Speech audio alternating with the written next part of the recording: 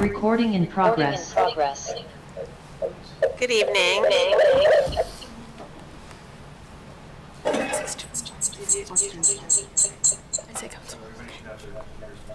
Wanted to stay with you. Oh, wait, I forgot. So I.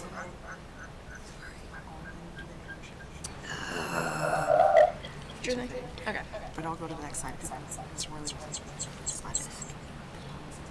So just. Wait, so my class. I see the teacher. Yeah, okay. And then you're gonna talk. There you go. The green slides are you? Yeah. No. This is a separate meeting technically for us. And then they start. How's that? Oh, I only hear myself once. Okay, yeah, we're good. Okay. Good evening. Welcome to the December 14th Northampton School Committee Student Advisory Council meeting. I'm Mayor Jean Louise Schara, and I'll be presiding this evening.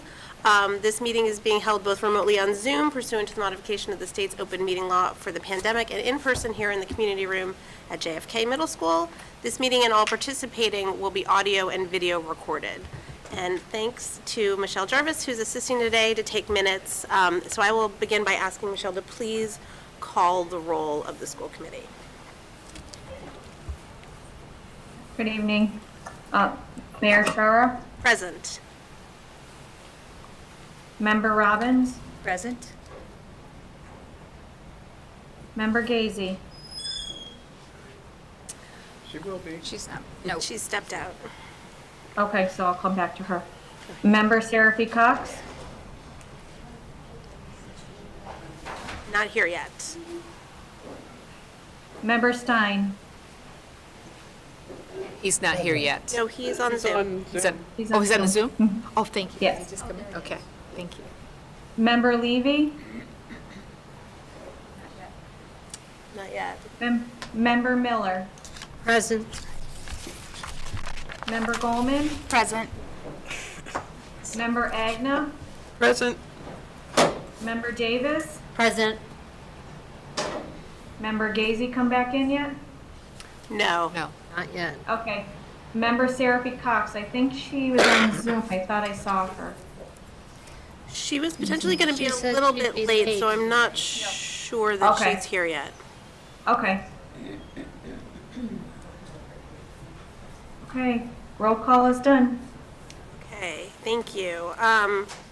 So the members, we have a quorum, right? The members who are participating on Zoom, I believe as of right now are, it's Member Stein, and I think that's it on Zoom. So, thank you. Thank you. Okay, so now I will hand it over for the presentation from the Student Advisory Council. Thank you. Okay. Hello, we are the Student Advisory Council, and we are members of the NHS Student Union, which is an elected body within the school. I'm Zara, this is Lila, and that's Ellie. And yeah, our presentation today is on grading policies at NHS. Yeah, okay, so I just want to kind of preface this a little bit. We're going to be talking about grading policies at NHS currently, and we kind of had this idea for a presentation pretty recently, and we thought it would be important to kind of let you all and let the community know what is currently happening at NHS. We're not really here to offer really a position about anything, and we're not trying to criticize any individuals within the school, because this is, we're going to talk about what's going on, but this is another new policy, which is kind of a mix of policies, and so we're going to be highlighting certain things that aren't aligning with what the policy should be, but that is in no way a criticism of anybody. We're all just kind of trying to do our best with the system. So we just want to make that clear that this isn't us trying to complain about what's going on. It's more just offering the student perspective and the current situation within the high school about grading. And also, you know, in the past few years, there have been a lot of changes to the grading policies at NHS. So just to make sure that the school committee and the members of the community are aware of what's currently going on inside the building. Zara, can you speak up a little tiny bit more? Oh, yes, So sorry. it's across the room. Just to make sure that everyone is aware of what is the policy that is currently inside the building. And yes, this policy will be reviewed after first semester. It's not permanent, and yes, there's already conversations around what's working and what's not working. It's this whole thing. That's what she's saying. Okay. Oh, that's her presentation. So the NHS consistent policies are what's common across all departments. So grading takes place in Aspen versus Otis, which these are just platforms used for grading. And Otis was the one that we used last year. And completed work is graded from 50 to 100 point scale, and missing work is put into Aspen as a 25%. Homework and classwork can make up to 15% of a final grade. And finals or final assessments can count for up to 10% of the final grade, and they have to have an option to be reassessed. Formative and summative assessment breakdowns have to be in the same section of a class, and grading is based on either standards or assignments, with each department making their own reassessment policies.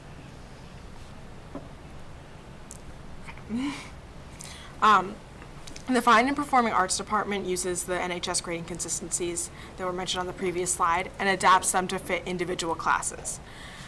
This is due to the variety of classes under this department that don't follow a similar structure. Examples are art classes versus theater classes. Okay. The English department uses a hybrid model of standards-based grading and points grading. Students are graded on standards, not assignments, and are given a corresponding standards-based grade and a points grade. Only summative assessments are graded in Aspen, and work can be reassessed if all formative assessments are turned in prior to the date of the summative assessment and a good faith effort is made. Reassessment may take place after the teacher and student have discussed the original assessment and the due date is up to the teacher. But reassessing doesn't necessarily guarantee a higher grade. The grade downs weren't specified, and some classes can have a participation grade of up to 20% of the final grade. Okay. The history department uses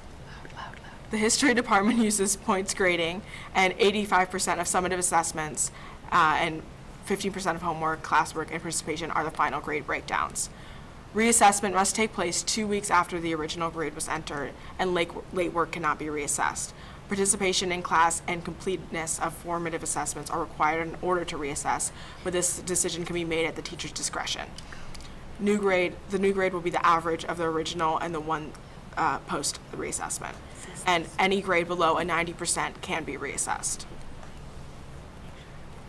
So yeah, for the math department, hold up, slides update.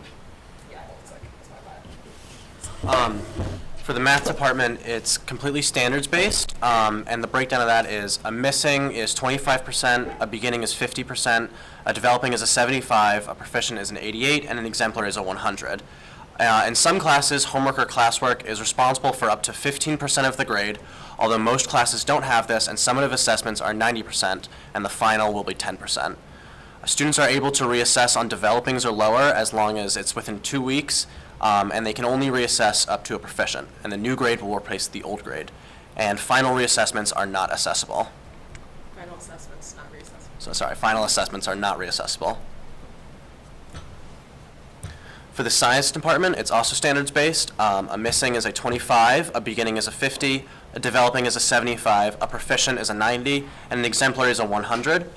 Homework and classwork grade is dependent on the course, so for biology or life sciences, it's worth 10% of the grade, and for chemistry and physics, it's ungraded. Students are able to reassess within 2 weeks after completing a reassessment form, and it is not specified in the grading policy if the grade will replace or average with the new grade. For the wellness department, it is points-based. Homework and classwork such as worksheets, article reviews, or video review questions will be responsible for 15% of the total points, and students are able to reassess within 2 weeks. The new grade will average with the old grade, and students can reassess if they score less than a 76, and if they make a good faith attempt at demonstrating their learning, as well as the teacher can request them to submit a reassessment form. So the World Language Department uses a point system besides the, I'll get to that, standards and assignment-based hybrid system, and there's different sections of the same course all use the same system, so it's standardized within one class. Standards versus assignments is standardized within classes. Graded homework or not is standardized within classes, and whether there's a final or not is standardized within a class. Different sections of the class all either have a final or don't. They also have a 2-week reassessment policy, so you can only reassess within 2 weeks. You may reassess if your original grade is below a 75, and the exception to all of this is that the Latin classes are graded by SBG, not points. So the technology department is kind of different from the other departments. You can reassess at any time, and pretty much their grading policy just says that, and that the target goals are perseverance, collaboration, patterns, tools, communication, ethics, and impact, and problem solving. Other than that, they follow the NHS grading consistencies that were at the beginning of the presentation.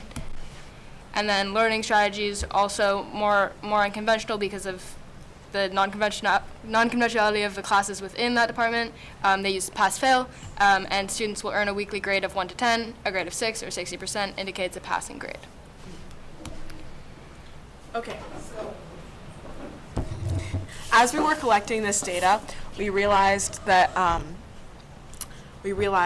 some things weren't consistent with our own experiences within the group, and we had a conversation with it at our last student union meeting about things that we showed this presentation to them and the rest of our group, and we all just talked about different experiences that we'd have that weren't necessarily the same, and these are all consistent that are happening this year. One inconsistency we heard is that the Latin classes grading policy changed in the middle of the semester, and also some formative assessments have been graded in English classes and not just summative, and AP chemistry tests are pass-fail, which is not the same as the policy, and some English essays are not always graded on a rubric, and some English classes are given SBG and some are not. That's it. So, if you have any questions. Could, if you're done, could you stop sharing, and that way I can see whoever's on Zoom. Excuse me, Member Stein. Thank you for the presentation and sort of educating, I think, most of us on these various policies.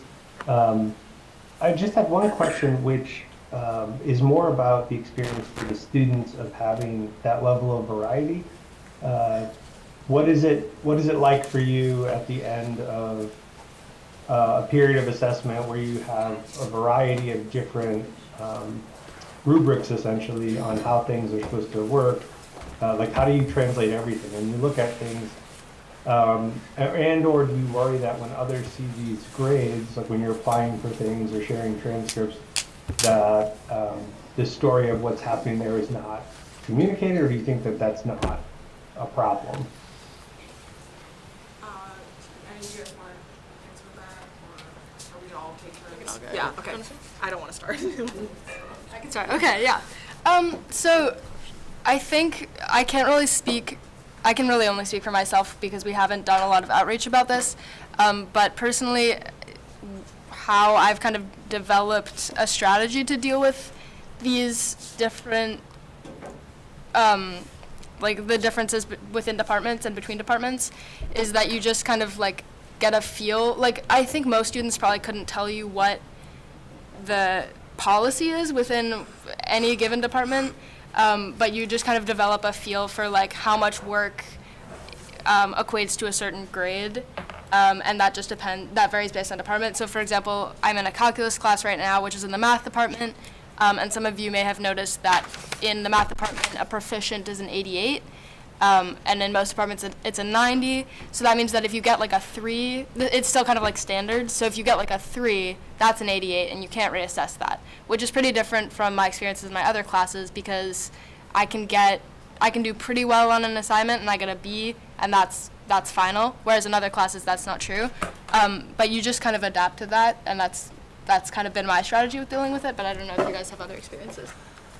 Yeah, I think for me, it's kind of just going into the class and trying to figure out what the grading policy is and just sort of dealing with it in a way of I'll do the assignments and I'll do the work and I'll get the grade I get, but I don't fully quite understand the system. I'm just working within it, kind of going in blind.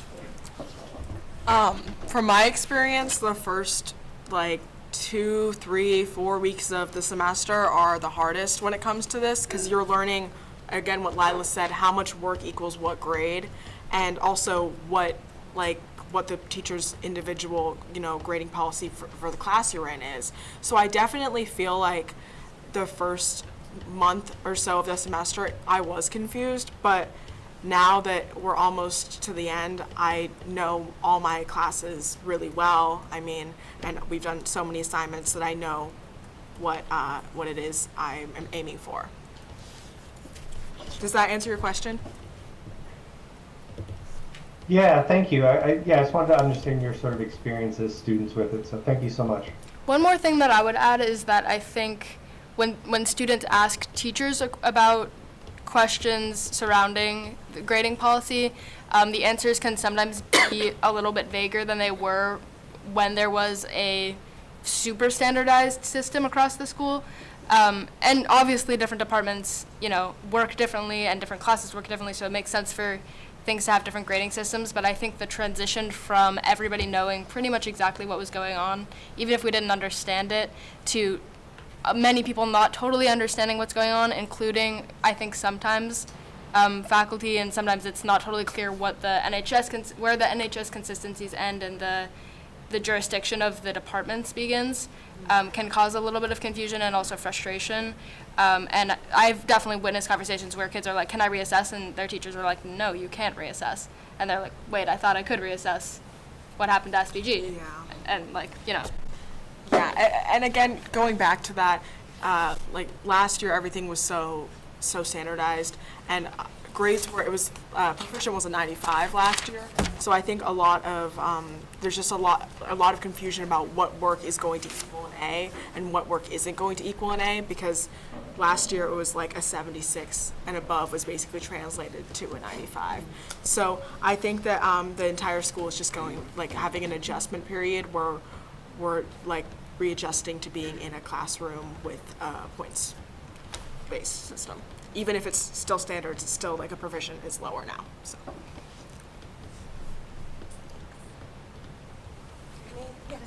Coleman. Thank you so much. It's, first of all, so nice to see 3 of you here. It's really nice to have all of you joining us. And I'm wondering, I really appreciate you bringing this topic to us, especially because we're quite involved in it, as we have been over the years, and it's helpful to understand your perspective and your experience. I'm wondering if you could speak a little bit to sort of what you have in mind where this is going, next steps on your part or next steps on our part, or next steps on the part of the administration at the high school. I think that could only really be answered by Mr. Worley and the Ms. Harrison and Ms. Samer, because I think our job was just to make a conversation about this, and we've already planned to have meetings with Mr. Worley in February about what we want to see, and I think that's all going to be like readjusted once the whole group the whole student union comes to an agreement on what we want to say. Yeah. And as Zara said at the beginning, they are going to review the grading policy after the first semester, which ends like late January. And from what we've heard from administration, they have been doing outreach and are going to continue to do outreach about this to try to figure out, changes or big changes or whatever.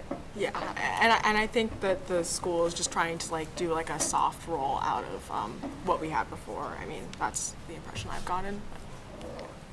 Yeah, so go ahead, I would please. say just speaking to the next steps, just making sure that whatever they are, it's very clearly communicated with students, because I think that can also be an issue where if a grading policy is not well communicated, then that can just cause more confusion. And to add on to that, I think a lot of students would really like to see something that is now going to be more consistent like the next step we take after this, whatever it is just something consistent so we don't have changing policies like in the middle of the school year, like for the semester change or like from year to year. So I think students just really want consistency on a larger scale. So hopefully this is the next step towards that. Thank you so much. So it sounds like for you, the priorities around as this issue moves forward and we're working on solutions is clarity, communication, and consistency. Yes, exactly. Great. I know that Principal Worley is on the call. Do you think he might have an opportunity to speak to this, if he would care to do so? It's in front of the curriculum committee at this point. I'm trying to find him. There he is. What was that, Meg? It's in front of the curriculum committee at this point. It's one of the charges the school committee sent to the curriculum committee. Okay. So we'll have updates on that. We have had regular updates. Are you giving updates at this meeting, later in this meeting? Is that what you're saying? With Principal Worley? Mm-hmm. Okay. What's that? Sure. Okay. Are there any other questions for the students? Okay. Seeing none, thank you very much. And there's nothing else on that agenda, so is there a motion to adjourn this meeting so we can go into the other meeting? I'll move to adjourn the Student Advisory Council meeting. Second? Second. Motion's made by Member Agna, seconded by Member Goldman. And when you are ready, Michelle, can you do a roll? Wait, hold on one quick sec. I see, actually, I think, Emily. Can we also get the closed caption working? That's my next goal, is to work on that. I had raised my hand just to let you know I was here and to Excellent. let you know I could not unmute.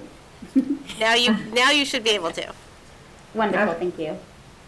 Thank you. Okay, so Michelle, when you're ready. Okay. Member Robbins? Yes? Member Gazy? Yes. Member Seraphy Cox? Yes. Member Stein? Yes. Member Levy? Yes. Member Miller? Yes. Member Goldman? Present. Oh, yes, Yes. we're adjourning. Yeah. Like ready to get into the next You one. keep saying it. Member Agna? Yes. Member Davis? Yes. Mayor Shara? Yes. Okay, thank you. So we are, Sure. thank you, Michelle. Okay, allow us a minute. Recording stopped. And we're going to try and troubleshoot why the captions. Do you think we could move the screen over because we have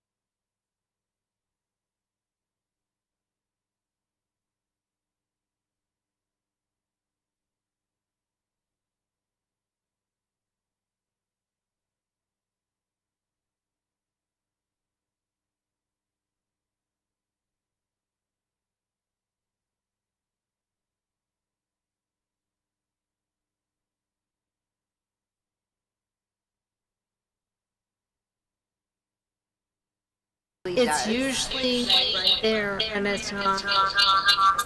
But don't unmute yourself. Is that you, maybe? No, never. So just disable, I don't want to disable the captions. Show captions. Yeah, show captions. And so her normal setting isn't there? Right, so often when closed caption is available, it's showing up on the Right. ribbon on the bar, and it's not. Usually But I wonder if she needs to pop out. I mean, it should work for everybody. Do I have it? Where would it be if I had it? But I have it. It usually says You have right in the captions? middle. I can choose captions, yeah. And are they turning on for you?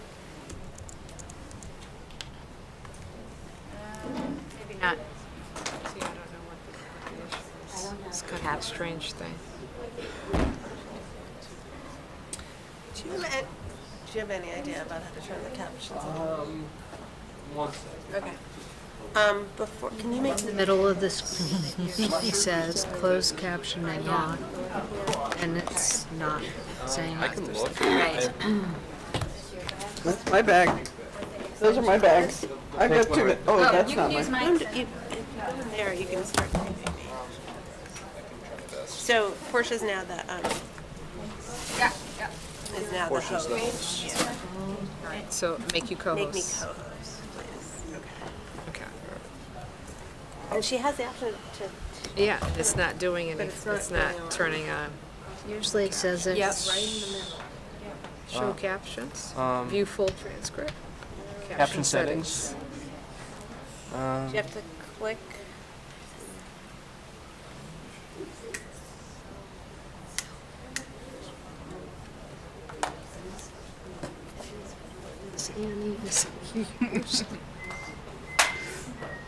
Lots of signs and lots of switches.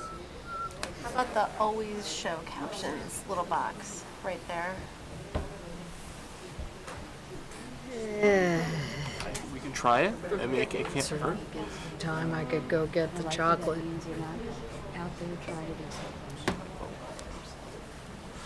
Smart of you to bring dinner. I skipped it. cereal. I know, I ate a tiny little thing before I came. I had That's why I brought. Jacks. But that's why I brought cheese and crackers. Oh, you brought that? And here's some little ginger cookies. So help yourself. Thank you. Cheese Oh my and God. crackers. I have more chocolate too. I ate chocolates Thank in you. the car. I have to go get That's what it. I'm saying. You can have more chocolate and I have it in my bag. Thank you. To me, my. To go get it. It's very nuts. Like one of these. They're so pretty. Sign-in sheet at a point where you leave it. Should we leave it in the No, we should grab it. Yeah. grab it? Because it's Kind of sad and also kind of not burning. That does not shock me. Oh my God, these are signs. Would you like one there? Oh my God. No, thank you. You have one. I love them. I stupidly saw it to bring Ours in the parking lot. I am looking for the thing I filled out for the mayor. When might? I don't. Oh, Gwen might. I thought you. And I met. where did I put it? This is great.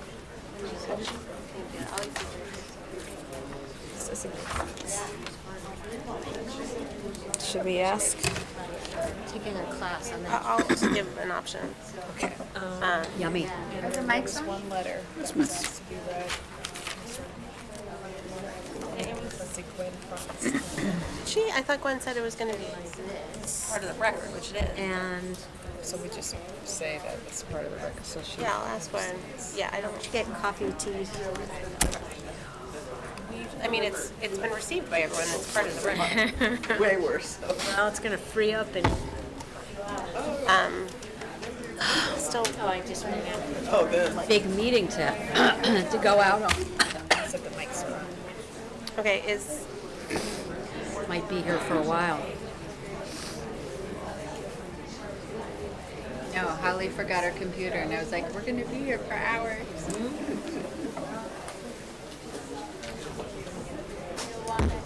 Good letter. oh, thanks. And not. Woke up really early, and I was reading the record. Right.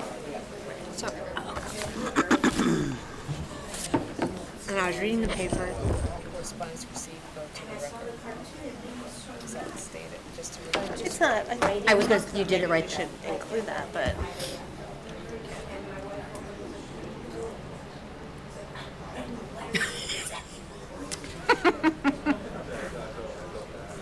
That was really good, dude. It was good. Oh, it was. I meant to actually text you. I'm sorry. I'm surprised they printed it. Really? I'm surprised they put that cartoon in. Yeah. I actually missed the cartoon event. I did too. Yeah. And Snow Day?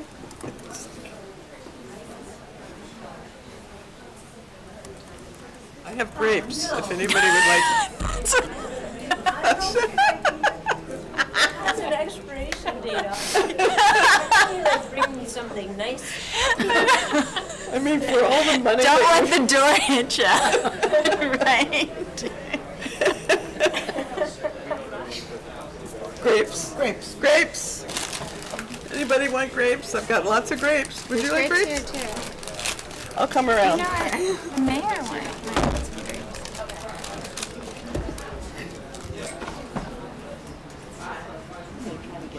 Captioning working.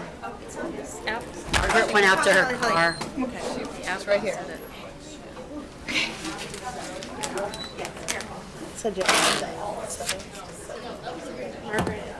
The apple? This is going on.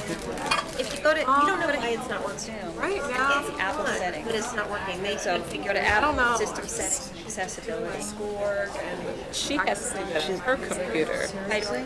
I already be set up. Would it be easier It's up to human? I mean, it's just Reed's class changed it, so. Are you doing oboe? Yeah. We have no explanation as to why it's not working. Chuck, you remember that? I mean, I remember. Would it be better at home if you could like make the volume? I can definitely hear. Yeah, they probably are sort of wet because I So if you're, washed them in the bathroom. Yeah, if I'm will that be better? I mean, it may end up that I have to go. I'm sorry. We'll figure it out for next time. I don't know why. It's okay, It's not working. Meanwhile, I have to give people a copy. Oh, that's what. Oh, I'm losing my. We should try that.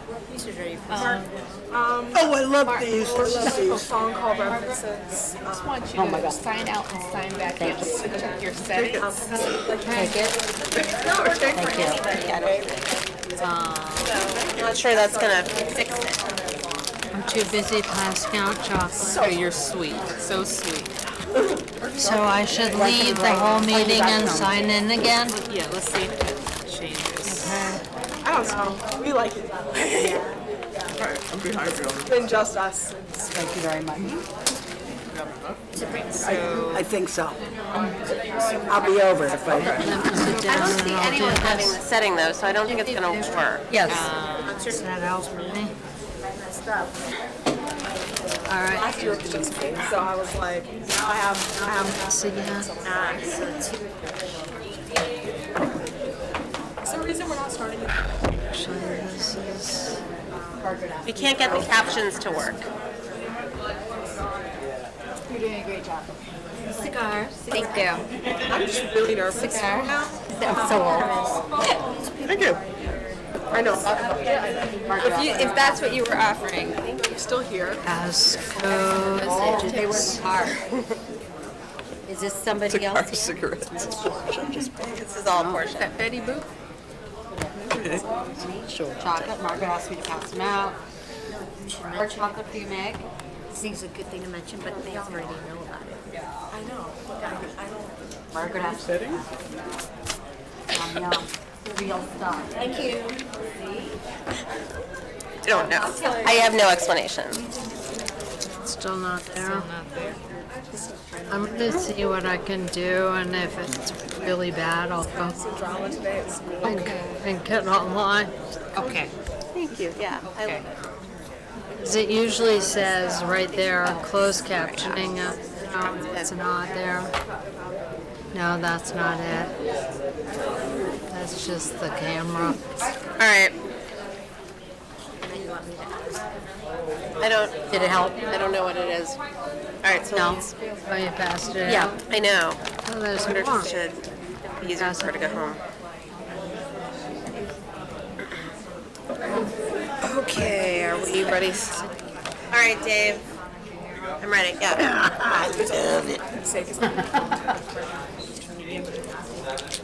Hanukkah Gelt. Thank you. Recording in progress. Okay. All right, good evening, everyone. Welcome to the December 14th Northampton School Committee meeting. I'm Mayor Jean Louise Sharon. I'll be presiding.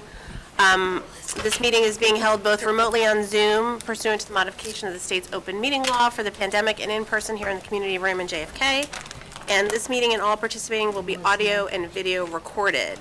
And thanks to Michelle Jarvis, who's assisting today to take minutes. So I'll begin by asking her to please call the roll for the school committee. Member Seraphy Cox? Present. Member Stein?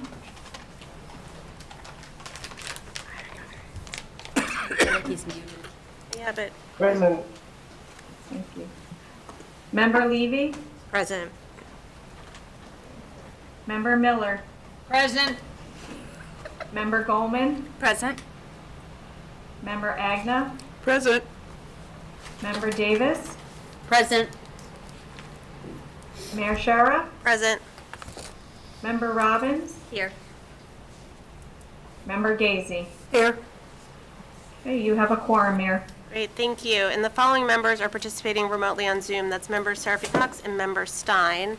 Apologies for the late start, and also apologies because we can't get the captioning to work on Zoom. So I'm really sorry for anyone who needs that captioning. It says it's on, and there's no explanation we can find for as to why it's not working. So I'm sorry about that. We are going to start with the student representative report. And Zara. Okay. Okay. Hi, everyone. I am Zara Usman, and I'm a 10th grader at NHS, and I am the student representative from the student union.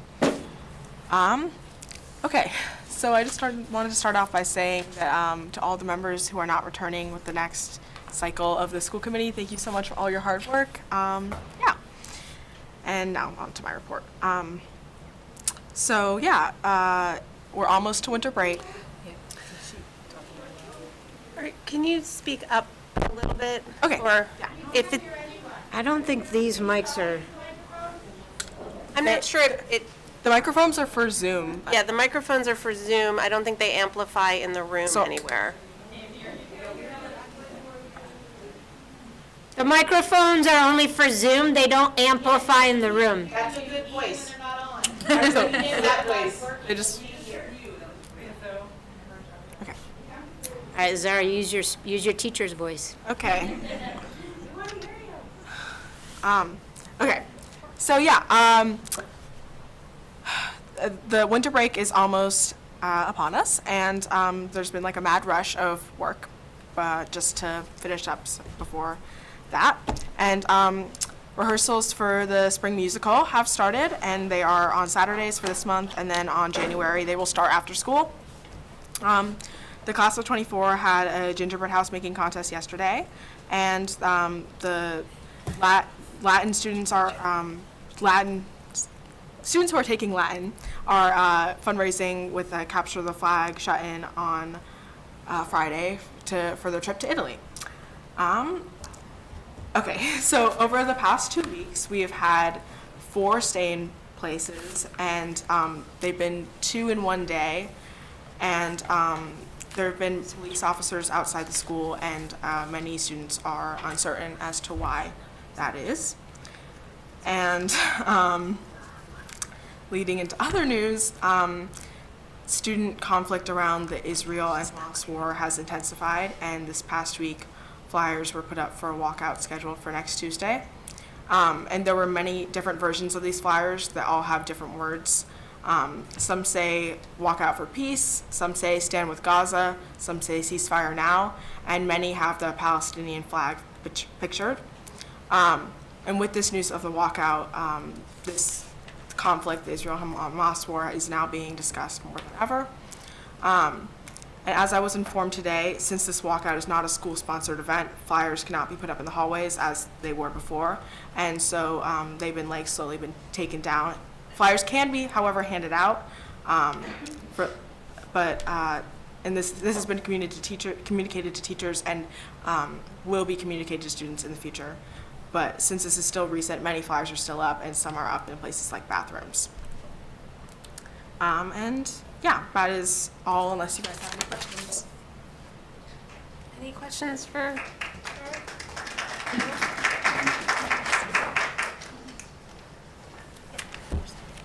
Thank you for the report. I have two questions. One is when there's that number of stays in place, is there, I know sometimes it's inappropriate to communicate details, but is there any kind of explanation given to students so that you have some kind of an idea of your level of safety? Not in the last 4 that we've had. I mean, not this year that I have seen, unless I am mistaken, but yeah, no. But yeah, I think there is sometimes messages sent out on Parent Square, but none specifically sent to students, no like emails or anything. Yeah, thanks. I would love to see, again, I know that there are a number of details that our administrators can't share for a number of reasons. And at the same time, when there are that many, I think it's really important for students to be informed to the level that they can be, so that they understand that they're safe and that the administration is taking the actions that they need to keep everybody safe. Yeah, I agree with that assessment, especially last year when we had the 3-hour bomb threat. Students were very, very uncomfortable and unsure about what was going on. And I think in these stay in places, some communication should be taken as well, but they were much shorter than the one we had last year. Yeah, thank you.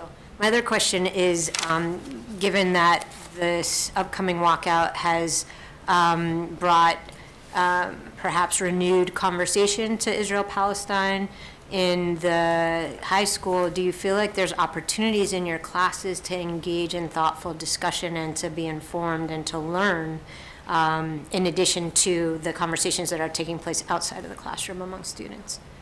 So I can only speak to my experience, but to my experience, any discussions that haven't really been had with thoughtfulness. It's not really been it's a lot of tension around the issue, and I don't really feel like it's being talked about in classes because it gets so heated so quickly. And the conversations that I have witnessed have become very heated, and so I think that maybe there's a reason for that, but also what's the cause? So I don't know, but that's just from my experience. Yeah, thanks. I would love to see, especially given that these conversations can get so heated, I think it's especially important for teachers to be able to help guide those conversations and to help make sure students are informed, and not just repeating tropes that they're hearing or seeing. And so I imagine there are teachers who are engaging students in these conversations, and I hope there can be a conversation amongst the high school teachers so that they can ensure that all students have the opportunity to engage in those conversations. And I also would like to add that not all of these conversations happen, most of them don't happen in a teacher area. Some of them happen in self-directed flex time, lunch, on social media. So there's a variety of different ways that teachers they're not really there. So you're not referring to class discussions? A lot of times, I'm into history classes right now, so sometimes things do take a turn for that, but it's never the direct, it's not ever the direct discussion topic. So when it does come up, it does get a little heated, but not in classes, there are specific mentions and conversations with multiple different students. From my experience. Thank you. Any other questions for Zara? Oh, sorry. I just want to thank you for bringing up these sensitive topics. I think it's very challenging to do that as a student, and I think that it probably is really well appreciated by the grown-ups, the adults in your school, to know that you're thinking this way and that you're trying to be very measured about it, because obviously these conversations are very difficult to have. And I wish there was a way that we could support you and the staff at the high school and everywhere else in having these conversations. But as we see outside of our community, there are these conversations, and they're very difficult to have. So thank you for bringing it up and bringing it up in the way that you have. Thank you. Member Stein. Thanks, Sarah. I just had a question, and you might not be able to answer it, but it's, in your experience as a student, how, is it the case that there haven't been flyers posted in the schools that were not school-sponsored events?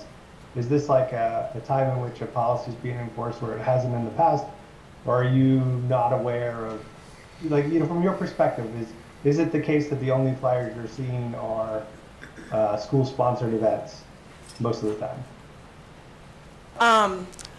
So I am a sophomore, and I haven't been at the school that long, so, and I also not gonna pretend to know, to make a mental note of what is and isn't a school-sponsored event.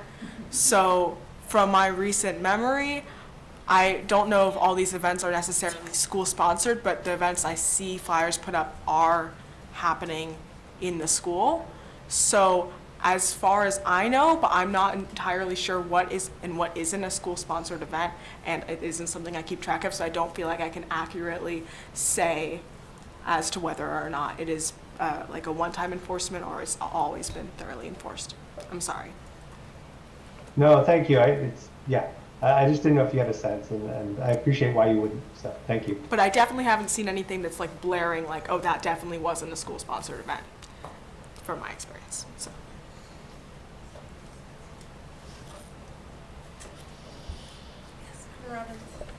Zara, for folks who are on Zoom, they probably don't know that you're sitting in front of all your teachers while you're having this conversation, which is an amazing thing to be able to do and still find your voice and be able to say what you feel is your truth. And that is a tremendous reflection on the power of your education. So thank you very much.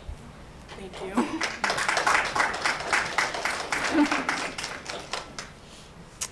Any other comments? Okay, seeing none, thank you. And we are going to move on to public comment. We're going to take public comment in the room, in person and over Zoom. We have the sign-up sheet, and I'll go through the names that signed up. And then for those on Zoom, if you want to make a comment, please use the raise hand feature. Any correspondence we receive written becomes part of the record. And before you begin, please state your name and your city or town for the public record. And I will set a 3-minute timer to ensure everyone has an equal opportunity to speak. Brevity is always appreciated, so don't feel the need to use all 3 minutes. And yes, we have the list. And we will begin with Andrea Gito.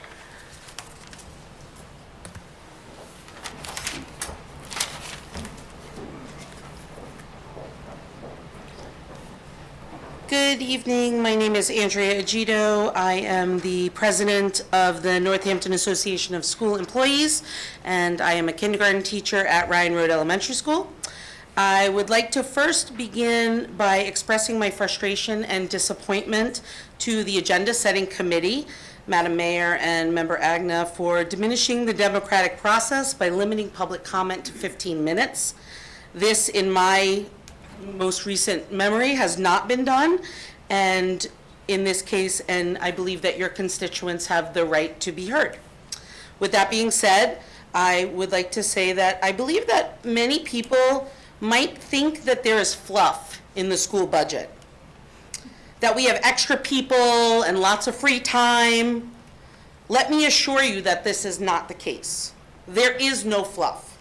And as the superintendent said in her convocation speech at the beginning of our school year, every person in our district is essential.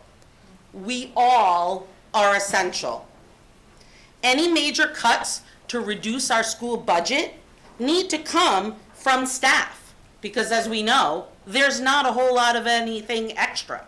It's all people. We don't have enough staff now. Our students are barely getting by with the supports that they have. High school class sizes are upwards of 30 students per class. Our elementary special ed teachers fill every moment of their day fulfilling IEP services that are legally binding. Our schools can't possibly survive these cuts. Our students deserve better. If you think that there are non-essential staff in our buildings, Madam Mayor, please come for a day and see what is happening in our schools and classrooms. You will see love and care and learning by every single person in every single school building in the Northampton Public Schools. Every single person working their tails off every minute of every day. Come and see. You're all welcome to come and see. If the city can have the money to start new departments, new stability funds, then you have the money to fully fund our schools. I implore this school committee and our new superintendent, I am very torn that this is your first budget season with us, Superintendent Bonner, but I implore all of you to put forward a budget for what our schools need, not for what's being handed down. Let the city know, let the city council know what we need. And I want to just end with one thing, if I could. In our kindergarten class, we practice mindfulness. We use a program called Inner Explorer. And our kindergartners, at the end of every practice of meditation and mindfulness, we end with a saying, and I would like us all to try it tonight. So if you would humor me, place your hand on your heart and repeat after me. I have the power. I have the power to make wise choices. to make wise choices. Thank you all.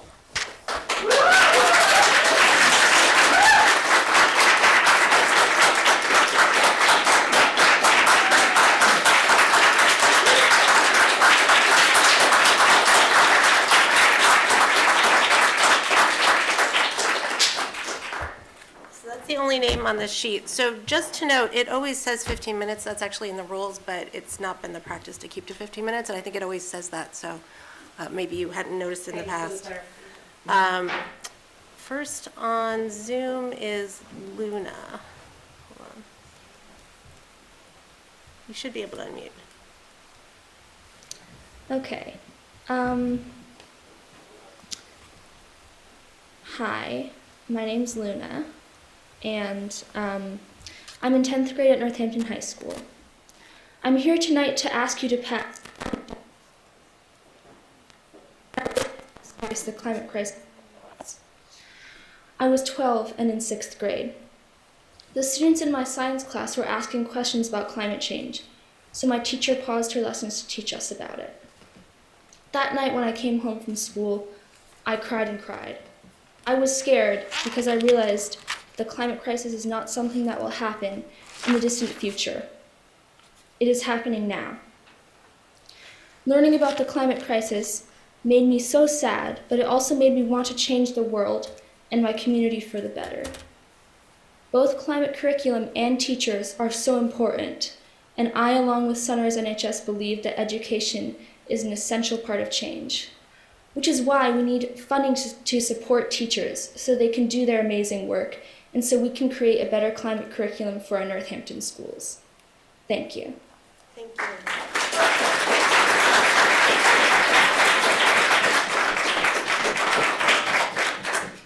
Next is Jennifer Hayden.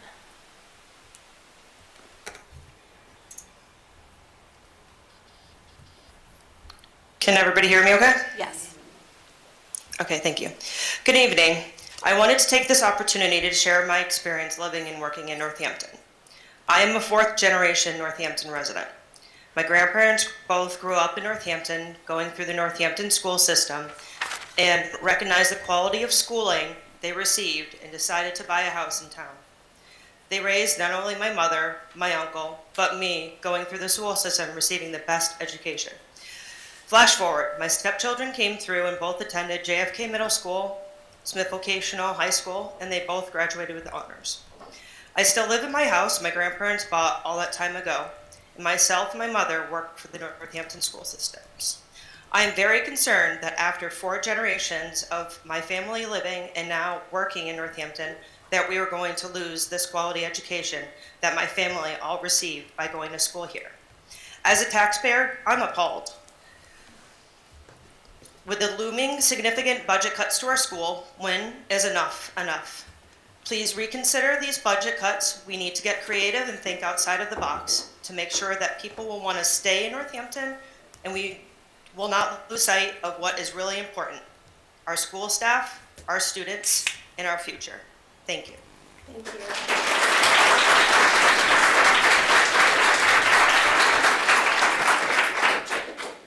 Next is Jason Johnson. Hi, sorry, I'm using my dad's computer. Good evening, members of the public and school committee. Again, my name is Soph Cosmo. I use they, them pronouns, and I'm a sophomore at Northampton High School. I'm 15 years old. I'm here today to speak to you again about the Green and Doe for Schools for our school district. Sunrise Northampton High School, our club, sent out an email to each of you, the school committee members, after last month's school committee meeting. In this email, we requested to meet with every school committee member individually. Thank you for those of you who have responded. Additionally, we would like to thank Member Agna for pledging to pass the Green and Doe for Schools resolution and committing to preparing students in our district for the climate crisis. Most of you already know what climate change is, but if you've heard about it, you've probably heard about it regarding the melting of ice, polar bears losing their habitat, deforestation, rising sea levels and temperatures. All of this is really scary and big, but it's indifferent to all of us. We're not personally affected by these things. Maybe you haven't noticed how it really affects your life, how it impacts you. But there are so many ways that it clearly does. I'm just going to ask you to recall about a decade ago how much it would snow. We would have so many feet of snow and my little kid self couldn't see over it. My parents would make paths in the snow for me and my dog to walk through because otherwise we'd sink in. Now it rarely snows in the winter, and if it does, a couple of inches just turn to slush days after. New England has always been known for its long winters. Now places like Montana are getting the winters that we had, but even more extreme. They're having temperatures of -degrees for weeks at a time. Weather is becoming more and more extreme in every place in the world. Overall, the world is getting hit by disasters. It's destroying people's homes and their communities. Sunrise NHS is a club fighting for basic rights and a future, and we're here saying that that is not too much to ask. We demand safe and clean school buildings for both students, physical health, and mental health. We demand a climate curriculum that shows people how deep into this crisis we really are and exposes the root to the climate crisis: fossil fuel executives and capitalism. We demand climate disaster plans, making the school prepared to be a stable community space for when disaster strikes. We demand pathways to green jobs so that students can get good paying union jobs out of high school that simultaneously work to combat the climate crisis. We demand healthy breakfasts and lunches from local farms, minimizing transportation costs and maximizing nutrition and energy for students, making learning a much more achievable task. Students all over the country are fighting for the same policy, these same demands. This is achievable. We've seen this happen for less progressive districts, and it makes me wonder why we haven't already passed something similar. We need to pass a resolution now, with demands ambitious enough to combat the climate crisis and protect our families and our community. Additionally, I would like to say that I wholeheartedly endorse what the NPS staff have said tonight, and I believe that teachers are incredibly important and valued in our education system. The Fair Share Amendment was just passed, and we need to keep that funding in our schools. In fact, we need more funding for our schools. Thank you.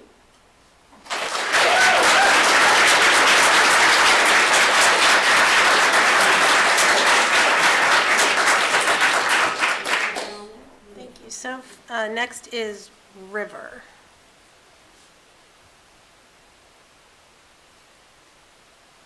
Wait, can you see me? Yes.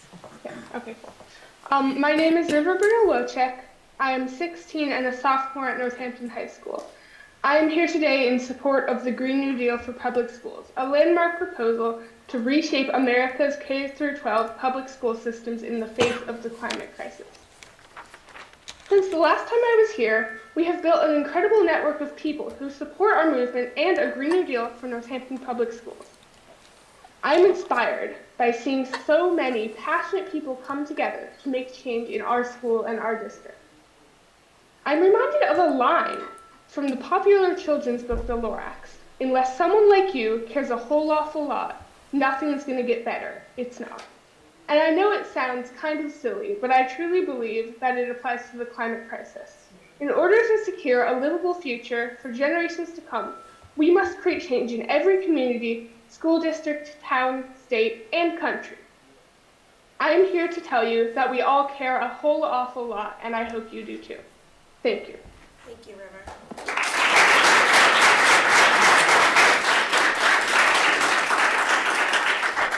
Next is Eben.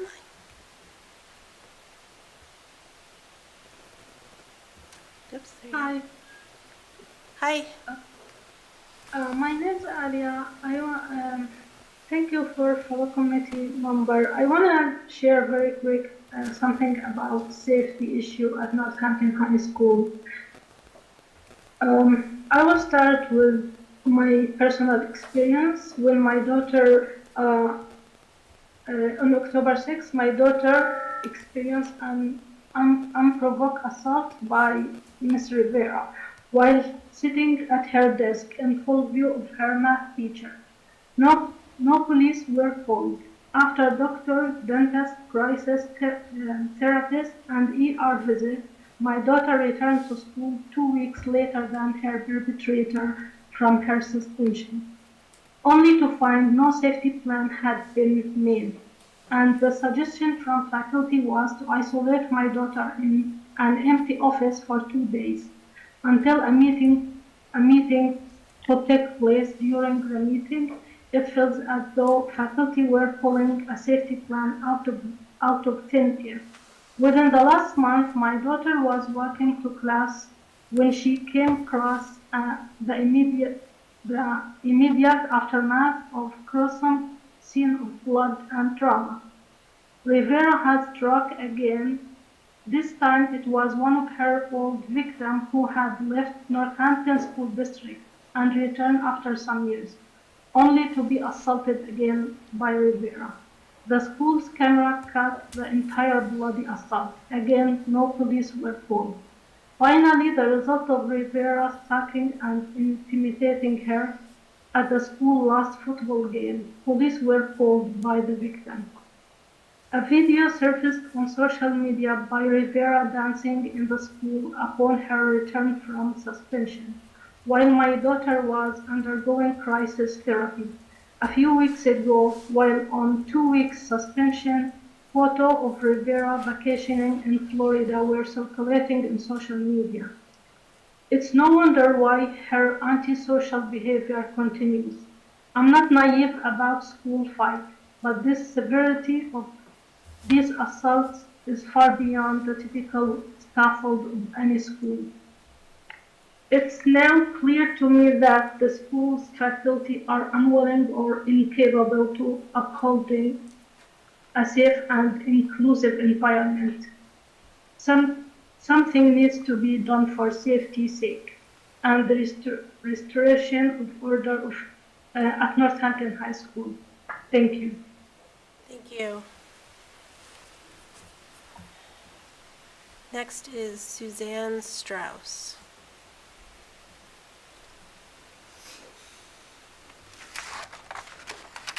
Hi, I'm Suzanne Strauss. I teach at Northampton High School in the English department. My children went to Northampton High School, and my grandson is now, who's with me coloring, is a kindergartner in Andrea Agito's class.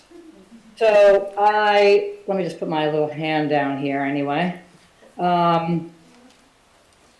I think the school committee is smart enough to know that the reason that there are so many people on this site today is because people are concerned about the budget.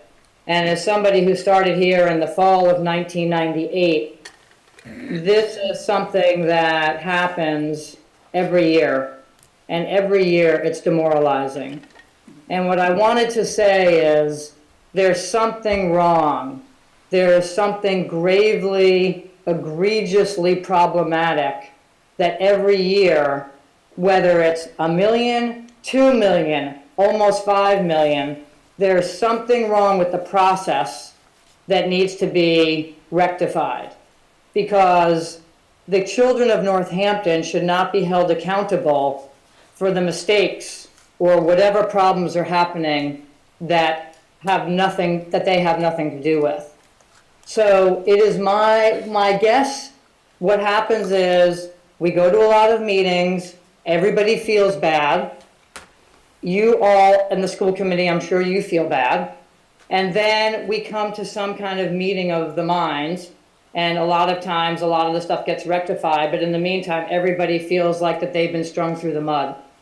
And I think it's really time that we figure out how to change this. If I were doing things like this for 25 years, and there was a problem every year, we'd have to say, we have to look at this differently. So I don't know what the answer is, but listen, we're hearing lots of kinds of reports about safety. We have as Ms. Agito said, we have a bare bones budget. We are not rolling in dough. We do not have extra. I've seen a lot of cuts through the years. I can't speak to the elementary school, but I can tell you Northampton High School in 1998, we had about 740 kids. Now we have over 900 kids. We used to have 10 or 11 English teachers. I think there was 10 full-time and 1 part-time, and now there are 7. We used to have a culinary class. We used to have daycare in the school. Like, these are all things that we want to have for our kids. And I want my grandson to go to Northampton High School if he's living in this area. But I just feel like we just have to say, listen, we're essential workers. Why is it when there's a problem, it ends up being to direct services to children that get cut? This is not okay. We don't need less, we need more. The problems from the pandemic, I love when Andrea said, please come into our school and see what it's like every day. We have administrators in the high school who can never leave. They're chasing people around, chronic problems. And, we do a great job. We have a system where we should be soaring. We have the staff in our schools to soar, but we do not have the budget to do it. So I am just tired of it. It makes me feel bad every year. And I think we have a really strong, NACE is very strong, and we will be voicing our opinion. And I just feel sad about the whole thing, and something's got to change. And I am willing to participate in trying to find answers, but there's something, if there's a fire burning, and we have to put it out. And it should not come on the backs of young people. Thank you.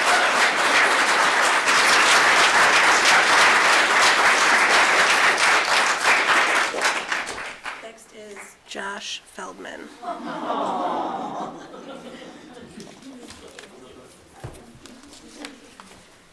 Hey everybody, Josh Feldman, he, his, him. I'm a school council member from Bridge Street School and a dad of 3, 2 in elementary school and 1 at JFK in middle school. And I'm a big fan of our public schools and the way in which they're providing for our community.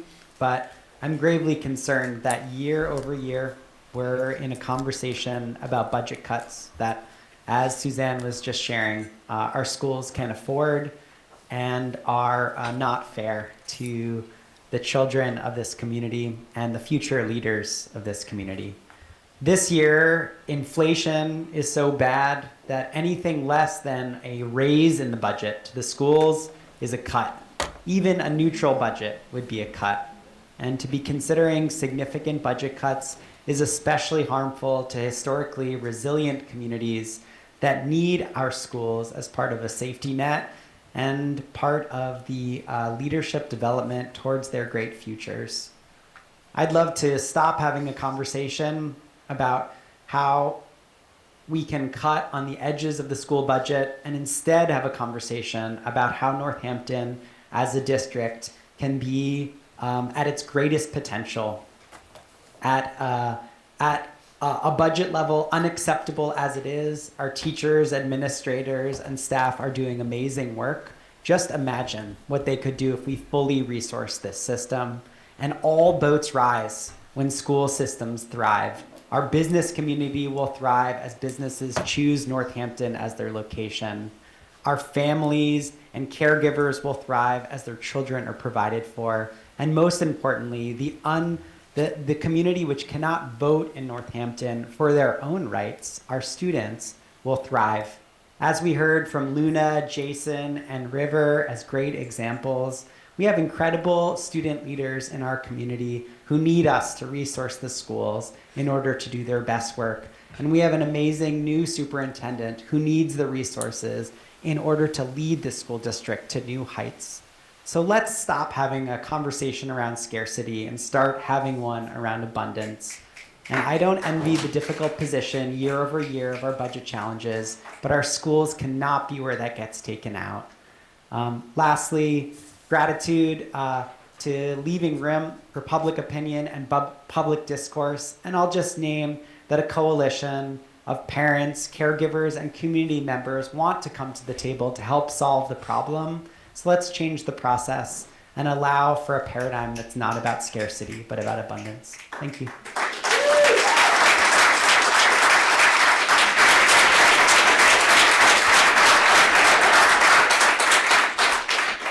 Thank you, Josh. I see no further hands. Any other hands for comment? Okay. Can I just say one thing? Do you want to make? You're welcome to make a public comment. I just did want to say that Member Robbins spoke about my quality of education, and I have only gone to Northampton Public Schools, and I have had so many hardworking teachers, and I just also really want to support them in their effort to get equally in these budget cuts. So, yeah, I understand that it's a hard position, but I think it's really important that we prioritize our teachers, and I started here from kindergarten, so went to Leeds, JFK, now NHS. So I just didn't want to support them. Can I ask you to state your name and city or Zara. Zara Swan, and I live in Florence. Thank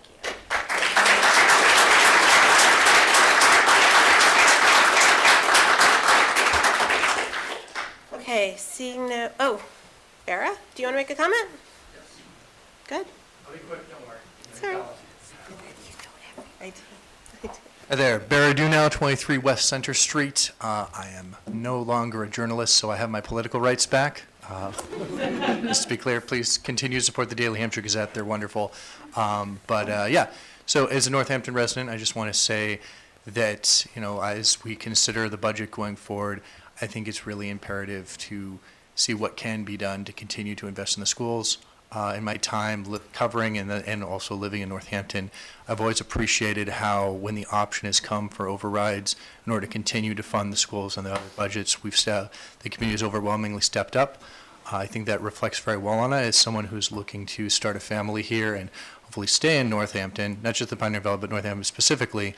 The quality of the schools is a big thing. So I know that you all have a very difficult task ahead of you. I definitely know that nothing is easy or simple, so I'm not going to try to boil that down. But as you all go and take a look at this, I would implore you to remember that the community here is one that has continued to be generous, and they know the weighing out of it. So with that, good luck with your deliberations. Thanks, Fred.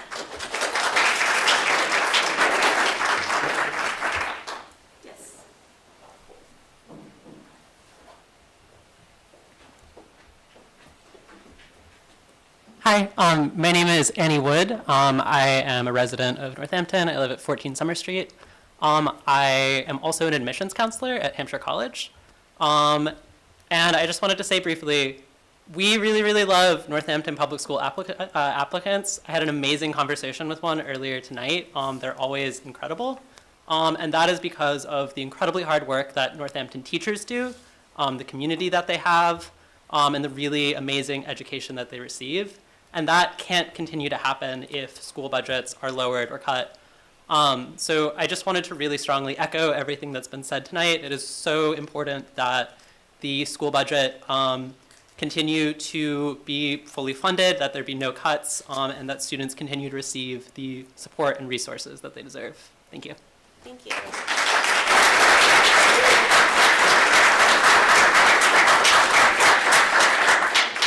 Okay, Waverly Rothenberg. Hey, everybody. I'm at a busy school event, private school event right now, so I'll try to stay quiet. But I think I can still make a public comment, not as an official. I'll be sworn in a couple weeks as a city councilor for Ward 3. Just want to put a word in for Bridge Street School always. I was just observing today. They're doing a fantastic job. It's clear that there are funding issues, though, and underfunding and under-resourcing, understaffing. I really hope that as a city, we're going to be looking for other places to, if we need to cut, not our schools. And I really hope that we're going to be looking for other ways to add money to our budget. I wonder if we could be looking at how we're assessing properties. It can't be cutting our schools. They are not well funded enough. And Bridge Street School in particular, with its very high level of need, socioeconomically, language-wise, and all those ways, is also not fairly funded. So those are my 2 cents as I go into city council. I'll be looking at our budget with a mind towards those kinds of things.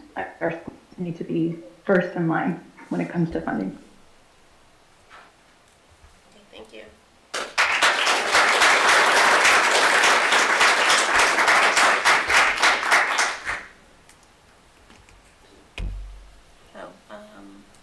Brenda. Hi, can you hear me okay? Yes. Hi, my name's Brenda Abbott, and my comment is of a more specific nature. So just first of all, I want to say I really support the schools and the amazing work that the Northampton Public Schools have done for my sons. I have one at JFK and one at Northampton High School. My comment is about athletic fees. My sons play hockey, and I noticed from the athletic fees proposal for next year that the hockey fee will go from $380 to $500. And I just wanted to make a comment for thought for the school committee and also for the athletic director. Northampton co-ops with East Hampton for hockey, as does Hampshire Regional and Smith Vocational. Smith Vocational does not charge an athletic fee of its students. And Hampshire Regional, although it's noted at 115 on the sheet that I saw that was presented for the school committee, from talking to parents, they pay the same rate that East Hampton residents and students pay, which is $325. So I would ask the committee and Mr. Prue to consider parity among all of the students who are participating in a sport. And while I understand that this will only affect a certain number, I think like 5 to 7 students who go to Northampton schools, I do think it's important to have that kind of parity and equity in a co-op sport. Hockey is an expensive sport. I'm not unaware of that. However, I do think it's really important when one player is paying $500, another player doesn't pay anything, and another player pays $300, that in a co-op, we should be able to figure that out so that it's more even. Thank you. Thank you.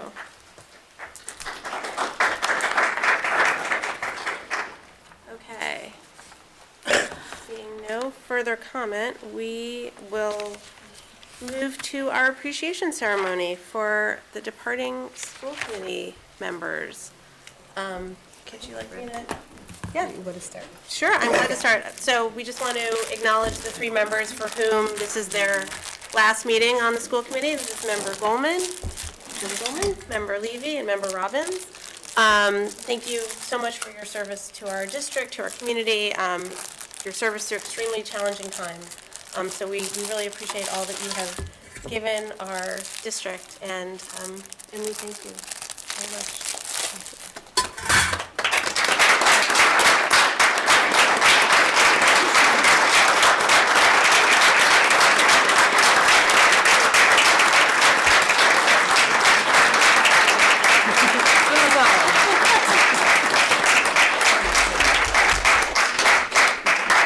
So I too want to thank you, although I have not known the 3 of you very long. It has been a wonderful 5 to 6 months. I really have received quite a bit of knowledge and wisdom from the three of you, and I appreciate that. And so there's something special about school committee members. You know, you give something special in terms of your commitment, your time, for the love and care of our children, so we want to thank you. And so from the school committee and the school district, we have some small silver tray. Well, they're not real silver. But we have some silver trays, and in the tray it says your name, Northampton School Committee, and the years of your service. That's cool.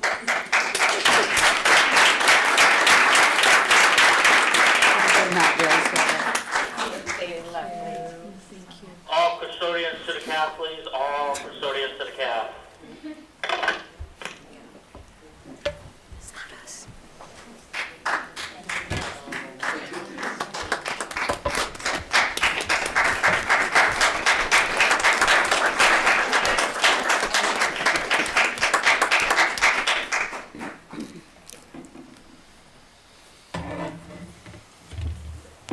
Would you like to say anything? You're welcome. Anyone?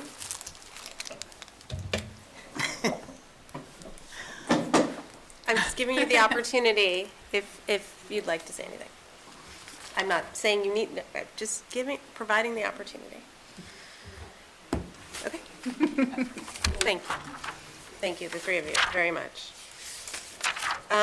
Okay, next on the agenda is a vote to approve NEF small grants. And do we have Sam Hopper and Jennifer? Oh, hi, Sam Hopper and Jennifer Sanders James are here. Thank you, welcome. Good evening. So we're coming to ask y'all to approve the fall grants. Just a real quick, and we're going to be very careful with the time because we know y'all have a big evening ahead of you. So the Northampton Education Foundation is a nonprofit organization, and we serve the 7 public schools in Northampton, and that is the 6 MPS schools and the Smith Vocational School. Our mission is to expand educational opportunities, foster creativity, and enhance the academic experience in Northampton's public schools, which we do mainly through grant making. We're able to do these programs from our fundraisers, you know, our trivia bee, our spelling bee, our plant sale. And through the small grants to educators, we have distributed over $1 million to create innovative projects for students in our schools. Small grants are up to $3,000 per year, or $5,000 if you do a joint between 2 schools. And anything you want to say? Oh. Okay, we're going to keep it easy. So tonight we're asking you to accept the funding recommended by the Small Grants to Teachers Committee and the NEF Board of Directors for $19,538 for 9 Northampton Public School projects for the small grant cycle of the fall of 2023. Thank you. Thank you for that generosity. Is there a motion or any questions? Or how about a motion and then questions or comments?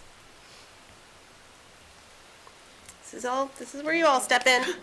Don't everybody take our money at once. Motion to approve the NEF small grants. Second. Second. Motion's been made by Member Goldman and seconded by Member Levy. And any discussion or questions? I just think we should say thank you. Thank you. You know, the teachers bring in these grants. They're so great to read. And that's sort of like my favorite part about the NEF process is getting to actually participate in the small grants and hearing the teachers come in with these passionate ideas, and you're just like, wow, our kids are lucky. So we're glad that we can do this, and I was thank you to Dr. Bonner for actually joining us this year. I felt like that was really a great insight and definitely. added to the meeting. So again, thank you. And I just want to also mention that the small grants for the spring, and I'm looking at all the teachers in the room, are going to be due on April 15th of 2024. So if y'all could mark your calendars and send us some new ones, we would appreciate it. Great. Thank you. Thank you very much.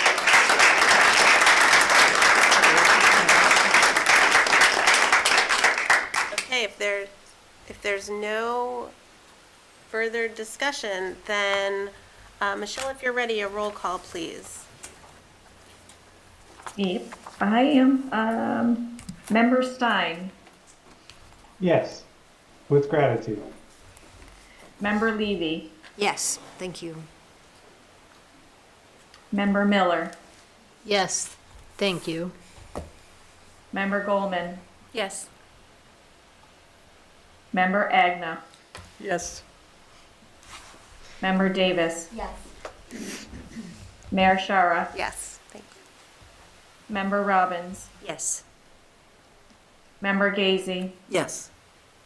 Member Seraphy Cox. Yes. Okay. Thank you very much. Okay, and now we are on to the presentation of the FY25 first view budget by the superintendent and by Bobby. You can wait, maybe we can slow our roll. Okay. There we go. Okay, good evening to everyone. I'm not used to sitting too long, so I'm going to stand if you don't mind. And actually, Bobby, can we go out? Maybe speak out? Sure. Do you want to use the podium? Yeah, actually, we can use the podium. So this is going to be a tag team presentation. This is the first view of our budget, preliminary budget. And so there's a slide deck that the school committee members have received this afternoon, and we will be putting a full packet together, okay? As well as NACE will receive a packet as well. Okay, so are we ready? Okay, yes.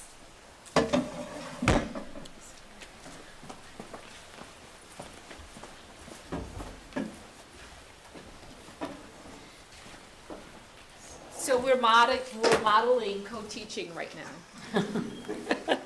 I'm the intern.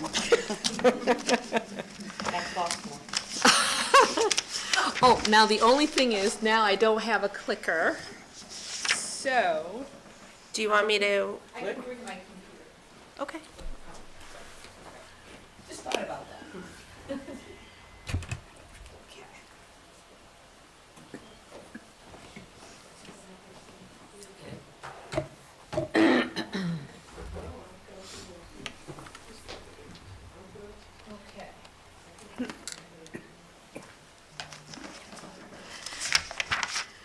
So, to the mayor and the school committee members, for the 2024-2025 school year, the school department is requesting $40,778,585. This request represents an increase of $3,012,838, or 7.97% increase overall. Please note that this requested amount includes the $1.2 million, that one-time provision from the City Stability Fund. While this appears to be a significant increase, the main driver is the salary increase comprised of both cost of living adjustment and step increases for our contracted employees, which comprises of about 83 to 84% of our operating budget. In good faith, the former administration and school committee negotiated with bargaining units contracts that receive wage increases within the range of 2.5 to, is that right, 14.35%. What a range for our employees. So outside of the school budget, the city continues to maintain health care plans that provide premium services and out-of-district tuition for any of Northampton children attending charter schools. This budget maintains priorities that are in alignment with the district's goals, that are reflective of our focus on equity, teaching and learning, culture and climate, and managing operations. Keeping with these priorities, the budget maintains current academic programs by integrating current resources. We try to target classroom sizes to 25 plus or minus, reduce staffing by reviewing the master schedules in schools, reallocate resources to provide extended services to our students who are underperforming, provide a rigorous curriculum, and maintain support staff currently in place in our schools and classrooms. This year, the federal COVID money provided to our schools in the form of ESSER grants will end. Staffing that were associated with the grants will end and not be absorbed by the regular operating budget. Under Chapter 70 and the Student Opportunity Act, Northampton was one of 124 districts to receive only minimum aid increases of $60 per pupil last fiscal year. As our revenue and funding changes, there are things to consider. For the past 4 years, MPS has relied on overuse of school choice funds to offset operating expenses. Overuse of these funds has resulted in a deficit and growing gap that has required MPS to rely on additional funds from the city to offset the operating budget. We are making a concerted effort to keep within the 2-year plan to work to balance the school budget and return Northampton Public Schools to strong fiscal principles as promised to the city. To meet this promise, we must consider reductions within the workforce and rebuild the school choice reserves. First view of the fiscal 25 budget includes recommendations, reluctantly, but includes recommendations of reductions that may be absorbed through attrition, reduction in hours, and or elimination of staff. So in this presentation, we're going to kind of tell the story of how we have gotten to this point.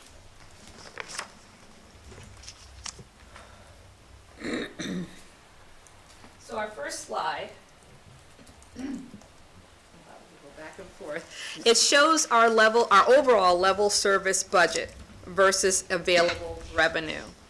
And so I'll speak a little bit, and then Bobby will say some things that are specific to the actual numbers. So what this slide is actually showing you is our overall appropriation of where we were in 2023, fiscal year 2024, and then our projected or proposed budget for fiscal year 2025. Let me say anything before I go on. Okay. Okay. All right. So you will see again that number in which we're looking at, and you will see what our estimated budget gap, which is about 2.7 million. How did we get here? You want to speak to that? Well, I would just say that you can see on this slide, we'll show you the school choice and the ESSER funds. You'll see that gap right there makes up a big part of the change, because we don't have that available anymore. So that is a big piece of it. Okay. So how did we get here? A budget gap of this size has been years in the making. The budget shortfalls is the result of multiple factors that include overuse of school choice revenues, which I already mentioned, beyond sustainable levels, increase in staffing from fiscal year 2018 to the current fiscal year, and then fiscal year 2023 through fiscal year 2025, union contract increases exceeding our revenue growth. Reliance on ESSER funds for recurring expenses, and then, of course, pandemic-related stressors, which we'll talk a little bit more about later. So, this was not unexpected.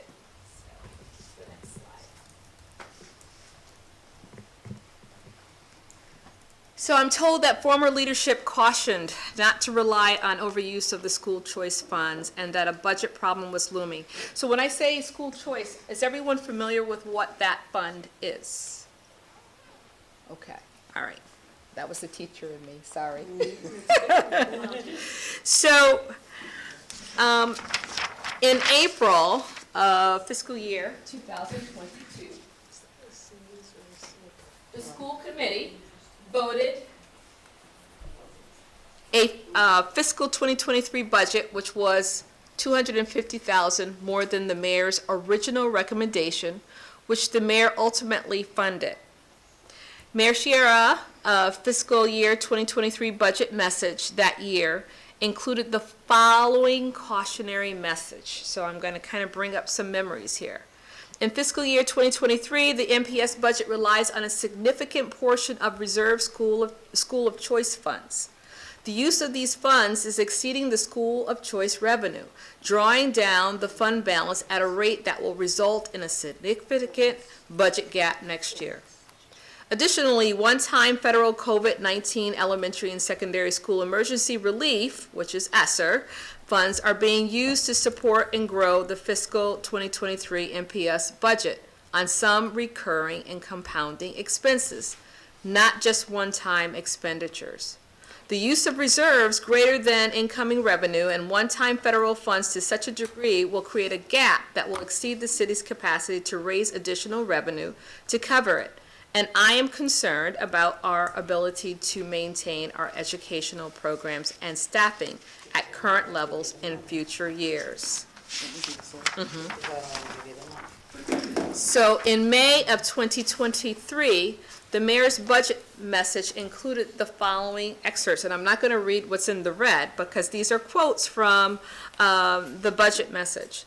So overall, the mayor's fiscal 2024 budget provided the annual increase of 4% to the school department's appropriation in the amount of $1,406,375 and also included another $1.2 million as a one-time appropriation from the Fiscal Stability Fund. Her budget message again addressed the looming problem in the Northampton public schools. Okay. So very quickly, a review of the following factors. Again, the overuse of school choice revenues beyond sustainable levels, increase in staffing, okay, union contracts, reliance on ESSER funds. We know that drill. We know what those factors are. So let's talk a little bit about school choice and how we've been using those funds. So in the past, school choice tuition that came in during one school year was reserved for the use of the following school year. In fiscal year 2019, the school committee began using more school choice than the district was generating, thereby using reserves, one-time money, to fund recurring operating budget expenses. In fiscal year 2022, the school committee voted to use not only school choice and reserves from the prior year, but also school choice tuition from the current year, in effect using 2 years' worth of school choice in 1 year. Revenues from incoming school choice students have been on the decline since a high in fiscal year 2015. So before you on this slide, you can see the actual enrollment of how the enrollment for school choice has changed in terms of full-time attendance of students. Okay. The next slide shows, did we get there? That's the same, that's the same slide. This is the revenue. So the first was the actual number enrollment, and so here is the revenue. So once the enrollment or the receiving of the students coming to our district declines, so does the revenue. Okay.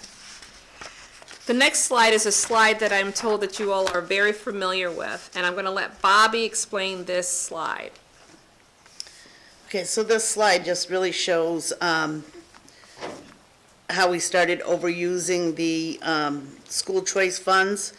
Well, we did in 19, we didn't in 2021, we did 22, 23, and it kept growing until we had none left. So basically, it just shows that, again, the overuse of the school choice, where we really should have at least a 1-year balance in that fund in order to keep it in good shape. At the very bottom, you'll see that's the amount that exceeded the incoming revenue that we used, so in the red at the very bottom. All right. So the next slide shows us the balance in school choice at the end of each fiscal year. So this, again, is just another graphic to show you how the decline and our reserves, what we use as our reserves for the school district is pretty much, I won't say non-existent. There are some funds there, but not nearly as what it used to be. Okay, a little bit in terms of the growth in staff over the last few years. So from fiscal year 2018 to our current year, you will see the increases over time in the number of staff. I just wanted to share. So in terms of our major additions, you will see it in the number of teachers, and then you will also see it in the number of paraeducators. And so we know that there were some pandemic stressors that caused the increase for our staff. There was additional needs for our students. And so thus also there was also a change in our in the way in which we were addressing special needs students. So there was a change of a model in which we implemented. So that change also changed the staffing. Okay. All right, so growth in staffing has added approximately 2.6 million, if I just round that up, to the annual budget. So again, if you look at the average mean annual income for our paraeducators, the average salary would be about $30,000. We added 24 additional paraeducators since 2018. And of course, you have to look at all the factors because we also increased the number of special needs students.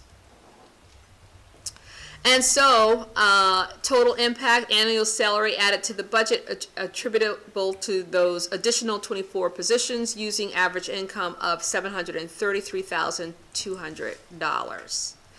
So if we look at the teachers on the other end, which are our two main areas in which of need and in terms of our staffing.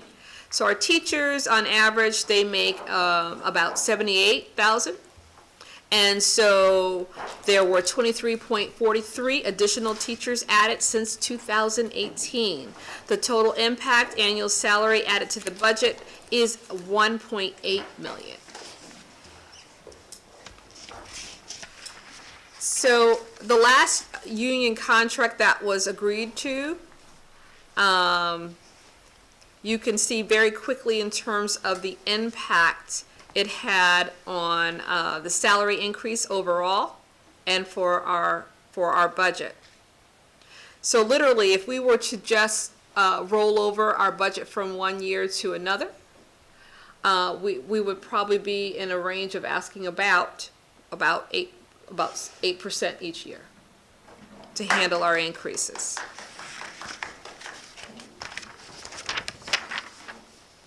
Okay. So the next slide, again, it just shows you sample teacher increases and sample paraeducator increases. And so I was not here when the last contracts were negotiated, but you can see the variance, the range of percentage increases. So when I said overall, we start with 2.5% increase all the way to about 14.35% in terms of increases in salary based upon the COLA as well as the STEP.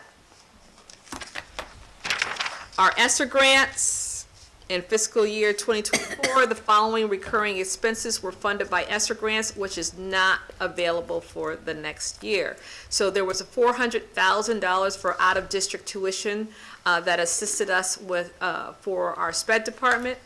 $393,103 for staff salaries, including math interventionists, reading interventionists, math coach, and 5 paras, or ESPs, as we call them in this district.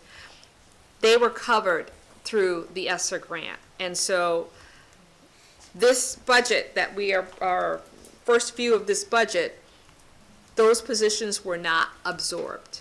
Those positions are now eliminated.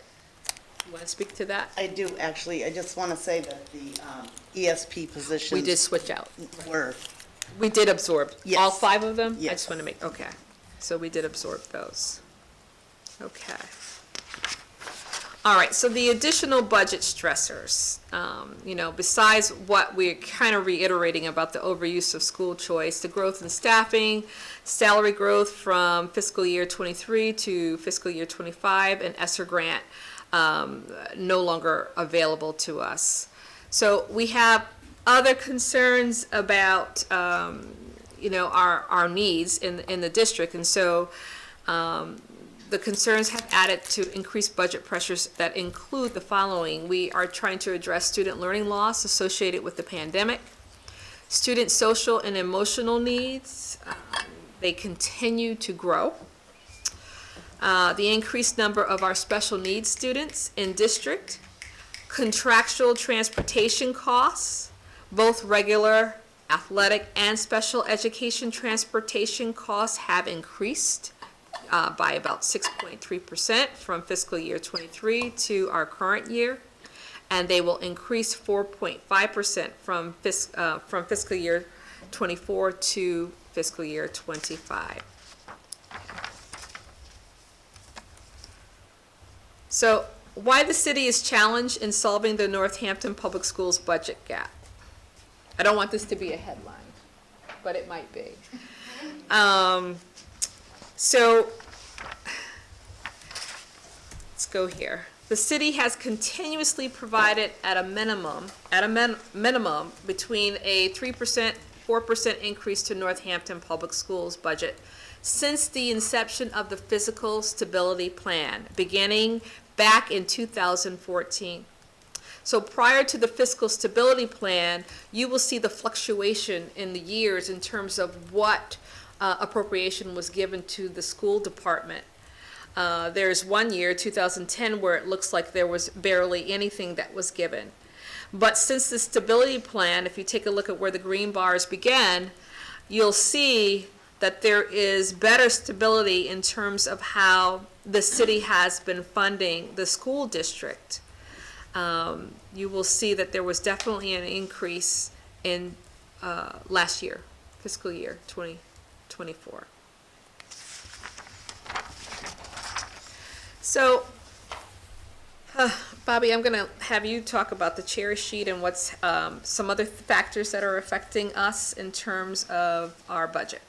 So this is just showing that we have costs that are associated with students that reside in our district that we don't have to absorb in our actual education budget. The city absorbs it through their side, and that's the school choice sending tuition, which is for fiscal 24 expected to be around $700,000, and then the charter school sending tuition, which is going to be close to $3 million. So that's a total of $3.6 million that the city side absorbs on behalf of students that reside in our district. So that's not in our operating budget, but it's still an educational cost to the city. So they are covering some additional funds that we don't include in our operating budget. Okay, so to further break that down, the city pays all of the outgoing school choice expenses and never passes on the increases in the form of a reduction to Northampton Public Schools. In fiscal year 2024, outgoing school choice tuition is expected to cost the city $726,334. So we do have a lot of students who are not in our schools that we still are educating, either through charter schools or choice, thank you, choice. All right, so the city pays for all the outgoing charter school expenses and never passes on the increase to the Northampton Public Schools. So again, the money that costs the city is $2.9 million. So the city absorbs all increases for health insurance for all staff, including the schools, and does not reduce the appropriation as a result of the health insurance increases. And we know that health insurance costs are increasing.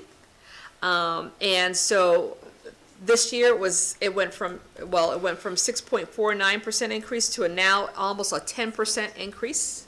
So that is a significant additional burden on the city, but it is paying for our employees. It is a benefit to us.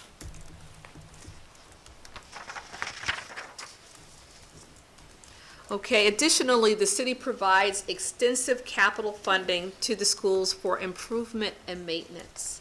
So this is how we are able to maintain our school buildings, to do updates, replacement of windows, and additional equipment throughout, replacing the roofs, and so on. The list can go on. So the fiscal stability plan relies on using reserves in a planned way to avoid annual overrides. So the fiscal stability plan was enacted again in fiscal year 2014 with the passage of a $2.5 million override. The plan required periodic overrides to avoid volatility in budgeting and taxpayer fatigue at facing either year after year overrides and/or year after year budget cuts. The first override provided stability for 7 fiscal years, bringing stability and predictability to the budget process. The second override, also $2.5 million, passed in March of 2020. That's the most recent one, and was to be implemented in fiscal year 2021. However, due to the pandemic, the tax impact of the override was delayed until fiscal year 2022. And cuts were made in the fiscal year budget of 2021. So planned periodic and small overrides in the range of $2.5 million are the backbone of the fiscal stability plan, and increasing the budget in excess of the plan puts the entire fiscal stability of the city's finances in jeopardy. So at this point, I'm going to turn it over to Bobby, and she's going to share with you the overall general operating budget as well as the cost center budgets for each school. You will find that in the presentation packet there are the district profiles for each school, telling you a little bit about the school, our enrollment. There was a request for our organizational chart. You will see that, as well as special ed. And so you all, I know that this is a lot of information to take in. So tonight, remember, tonight is the presentation. So then you'll have a whole month to really delve into this as we begin our conversations around the budget. You can keep going down the slide. We want to get to the, if you want to get to that gray slide that says Northampton Public Schools fiscal preliminary budget, that'll be great. So it'll give you some time, right there, it's perfect. It'll give, is Michelle doing that? No, it was delayed. Oh, it was delayed? So it will give you time to, ask questions of us. We can prepare some presentations. I do know that we will ask for Josh to be present on the next meeting to talk a little bit about the special ed program and their needs. So I know that this is just the beginning of our conversations. I kind of say that this was the easy part. The work is now to commence in terms of taking a look at this budget. So Bobby, I'm going to hand out while you, oh, it's already done? Okay. No, okay, I got it. Okay. They're just, I didn't move them up here. So yes, because the others at the bottom are the lost. You got it? Yeah. Need some help, Portia? All right, so what I'm going to do, I'll start. Right, so while she's passing those out, I'll just start by saying that now that we've got the numbers put together for the first view, there will be additional slides that will be added, and we will have the book ready for January's school committee meeting, and it will be ready ahead of time. So, I just wanted to make a point of order, if possible. And it's really clarification around the process here. My understanding of our policies around this is that this is supposed to be presented to the Budget and Property Subcommittee before it's presented to the school committee. And we're having it here tonight. We haven't seen it. And I'm not sure what the plan is. It's not even much sure what the plan is. it's really unfolded in a way that I'd like some clarity on how we got to this point. Who's asking what when, and what we're doing, and what policies are supporting this course of action. I already got one. Maybe Emily can help us. Two of them? There's a bunch of things. Do you need one? I need one. May I come to the cost center packet, please? There's one right there in the front. You good?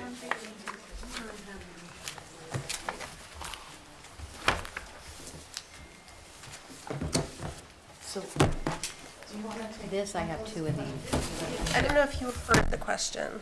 The question.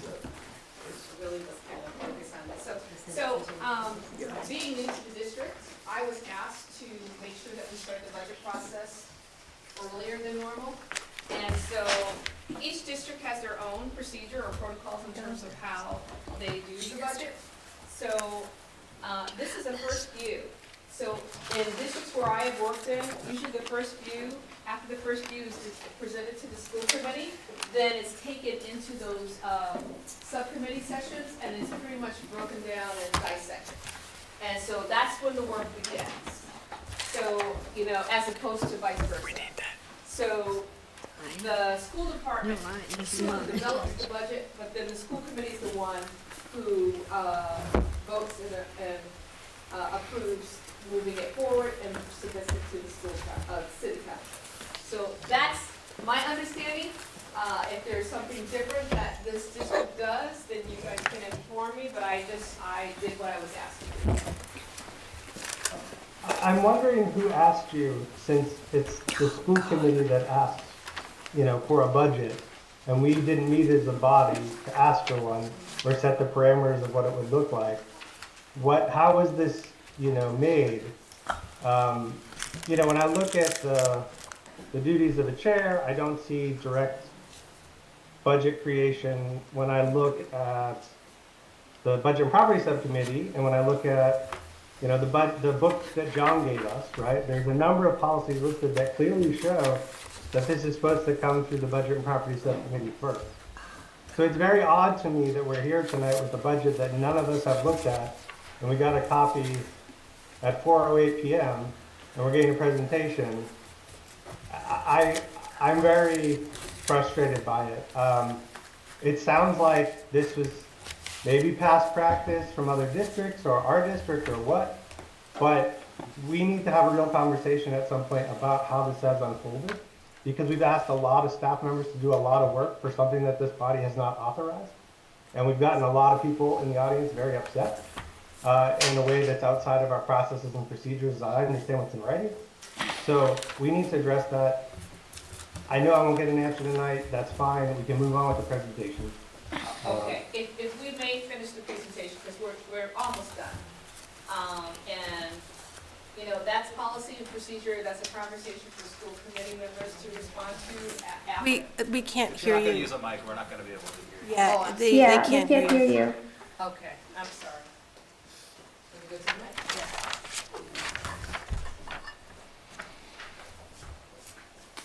Yeah. Okay, so for the good of the order, if we can finish the presentation for this evening, we're almost done. Bobby's just going to take you generally through the numbers. And again, when I began the presentation, I said this is a presentation for this evening to kind of walk you through the numbers, the packet, and how we got to this point. And so it is up to the school committee to then determine how they want to move forward with this. So with that, Bobby, you want to take us through the operating budget and then just briefly tell them what the cost center, how that's broken down? Yep, so I was just gonna not really get into detail about the actual dollars, but if you look at the smaller of the two packets, that's gonna be your total budget that shows everything, including all the cost centers that you'll see separately after.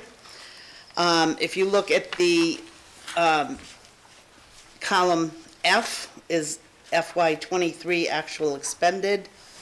Column G is the FY23 approved budget. Column H is the 24 school committee approved budget. Column I will show you other funding.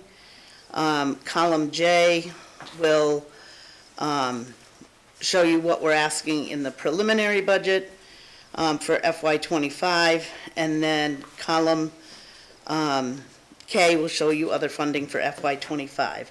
And then L is the change between 25 and 24, and M is the percent change between FY '25 and FY '24. So unless you want me to run through each page, which you probably don't, I'll just bring you down to the end, which on page 17, if you look down at the line 623, that's going to show you where you have all your totals, as I indicated for each of those columns. And I'm happy to take any questions via email or phone call, or even at the next school committee meeting, which I'm assuming will come after the budget and property subcommittee meeting. No? They have to organize, so there will be a school committee meeting first. Okay, sorry. Okay, and then in the larger of the two packets is basically the information that you have in the small packet, but broken out by some cost centers. So we have each of the individual schools, we have athletics, we have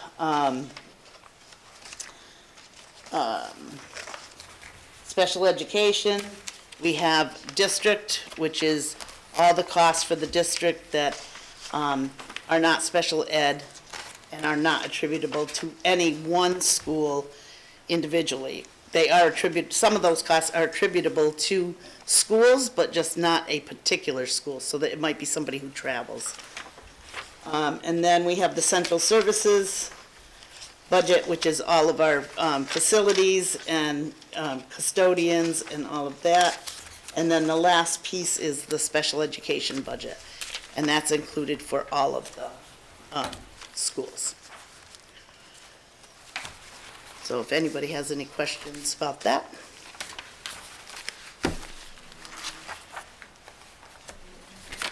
Yeah, you can. And then just to tell you, this reverts back, if you go back to the PowerPoint presentation, it reverts back to that one summary page, which is important to look at. I can try to get it back if you want me to say. Okay. Bobby, I have a question about that summary page. Okay. Wait, I think you're going the wrong way. The summary page is at the bottom of all of the, it's like, it's slide 18. No, but I'm talking about the one up top, the top line one, that had the 40 million and the 23, 24. Yeah, this one. So one of the things we requested was to have everything up here in the budget, whereas in past years, all we had in the budget was the local appropriation and Chapter 70 funds. Mm-hmm. And here, if I'm reading this correctly, I think you've added in everything else. Is that correct? Can you say that again? Sure. In previous years, we have just received in our budget conversations a budget that reflects what the city's appropriation to us is and the Chapter 70 funding. And we don't see, there are many parts of the budget that were not part of our overall budget presentation, including the school choice funds, etc., which allowed us not to see this whole for so many years. And it looks like on this page, you are including 240 sped entitlement. Like, it looks like you're putting everything in that we asked for. And I'm just trying to see, is there anything else that's not included in our annual budgets that's not represented here? No, this includes everything. I think if you're looking specifically for like different revenues, that would be available to the city side, not necessarily to the, like Chapter 70 money goes to the city, which they use to fund the school. I mean, they pass it on to us because they can't spend it on anything else.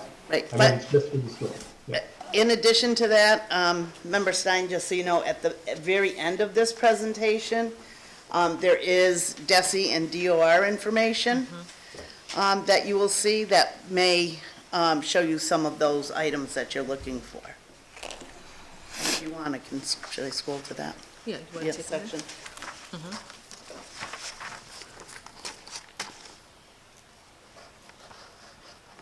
You might be able to type in the page and jump there directly. It's, That means it's she like a would need to 90 do the some odd page. page. Yeah, you gotta scroll down. The DESI one? This page, where do the page numbers go? Yeah, this starts it, yeah. So this is the information from DESI that starts, it's got your chapter 70 information, your foundation budget. And there's other slides that show that as well. Right, so this is showing what portion of that 42 million is actually Chapter 70 money we're getting from the state. It's giving us the breakdown, right? Yep. And how it's calculated. Yep. I guess my question is, in past years, we have not seen those dollar figures, and you're giving us a year-on-year comparison. But I feel like for those who look at a presentation from last year, you see a much larger jump to the 42 million because you won't see in past years those things reflected in the annual budgets that we've discussed. So I just wanted to sort of flag that. The other thing, I'm wondering, I guess two things. We talked about this great increase in the costs for staff, right? And my understanding is that 14%, the high end, is really like the $2 increase for the lowest paid workers. So how much of that what does that actually add up to? And how much of it is really these, very like below inflation, cost of living increases, and the already negotiated step increases? Because the way it was presented made it seem like we were doing these wild increases across the board. And I think for most of us who have looked at this in depth, there was just decade plus of no real increase. And then recently some minor increases, but we're still lower than most other places. So I just want to be clear about that. Presentation made it seem like we gave this wild raise and it was the driver. But in my understanding of the math, that's not really the case. And then the other part is the central story here seems to be that we adopted a new model that required us to spend a lot more money on staff. We added the staff, but no one in leadership, despite this thing about warnings from the past, ever added those positions into our disbursement from the city. So instead, just use the school of choice money to balance the books for a number of years, as you showed us.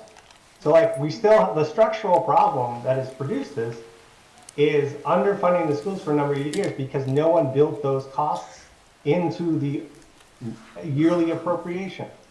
And so that's why we're having such a problem.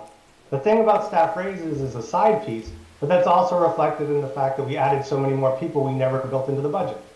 So my frustration really is here, we need to accept that we committed to a model and we didn't fund it. No one asked for it to be funded, and it was just sort of paid for until the bank account ran dry, and now we're in a crisis. And so there's a lot of hard choices and a lot of hard decisions that have to be made and a lot of hard discussions. But that is why we're having problems. It's not the staff wage increases. If that never happened and we had the increases we just had, we wouldn't be in this place. So I just want to really name that. I'm really grateful it was included in this because that's the story that we've been wrestling with for 2 years, and this is the first time I've ever seen us as a district really put it out there in this way. And so I'm grateful for that. Member Seraphy Cox. Oh wait, can you unmute? Yeah, I'm here. Yeah, thank you. So I am also happy to see all of those balances that Member Stein was saying, on one of those top slides. I'm also happy to see those all listed out. It is the first time that we've seen them all listed out that way. So that will be very helpful, moving forward with our budgeting. While I understand that, when you look at the numbers, it is easy to look at collective bargaining agreements as a driver of increased costs, and I wanted to kind of frame a bit of that, as well as frame what I understand to be the school committee goal, certainly my goals, in terms of the decisions that the school committee made in the past that were, outlined in this presentation. A primary goal, especially during the negotiation of the last collective bargaining agreement, was really to retain quality faculty and staff in our district during a time when people were leaving education in droves. This was, on the heels of the hottest part of the pandemic, and we were watching people leave education, and we knew that the educators in our district are the center of the quality of education that our students receive, and so that was a key goal, certainly of me, but I also heard it expressed by other members of the committee. As you've reflected in the presentation, of course, that the 14 point whatever it was % increase that was the highest, absolutely, that was for the lowest paid employees. It was a major goal of the school committee to increase the pay for the lowest paid employees in our district to living wages. I would say that it's unlikely that we have even quite established all of our employees at living wages, but we are much closer than we were before. And then the third kind of big goal that I heard in terms of the budget decisions that we made as a school committee was to pass school budgets that reflected the real cost of educating our students, and at the same time apply pressure to various levels of government to adequately fund education. I think that there's an ongoing conversation about what level of taxation we should have to support our schools, what level of taxation our communities can support. Those are big conversations, and that's where the conversation about school funding and school budgets really belongs, as opposed to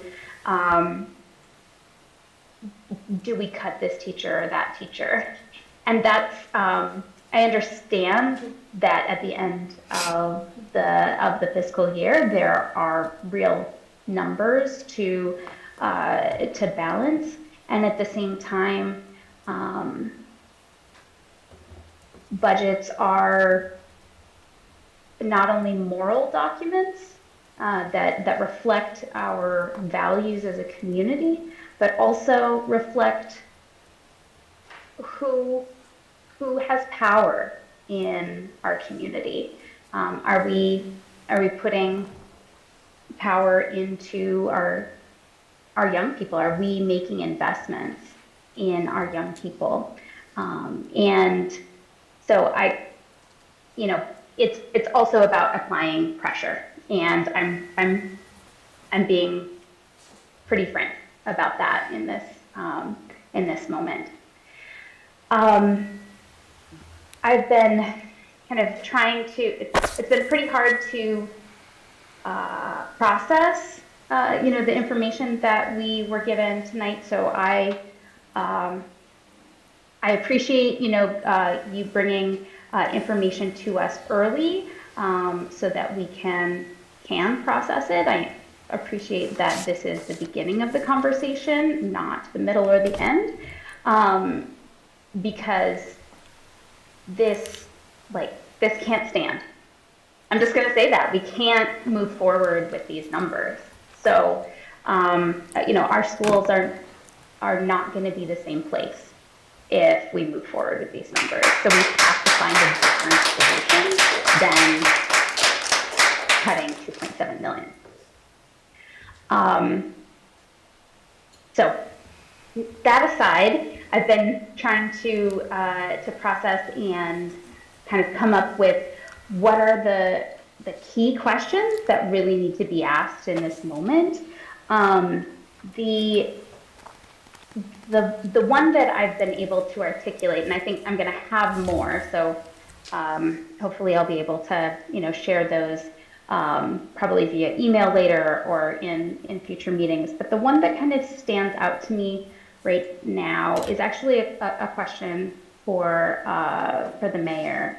GL, last year, don't remember if it was during the like financial forecast thing that you do in January, or if it was during the kind of the budget process itself.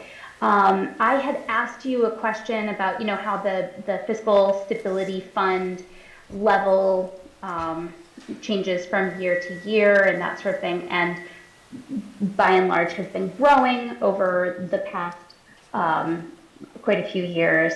So I asked at that time, like, what's the goal in terms of the amount of the fiscal stability fund, and did it need to grow any bigger? And last year you had stated that the fiscal stability fund didn't need to grow any bigger, that we were at the level that you would hope that we would be for fiscal stability. And so I'm curious if you have like a target average balance, as it were, because obviously it goes up and down as we put money into it and take money out. But is there a target average balance that you have for the fund? And if we follow your recommendations in terms of the amount of growth of, like if we follow your budget, that sort of thing, how often do you anticipate that we would have overrides? I know obviously you can't know exactly because income and expenses changes in unanticipated ways, but are we looking at the 7 years that we had before? Are we looking, like, what is your outlook that way? Okay. Too many questions. No, and this will get presented at the forecast meeting in January. So you're talking about the Fiscal Stability Stabilization Fund. So that is funded by an override. And then it's drawn down until it gets to a point where the drawdown to balance the budget would then put it in the red, and that's when you need another override. So Is she asking for the percentage that goes in per annual year? So Free cash? that is funded by, that doesn't necessarily get an appropriation every year. It depends on what the situation is. But that is funded by an override. If you're I don't know if you're talking about like the capital stabilization or the general stabilization, or the one that is funded by a periodic override. Oh, I think you're muted, Emily. Yes, thank you. I don't remember all the names now. If that information is going to be in your January presentation, then we can have that conversation then. Just know that is still a question on my mind about what level of reserves we need and how often you are anticipating overrides, because I think that, various members of the public, some might say we need fewer overrides, and some might say actually we need more overrides in order to fund education the way that we want it to, or fewer overrides in order to support, homeowners in a way that we need to. So I'm interested in having that information in order to facilitate that kind of discussion. And I think the one that I'm talking about, I think, is not the one that is directly funded by the overrides. It's the general stabilization fund, but it's informed by the whole budget outlook. So we can go. And it's been growing. So that's, yeah. Yeah, we'll go over all of them and the policies that inform the level that they are meant to be at or that they are trying to reach. And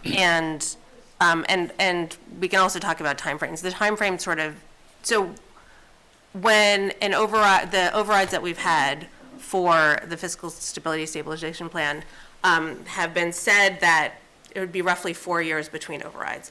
So that one from 2013 was able to last 7 years for a number of reasons. One was cannabis revenue, also other new growth like the development of Village Hill. So there was new growth that helped it, add more years to that before an override was needed to close that budget gap. The one that passed in 2020 that was implemented, that was for FY21, that was implemented in FY22, which is the one that we're currently in. We have hoped to get 4 years out of it. It depends on how big the gap is.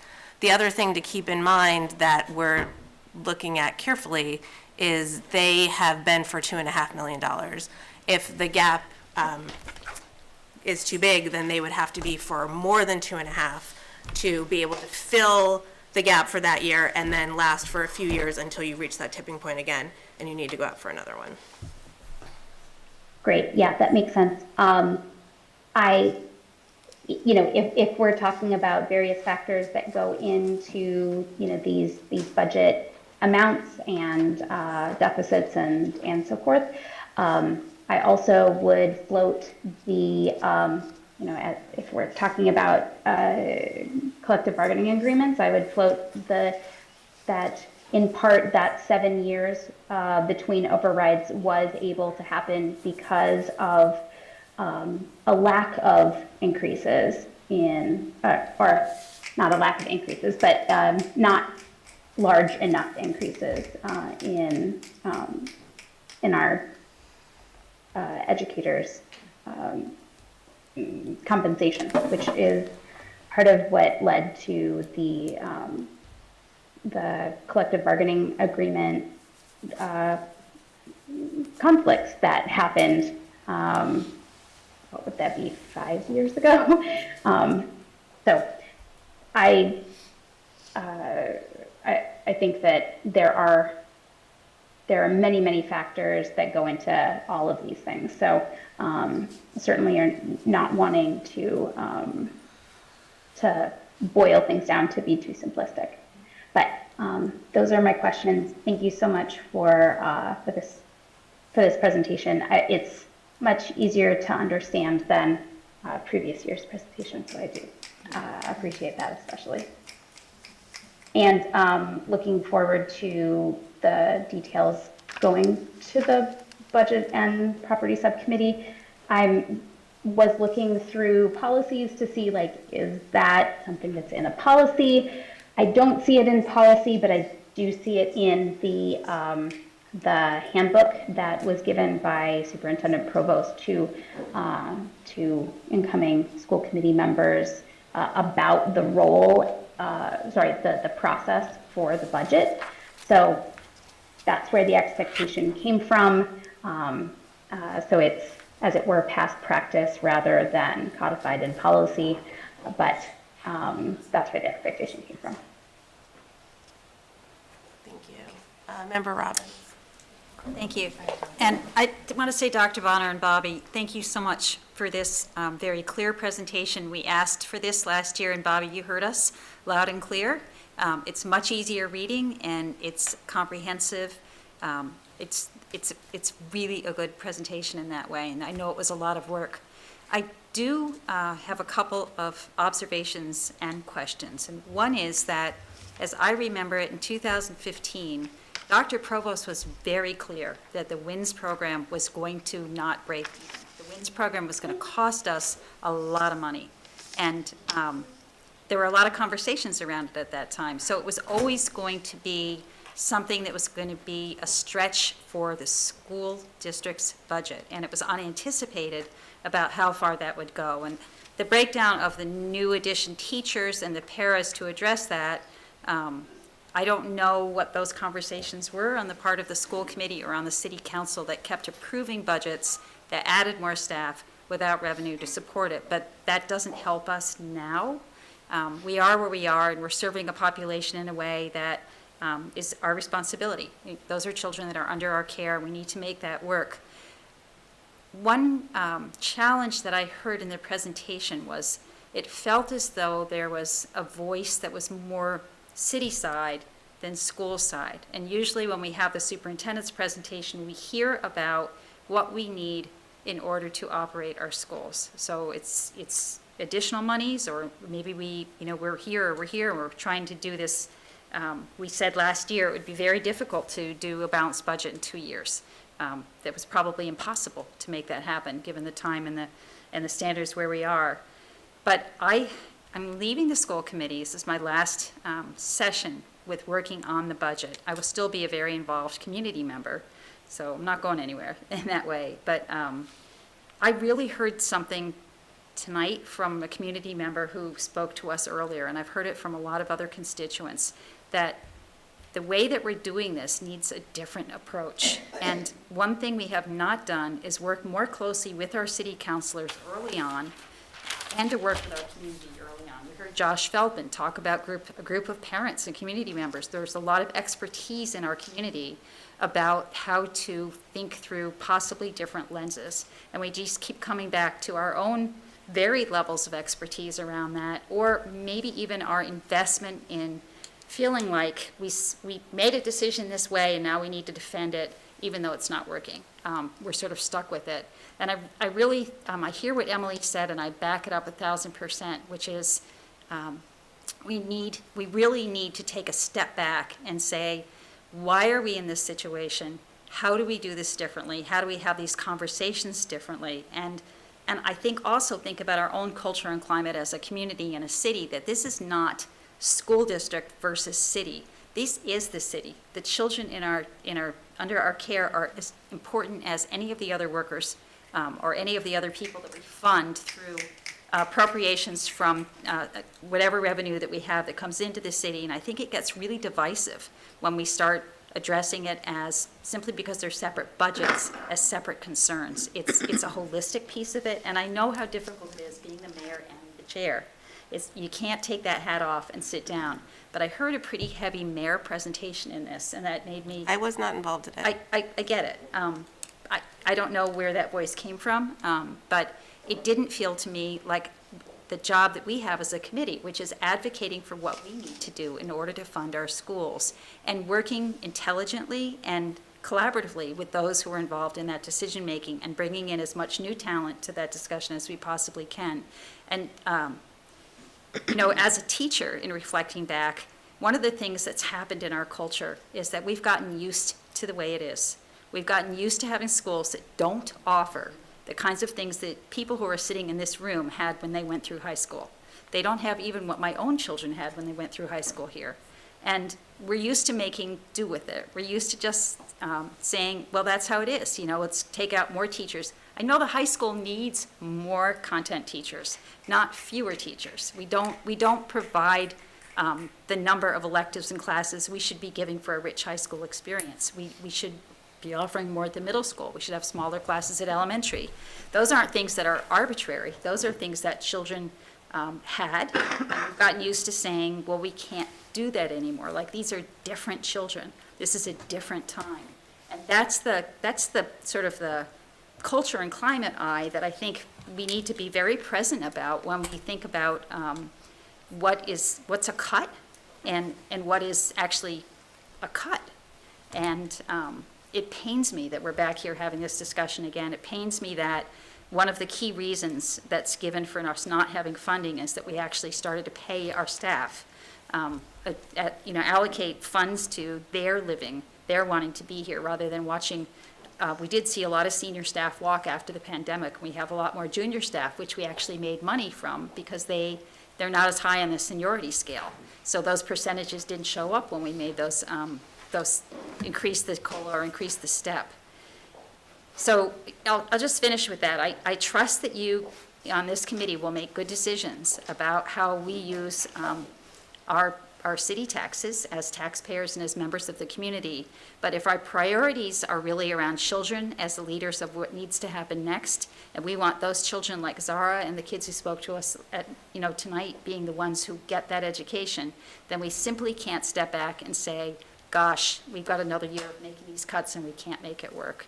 And I stand behind what Emily said 1,000%, and I hope that this committee stands behind that as well. Thank you.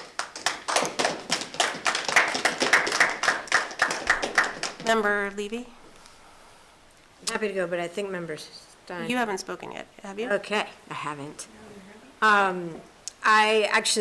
Member Robbins just very eloquently said a lot of what I was going to say, as did Member Seraphy Cox, so I'm not going to repeat. I do want to thank you both for a very, very clear and early presentation. I appreciate, this is a lot of work that you put into putting this together, so thank you for putting in so much work. To piggyback off of what Member Robbins said, and again, not to repeat, I hope, Member Agna and I at some point were on a walk talking about, I hope it's okay that I say this, our dreams of how we might do this differently. And one of the things we talked about was our hope of having a citywide strategic planning that included the schools and the other entities, because we do frequently feel like we are being pitted against each other. There's one budget, and if the schools get more money, then other offices get less. And I think, to your very point, in order to do this differently, we've got to come at this through that lens that we are all working together towards that same common good, which is the betterment of our entire city and the betterment of our schools, as was said very articulately in the public comment. The betterment of our schools is the betterment of our city. And so if we as a community had a strategic plan that articulated where do we want to go as a city and where do we want to go as our school district, in line with that, it could tie together the funding of the city and all of those various funds that you're going to go through that I still don't understand, in ways that could have a strategic plan for the school funding. I think to the point that has been made, when every year we're faced with how do we do this, we need to cut, we need to cut, we need to cut. I think the point that was made really does resonate with me, that it is taxing on our teachers, on our community, to even enter into the conversation about let's cut, when in the end, we do very much want to support. And so how do we shift that process so that we're not starting with the cuts, but we're starting with the vision? And what is that vision then going to allow us to lead towards?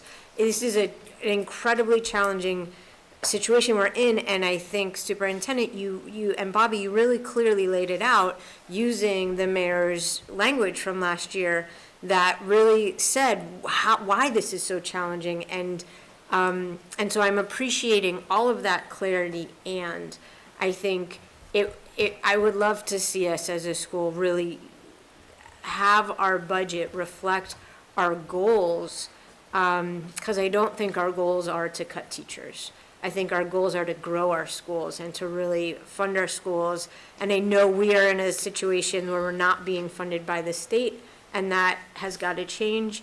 And I wish that this could be sort of more of a vision. The other thing that I want to say, Bobby, you know that I'm going to say this. There is a slide buried in here, I couldn't find the numbers by the time I got to it, that starts to take all these pages, and give a summary of what is the suggested cut. Like, what are the areas that are being suggested to cut? What are the areas that are needing to grow?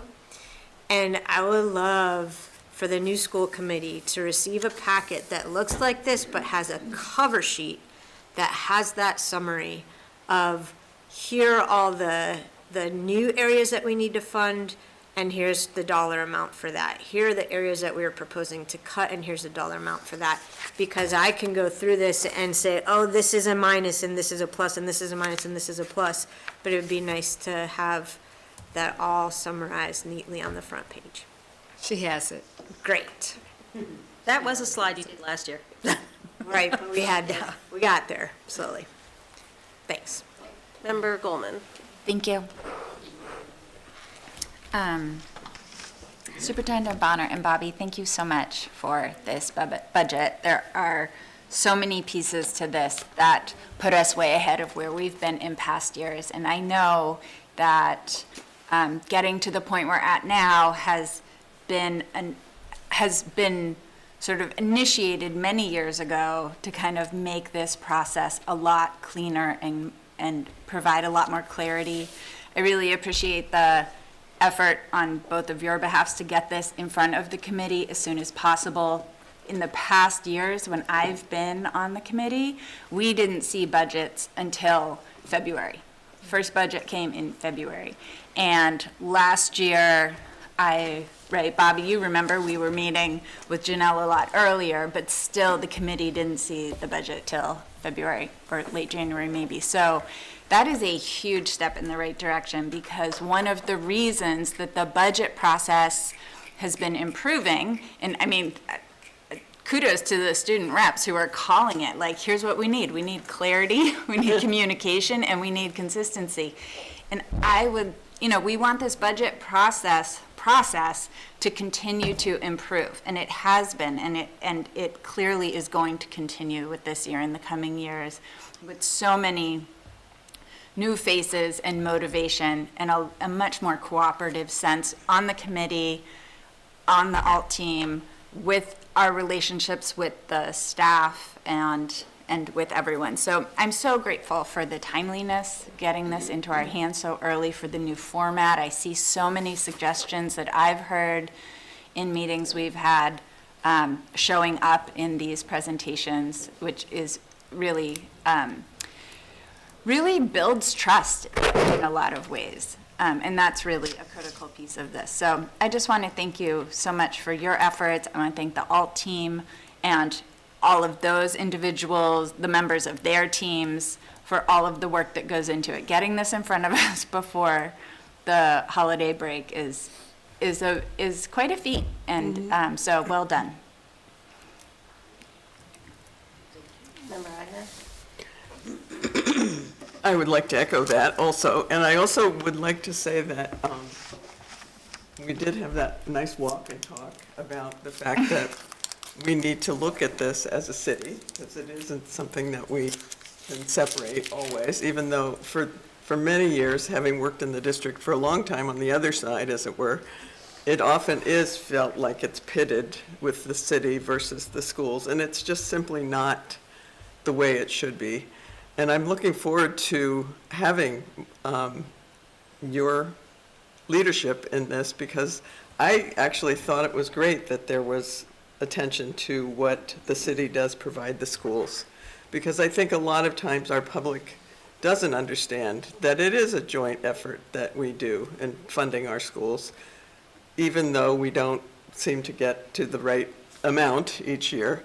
And I think the strategic plan that Dr. Bonner has initiated is one that will bring us together that way. I know that we're going to start with the schools, but I'm hopeful that our strategic plan will become our city's strategic plan for our schools, for our departments, in the ways that we can. It's large, it's a big picture to try to incorporate, but I think it really would be helpful for our city to think of that way, instead of saying the schools and the city. It will be a change for Northampton. It'll be a refreshing change that way. So I appreciate a lot what you've done here, and it reminds me of how it used to be done. We used to get this, and we really appreciate the fact that we have it early, and we can sort of mull it over, and then we can think about in the new year how we're going to manage to get through this. Thank you very much. Yeah. Of course, I want to echo that, which is that I also think it's amazing that we have this so early and that we can have time to mull over this and work on it together. I think my frustration is not with you, or it's, to me, education and schools are not the priority of our federal government, or even our state has not been giving Northampton the funding that we need. And I'm listening to all the teachers and all of the people that sat in the public comment and talk, and I agree with everything they said. And of course, we would want to be able to not just increase salaries, but increase the number of staff. And I think we do need to, someone said this, I think that we do need to approach this from what are our goals? What do we think are the most important things educationally, and how are we going to fund it? And I think I agree, we're going to have to all collaborate, because I certainly know that there's often a feeling from members of the city council that, well, if we fund the schools, then somebody else isn't getting enough. And it is pitted sometimes, city or resident needs versus school needs, and we're all part of the same community. So I'm agreeing with the collaboration as much as possible. So, but thank you for the clarity. Okay, Member Stein.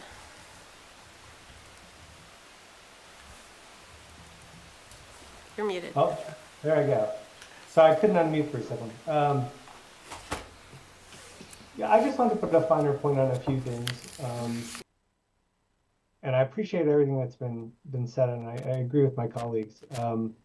I think what frustrates me is sort of the structural way in which we get into this conversation every year, which is that what's driving it is a certain number that's given to us that comes from a certain fiscal stability plan's formula and a certain commitment, and that 3 or 4% is adequate for what we get. And in the past, the way we made those numbers work was by really not paying our teachers well. And what really, because that's the only place you can control costs. We can't control our transportation costs going up 9 years. We can't control all these other costs that we as a district face, much like the city. And so the only place you have where you can actually control cost is labor. And the way we did it for so long was by not offering really any increases, which is why we're so low still.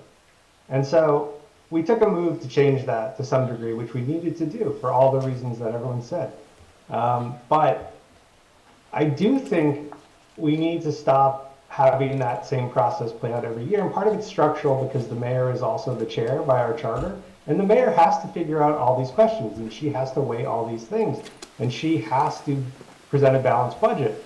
But because she's our chair, we end up, like tonight in this presentation, arguing against ourselves and saying why the city can't afford to do what we need it to do, and why, from my perspective, the school committee's role is really developing a budget that's adequate and in line with our goals for our students. And I don't feel like that happens because of the structural way this comes about. In this case, this entire budget was built without any school committee involvement. And we're not like any other department of the city. We're governed by an elected board of members. And we each as members can't task the staff with doing things unless we're authorized by the body. And somehow we just go on as if everyone's going to present this budget to us as if we have no say in it from the beginning and create havoc and have everyone worried about layoffs when we haven't even waited. And to me, that really sets a stage that is so frustrating for so many. The other thing I wanted to say is that just the other structural issue really is we built a model that we didn't fund, and because of the nature of that model and the IEPs attached to it, you can't unwind it easily. So that means you're really cutting bare bones services in a lot of areas. And we have a district that doesn't have a curriculum budget, right? That doesn't have a budget to remediate the effects of our long-term literacy program, right? We finally got money to buy curriculum for K through 5. And at the end of August, we added a position to the high school, we all might remember, to give additional tutoring because the effects of that curriculum are still with us in our elementary school, in our junior high, and our high school. And when we're talking cuts, I know we're not going to have any money to address that in any more significant way, even though we just added a position. So I feel like things are really dire in terms of the resources that we have, and there's no awareness of that. What I hear sometimes is, well, we're going to give you 4%, or you're going to get 7%, and isn't that great? It's like, let's look at the reality of the situation. And I think we need a much higher percentage to actually build in the funding that we committed to as a district when we built this model and didn't fund it, and we start from there. And cutting $2.7 million is the opposite. I don't even know how disastrous that's going to be on the education for our students. So we need to have a different conversation. I'm hoping, we can have one. Lastly, I just want to say, the city finds ways to fund new initiatives, new buildings, new divisions, new departments. And yet, from my perspective, I'm biased, I'm a school committee member, there's, a few core services that cities provide. One of them is education. The other is first responders, and the last is the DPW.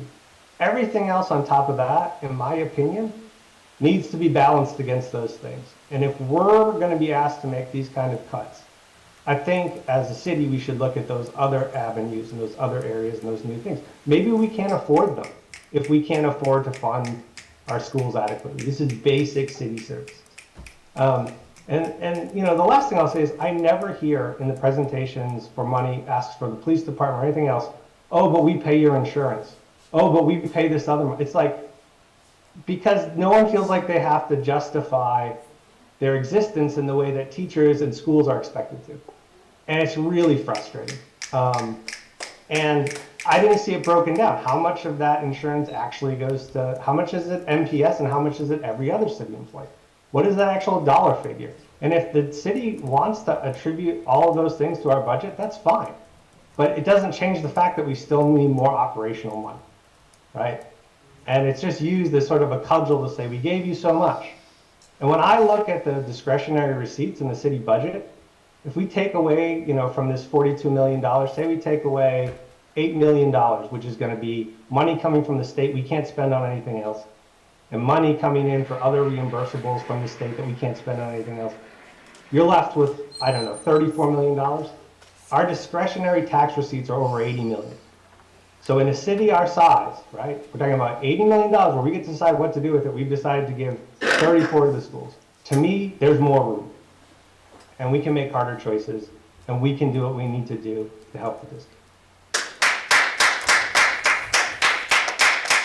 Member Seraphy Cox.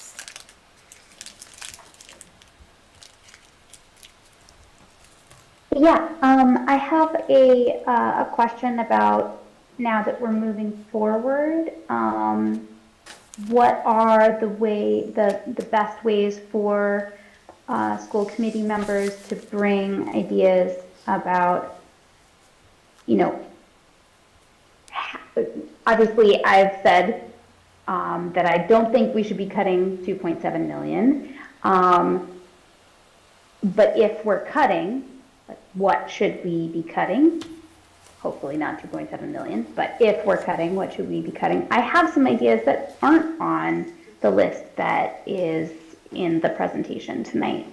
So what is the best way to bring those forward? Some of the context of this is that 4-ish years ago, Member Levy and I and another member of the school committee who's no longer on the school committee brought ideas in a school committee meeting, which is when we thought it would be appropriate to bring our ideas, and received a lot of negative feedback. So obviously I don't want to repeat that. So I just want to understand what is going to feel the most respectful to the alt team and so forth. Because I have other ideas of things that are not student-facing positions. So members, I knew I was going to mess it up. I was There going to say That's okay. no, because I was about to say member Emily, and so you can call me that too. Maybe next term, that's what we should start doing: is member Emily and superintendent Portia. okay. So we are right in the midst of a transition, which has made things awkward. So you can bring those ideas to Bobby and myself. We could have those meetings, but the best way is that it should really be happening in the subcommittee groups. And I know that in January, as the transition occurs, we have a school committee meeting, and then everyone's assigned or reassigned to various subcommittees, and that the budget and property subcommittee really should have a set schedule to begin to have those kinds of conversations. And that's really where it should take place, so that it's not a, kind of a undercover thing, but really conversations with your colleagues and with the administration. So just to make sure that I'm clear, you're saying that normally it would happen in budget and property subcommittee, but because we're turning over the term, those conversations can happen with you and Bobby? Well, up until that point, because those meetings won't happen until the middle part of January. So you've missed some quality time. So if you're anxious to get that information to us, otherwise, you wait until the committees are set and those meetings commence. Do you understand? It's not that I don't want to preclude any information that you might want to share waiting, because that is a lot of time to wait before that subcommittee meets. Right, yeah, exactly. Okay, well, sounds like then I can share my thoughts with you and Bobby directly. Yes. And other members can too. Absolutely. Okay, thank you. I just had one question. When you talked about the overuse of the school choice money, are there fewer school choice students and we're overusing it, or are there the same amount but we're using it more frequently? It's the first, it's both. Okay. That the enrollment has declined. Okay. So that revenue has also declined, and we are overusing it. Okay. So it's a twofold. Complex. Yes, it's a twofold issue. Right. And do we have any data on why there aren't as many school choice applicants? So no, but it would be interesting to do a survey. I know that this year when I came in, we found that because of the new school opening in East Hampton, a little competition there. Some students wanted to remain in that district, or so we think that may have had that was a factor. Then also, families are really looking for either that before school or after school care, and it's kind of difficult in our district to provide that.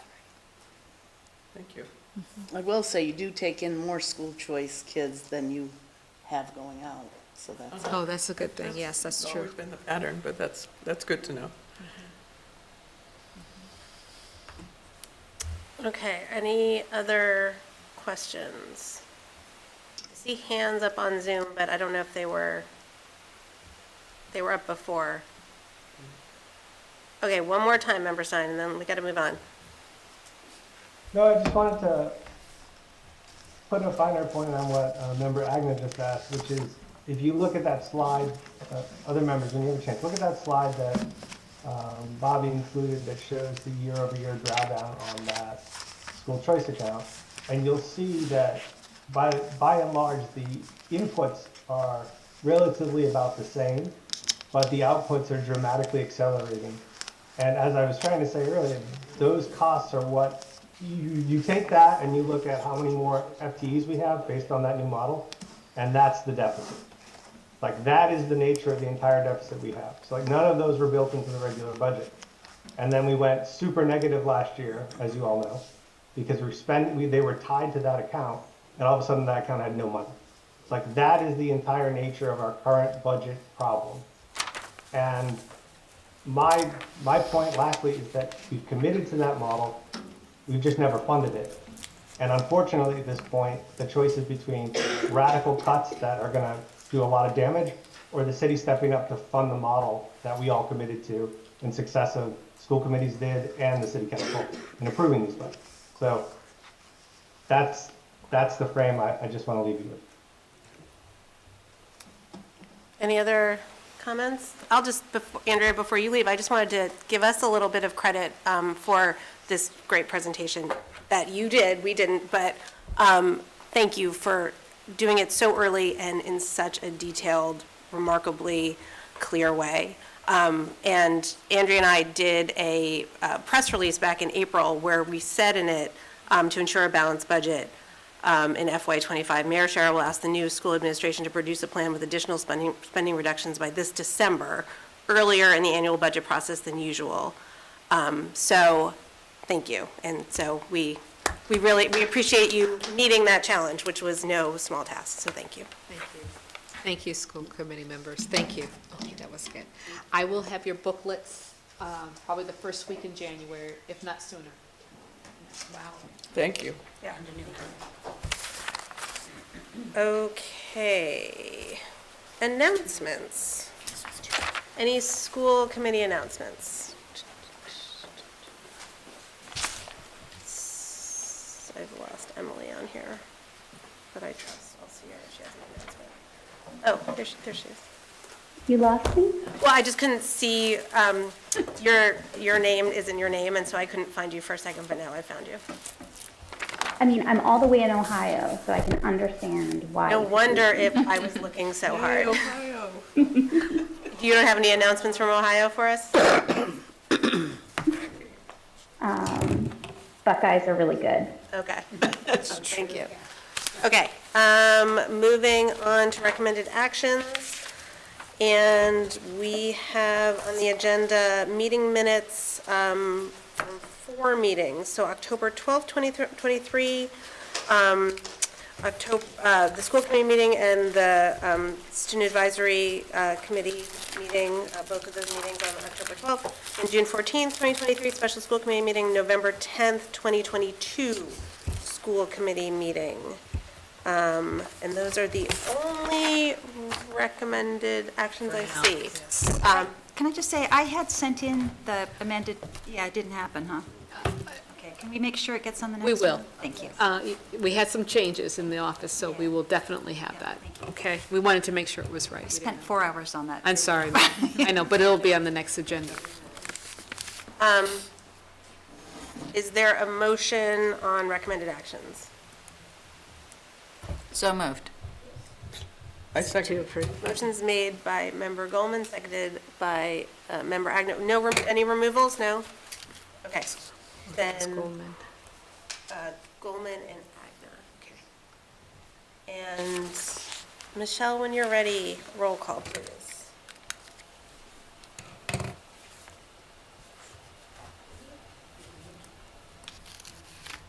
You're muted, Michelle, when Sorry, you're talking. I thought I clicked. Member Levy, Yes. Member Miller, Yes. Member Goldman, Yes. Member Agna, Yes. Member Davis, Yes. Mayor Shara, Yes. Member Robbins, Yes. Member Gazy, Yes. Member Seraphy Cox, Yes. Member Stein. Yes. Thank you. Thank you. Okay, next up, we're up to new business, and first is a vote to approve MOA between Northampton Public Schools and Head Start Early Learning Program. Okay. All right, so very briefly, I'll give you some background, and then Laura Fragamini is present. So if you want to make your way up to the mic very quickly if I miss things. So this is an actual, I think it's every 3 or 5 years in which we enter an agreement with Community Action Pioneer Valley's Head Start and Early Learning programs. And so it's a collaboration between the local Head Start program and us as the LEA. And so more specifically, this collaboration provides a comprehensive child development program throughout the Northampton area, not just the city, but the area. And let's see, it helps to establish the servicing children from birth through 5. And then I'm going to turn it over to Laura. Sure. And we do have the developmental specialist from Head Start, Courtney Clifford, here on Zoom tonight. So if you have questions for her as well. Basically, this kind of 5-year MOU is something that Community Action Head Start enters into with all the districts it works in. And it's really the foundation of the work we were able to do as a district it was 2019 when former early childhood director Barbara Black and current director of student services Josh Dixon wrote and secured the preschool partnership grant.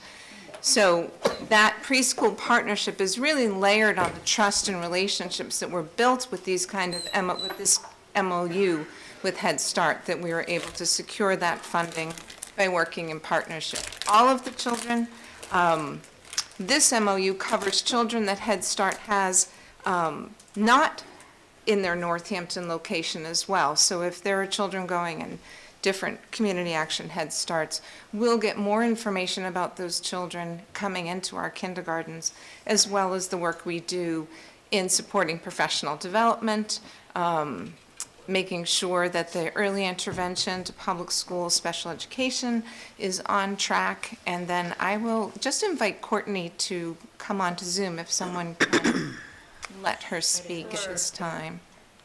Does that work? Laura, also point out that this is the connection to the CPPI grants and the contracts that you see often to approve. Yes. So make that connection. Yep. So that's what I'm really referencing when I talk about that this kind of MOU has been in place. We've signed this, the Northampton District, and that's been a relationship-based one. And then when Josh and Barbara secured that CPPI grant, we entered into a fiscal subcontract in real scopes of service where we're serving children with disabilities right in their least restrictive environment, community-based program when appropriate. Yeah. Oh, and sorry, Courtney. No, Courtney's right yes, there. Yes, I wanted to just wait. This is my first meeting of this kind, so it's very exciting. So I am the disabilities coordinator for the Head Start program, and thank you all so much for having me here. And yes, our every time that our grant cycle begins again, we renew MOUs with all of our districts, and we have, if I'm recalling correctly, 21 districts that we work with in our agency. But one of our closest partners has consistently been Northampton in terms of we write the MOUs and we discuss them with all districts.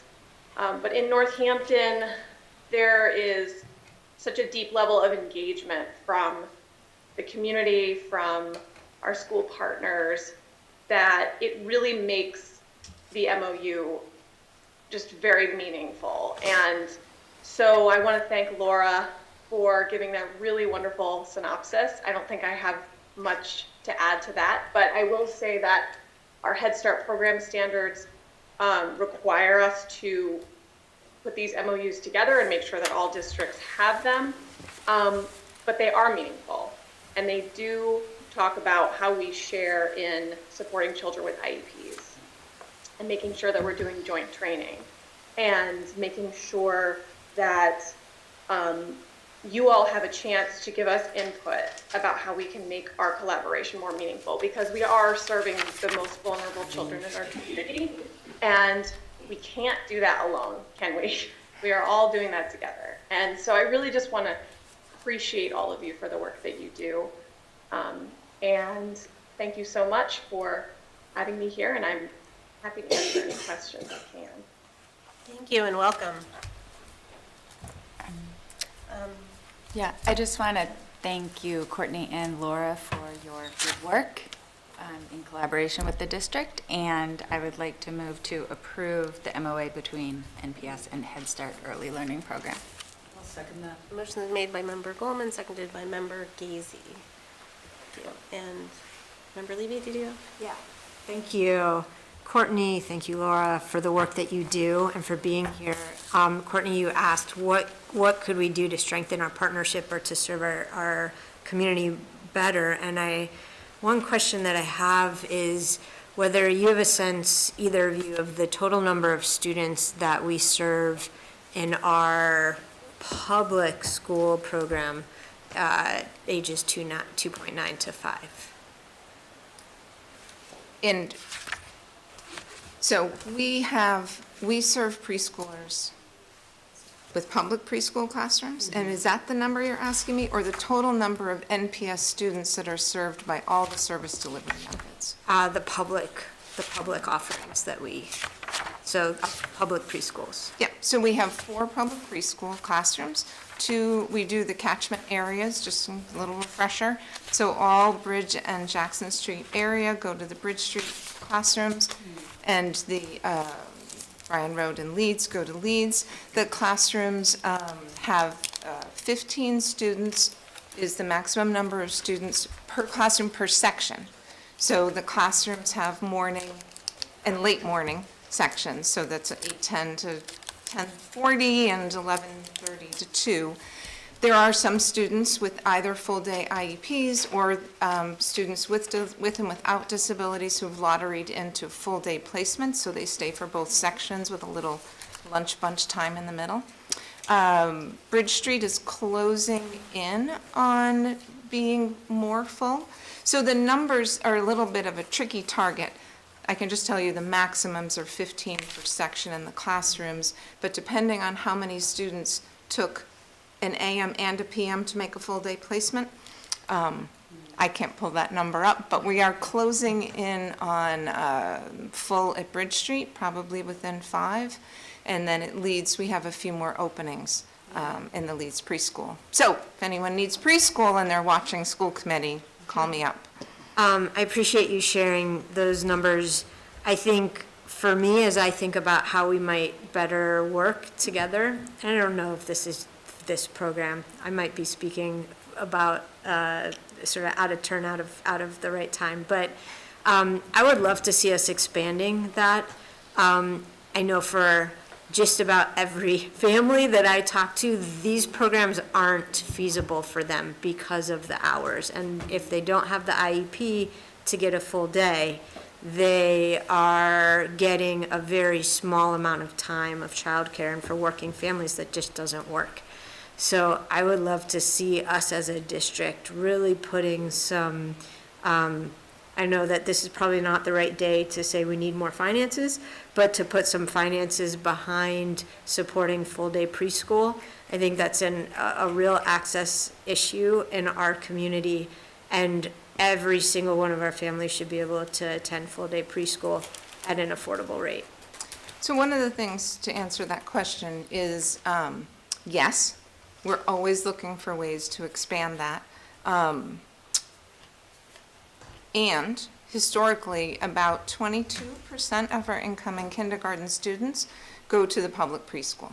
So it's more like 75% are attending preschool programs that are year-round. So even if we get to full-time with the public preschool, which we did for 1 year with the CPPI funding, we found that families still needed more than the 38 weeks. of public school when their children are 3 and 4 years old. It's a little trickier to get into summer camps because the child care centers run year-round, so there aren't as many opportunities for summer programs. Yeah, it is. Not all of those programs run year-round. Not all of those programs run And year-round. so that's true, and. Yes. I wouldn't want that to be a barrier to our offering full days for the school year when we can. And maybe looking into what summer programs look like. So addressing, as was referenced during the budget and the school choice, we haven't been able to get to preschool for after school. There are some barriers to that. It has been looked at. And summer programs, right now are special education based. So what the school committee has for resources to offer to make those things happen, I don't think there's any lack of effort or will if the funding were to be available, but I think we have our challenges in place with the school year, making sure that that's fully funded. Yeah. So what we do is we make sure that children are really well served in the community-based programs that they have, and that has been the joint professional development. So one of the things we do is we get the grant funding. We are sending OT and PT specialists, an inclusion specialist. So our inclusion specialist, Chrissy D'Agostino, was invited to the public preschool staff meetings and professional development days, and then she goes to Head Start, and then she goes all around. We're making sure that the professional development is shared across the board so that every child has the best opportunity for a quality experience before entering kindergarten. Thank you. Yep. Anything else? Good. Thank you, Courtney. Yes, thank you. Thank you, school committee. Thank you, Dr. Bowman. Thank you. Thank you so much. Okay. There's a motion on the floor. So any further discussion? Roll call, please, Michelle, when you're ready. Member Miller? Yes. Member Goldman? Yes. Member Agnew? Yes. Member Davis? Yes. Mayor Shara? Yes. Member Robbins? Yes. Member Gazy? Yes. Member Seraphy Cox? Yes. Member Stein? Yes. Member Levy? Yes. Thank you. Thank you. Okay, we're on to B, which is request increase in athletic fees for FY25. Okay, so last school committee, we actually had a short discussion with Dave Prue, who was on the Zoom, who shared the necessity of increasing funds to help to address his reserve account. And so we did not have the backing included in the packet. So that is definitely in front of you this evening. And you can take a look at what he is suggesting for the various sports programs in terms of the rate of increase. Now, I have to admit, there was something that was mentioned during the public comment that is a thought that maybe we can revisit, was the co-ops, the cooperatives, maybe to review those fees to be more equitable. So, oh, is Dave, are you there? Oh, my goodness, okay. Oh, here he is.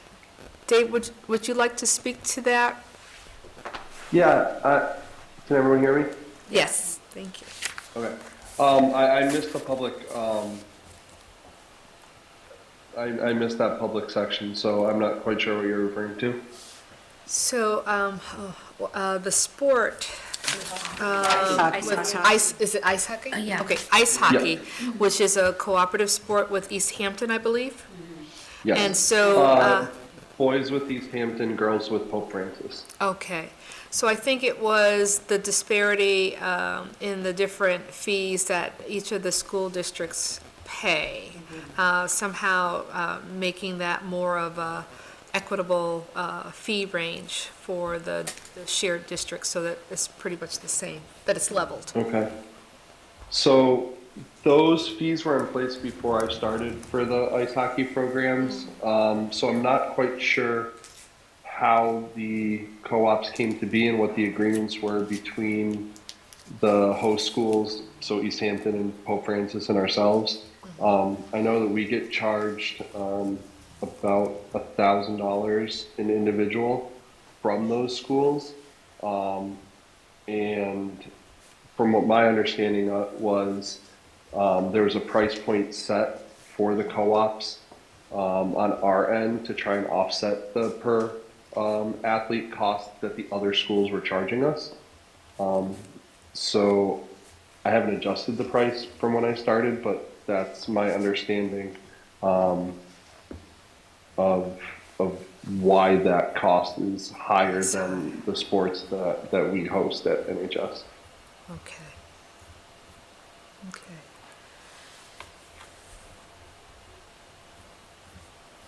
So, I don't know if you would want to consider the other sports and hold on ice hockey until we can find out more details about the agreement between the districts for that co-op. Maybe we can move the other teams forward this evening. So, yeah, okay. Any comments? Okay, would somebody like to make a motion?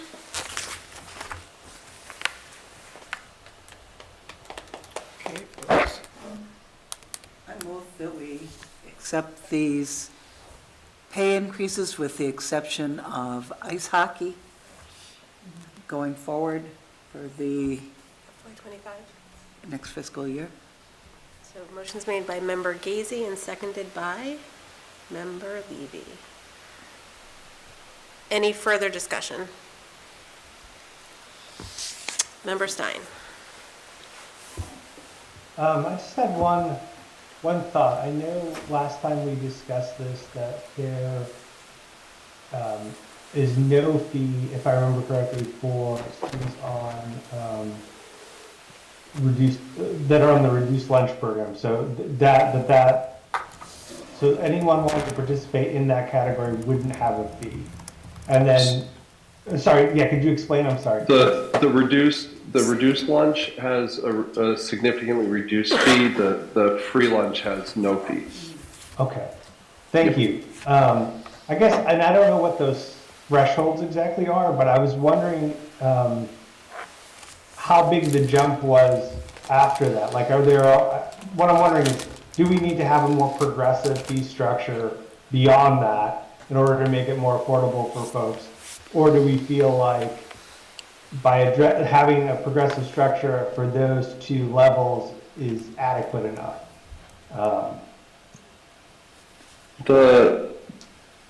I would receive the document for whoever applied for the reduced and free lunch program.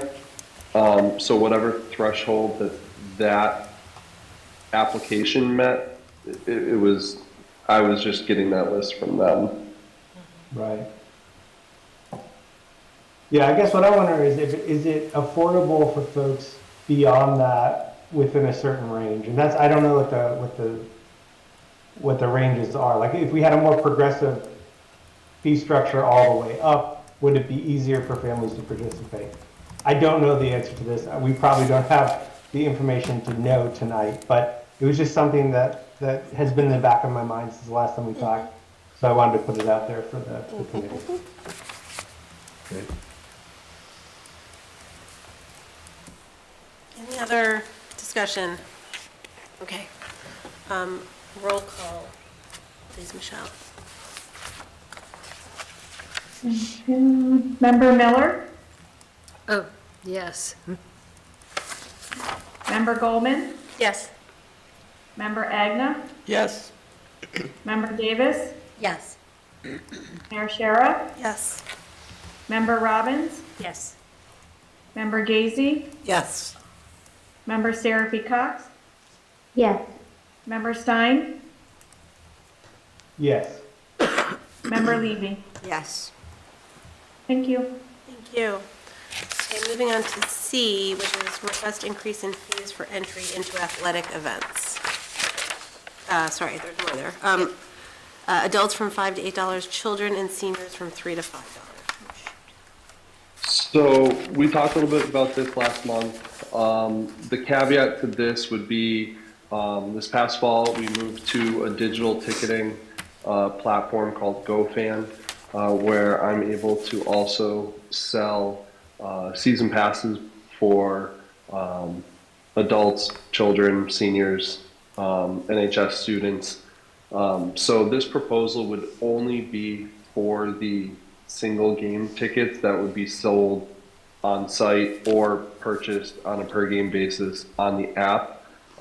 My goal would be to offer the adult sport specific passes in the NHS student full season passes, the children and senior level single sport passes at a cost that would not be an increase to what we currently charge. Right now we charge $5 for an adult, $3 for children and seniors.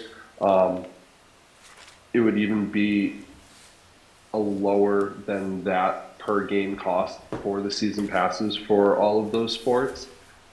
So the increase in the revenue coming from the single game tickets would mostly come from the visiting schools that come to our home game. So I'm trying to come up with a way to generate more revenue to help offset the rising cost in officials, the rising cost in equipment, uniform needs, the rising cost in transportation and the budget deficit, without impacting our community and our families and our students.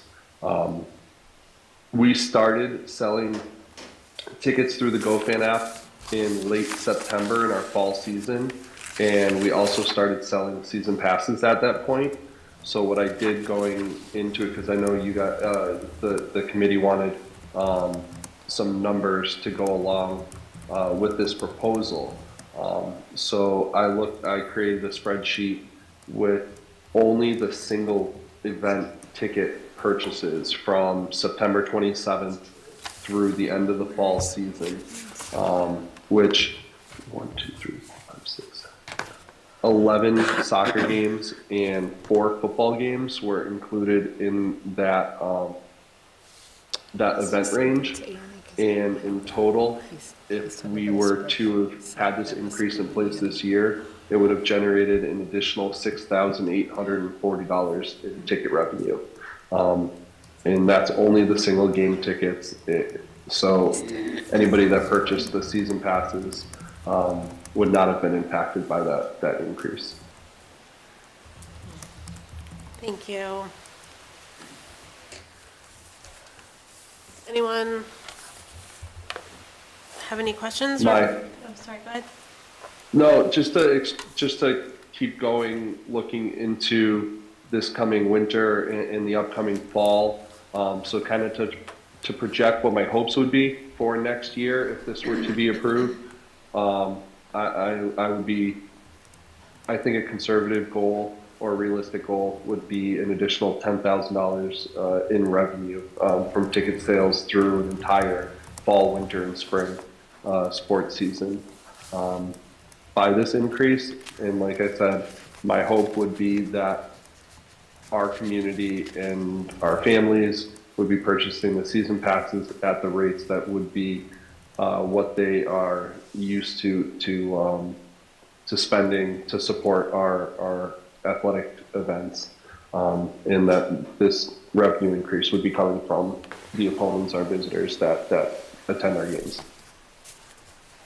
Thank you. Okay, any? I have one question. Yeah. So is the senior rate still in there? Yes. Yes. It is, okay. I don't have it in front of me, I wasn't looking at it, because that's a big point. Yeah. Yeah. Currently, it's $3 for seniors and children. The single game ticket price would increase to $5 for children. But and seniors. seniors. And seniors. Did I But- see that? Yes, and seniors. It says that on? Yes. Yeah. Children and seniors. I did get asked that question, so thank you. Yep. Okay, is there a motion? Motion to approve the increase in fees. Admission prices. Motion made by member Miller and seconded by? I'll second. Member Davis. Any further discussion? Okay, roll call. Michelle, please. Member Goldman, Yes. Member Agna, Yes. Member Davis, Yes. Mayor Shara, Yes. Member Robbins, Yes. Member Gazy, Yes. Member Seraphy Cox, Yes. Member Stein, Yes. Member Levy, Yes. Member Miller. Yes.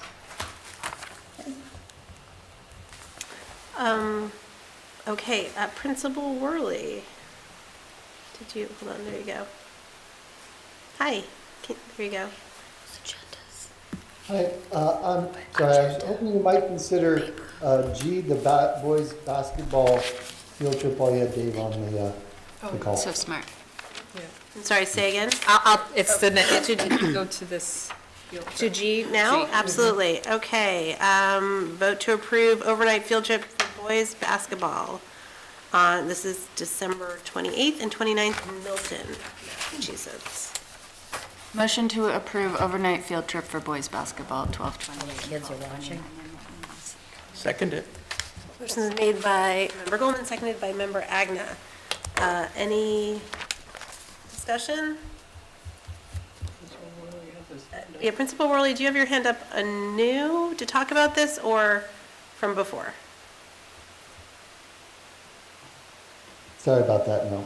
Okay. All right, if there's no discussion, then roll call, please. Michelle? Member Agna, Yes. Member Davis, Yes. Mayor Shara, Yes. Member Robbins, Yes. Member Gazy, Yes. Member Seraphy Cox, Yes. Member Stein, Just policy, Bobby. Yes, and good luck at the tournament. I don't think you guys are gonna ask. Member Levy, Yes. Member Miller, Yes. Member Goldman. Yes.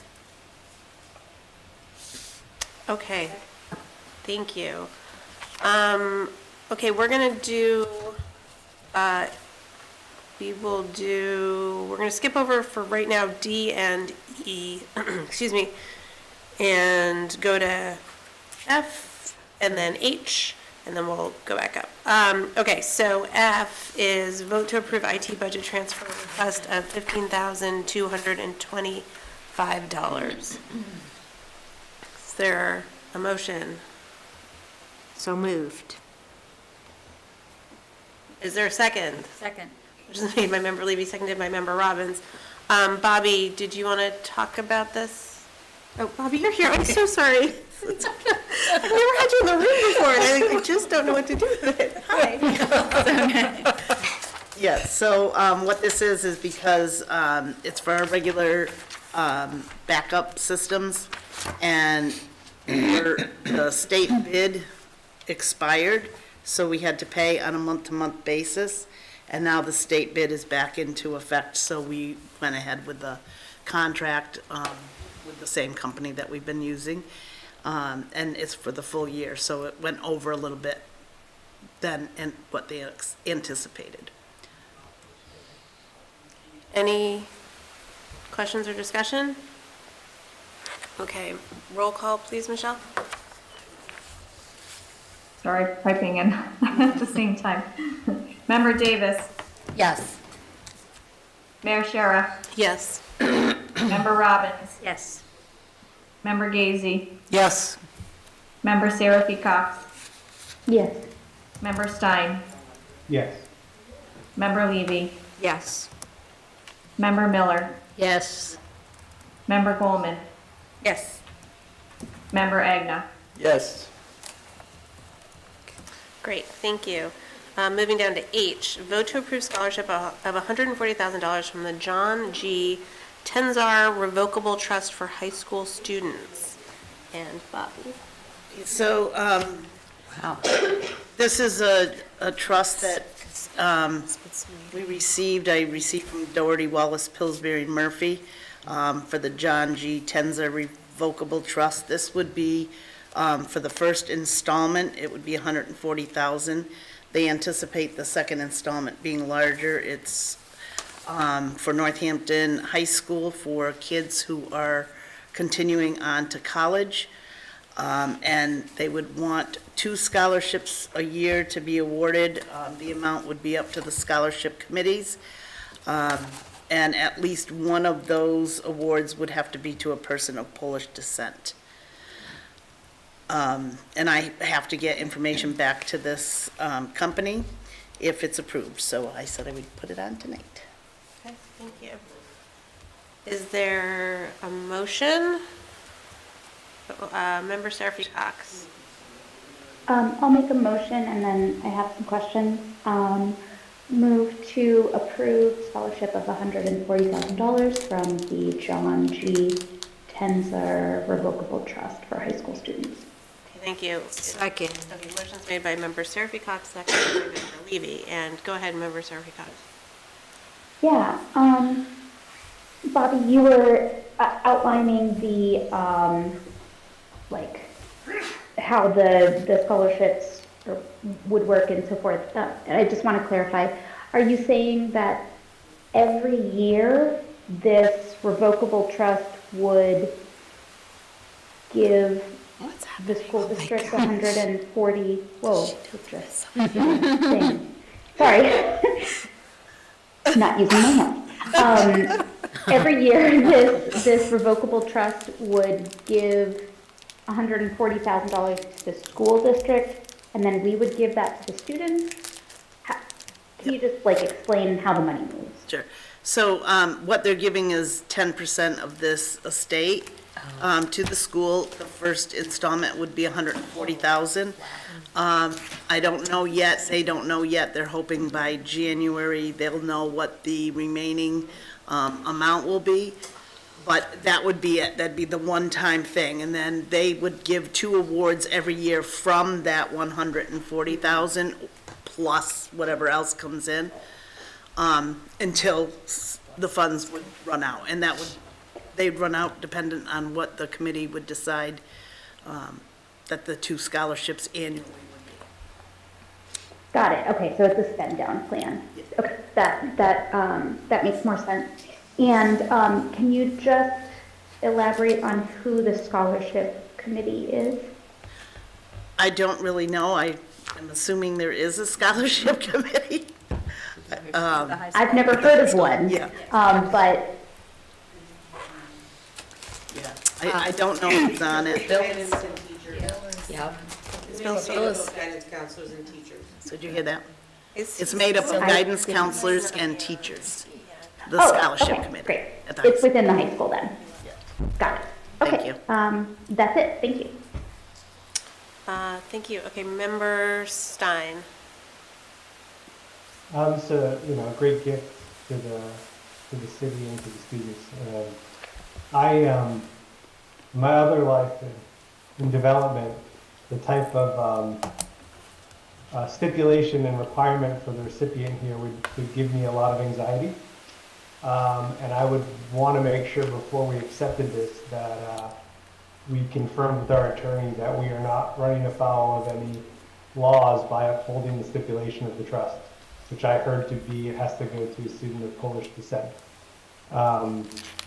Oftentimes there are these types of stipulations based on nationality or religion, and they can't be given out because of various legal issues. So I would want us to understand that before we accept this and get some real clarity from our attorney about that, because I wouldn't want it to be something that we actually wouldn't be able to spend and become a larger problem for us and not really honor the intent of the donor. So if we could, I don't know if this is a vote tonight. And I made a motion, so if you're asking for a friendly amendment. Yeah, I'm asking a friendly amendment that we send this to Attorney Taylor for review and then to give us a recommendation, make sure it's not going to be a problem for us. I think that I'm okay with that as a friendly amendment. I just wonder, Dr. Bonner, if you have anything that you want to add there. I know that Member Levy has something. to add. Sorry, we're really working on my poker face, not well. As a former college counselor who used to help students find scholarships, there are scholarships out there for folks with all sorts of identities, ethnic identities, religious identities, sexual orientation. There are scholarships for people who are left-handed. There are scholarships for people who, like Wednesday is their favorite day. But are they from public institutions or are they from private institutions? Well, but this Yeah, is I from mean, a that- private institution. Yeah.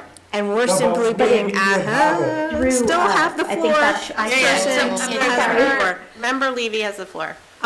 We are being asked to administer a scholarship that is being funded by a trust. And so we are not, as a public institution, creating a scholarship. We are simply being asked to administer it. I would not choose to use our legal fees to find out whether that's okay. This is a very, very, very common practice. Then I'm, yeah, I was mostly,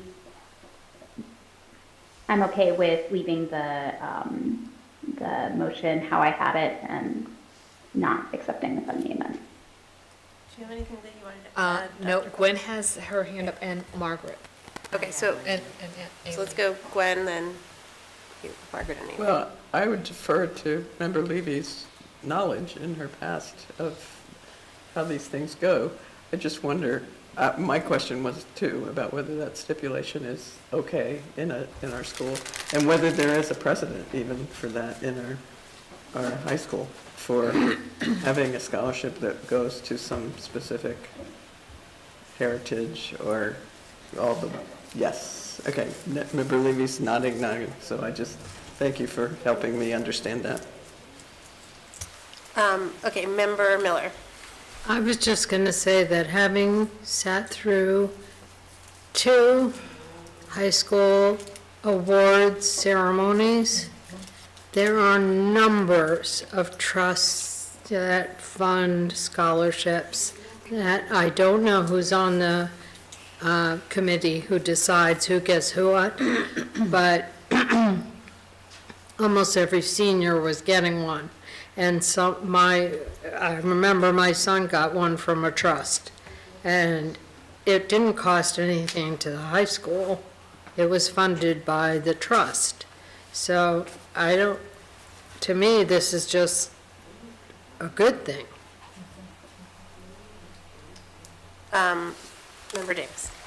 Yes, I was going to, I'm just going to echo again, but I get Member Stein's, hey, is this okay?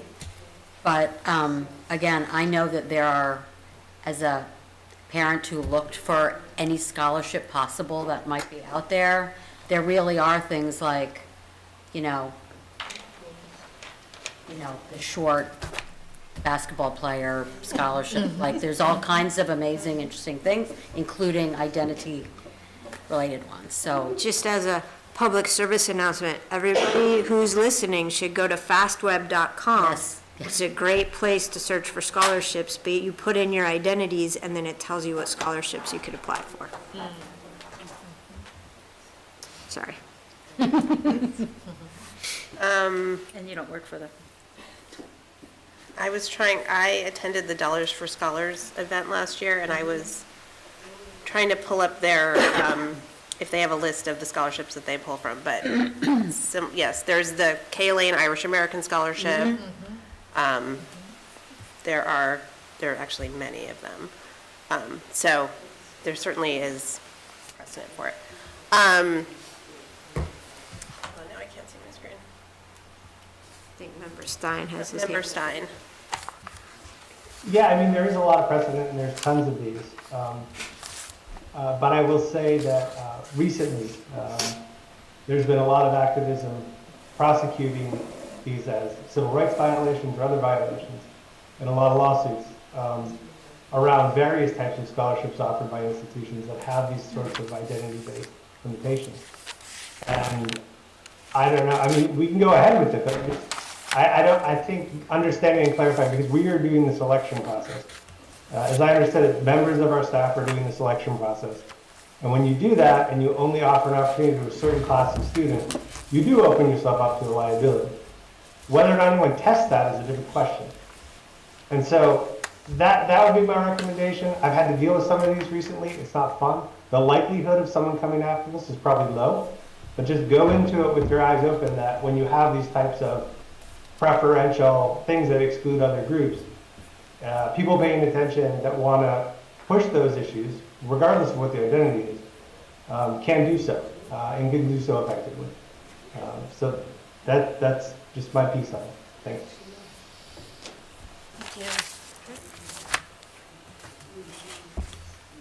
Okay, any further discussion? A roll call, Michelle, please. Member Davis? Yes. Mayor Shara? Yes. Member Robbins? Yes. Member Gazy? Yes. Member Seraphy Cox? Yes. Member Stein? Yes. Member Levy? Yes. Member Miller? Yes. Member Bowman? Yes. Member Agnew? Yes. Okay, thank you. And we're going to jump down to the business administrator's financial report, so be under reports and recommendations, so that Bobby can go home after this. Well, my stuff is in your packet. If you have any questions, I'm happy to take it.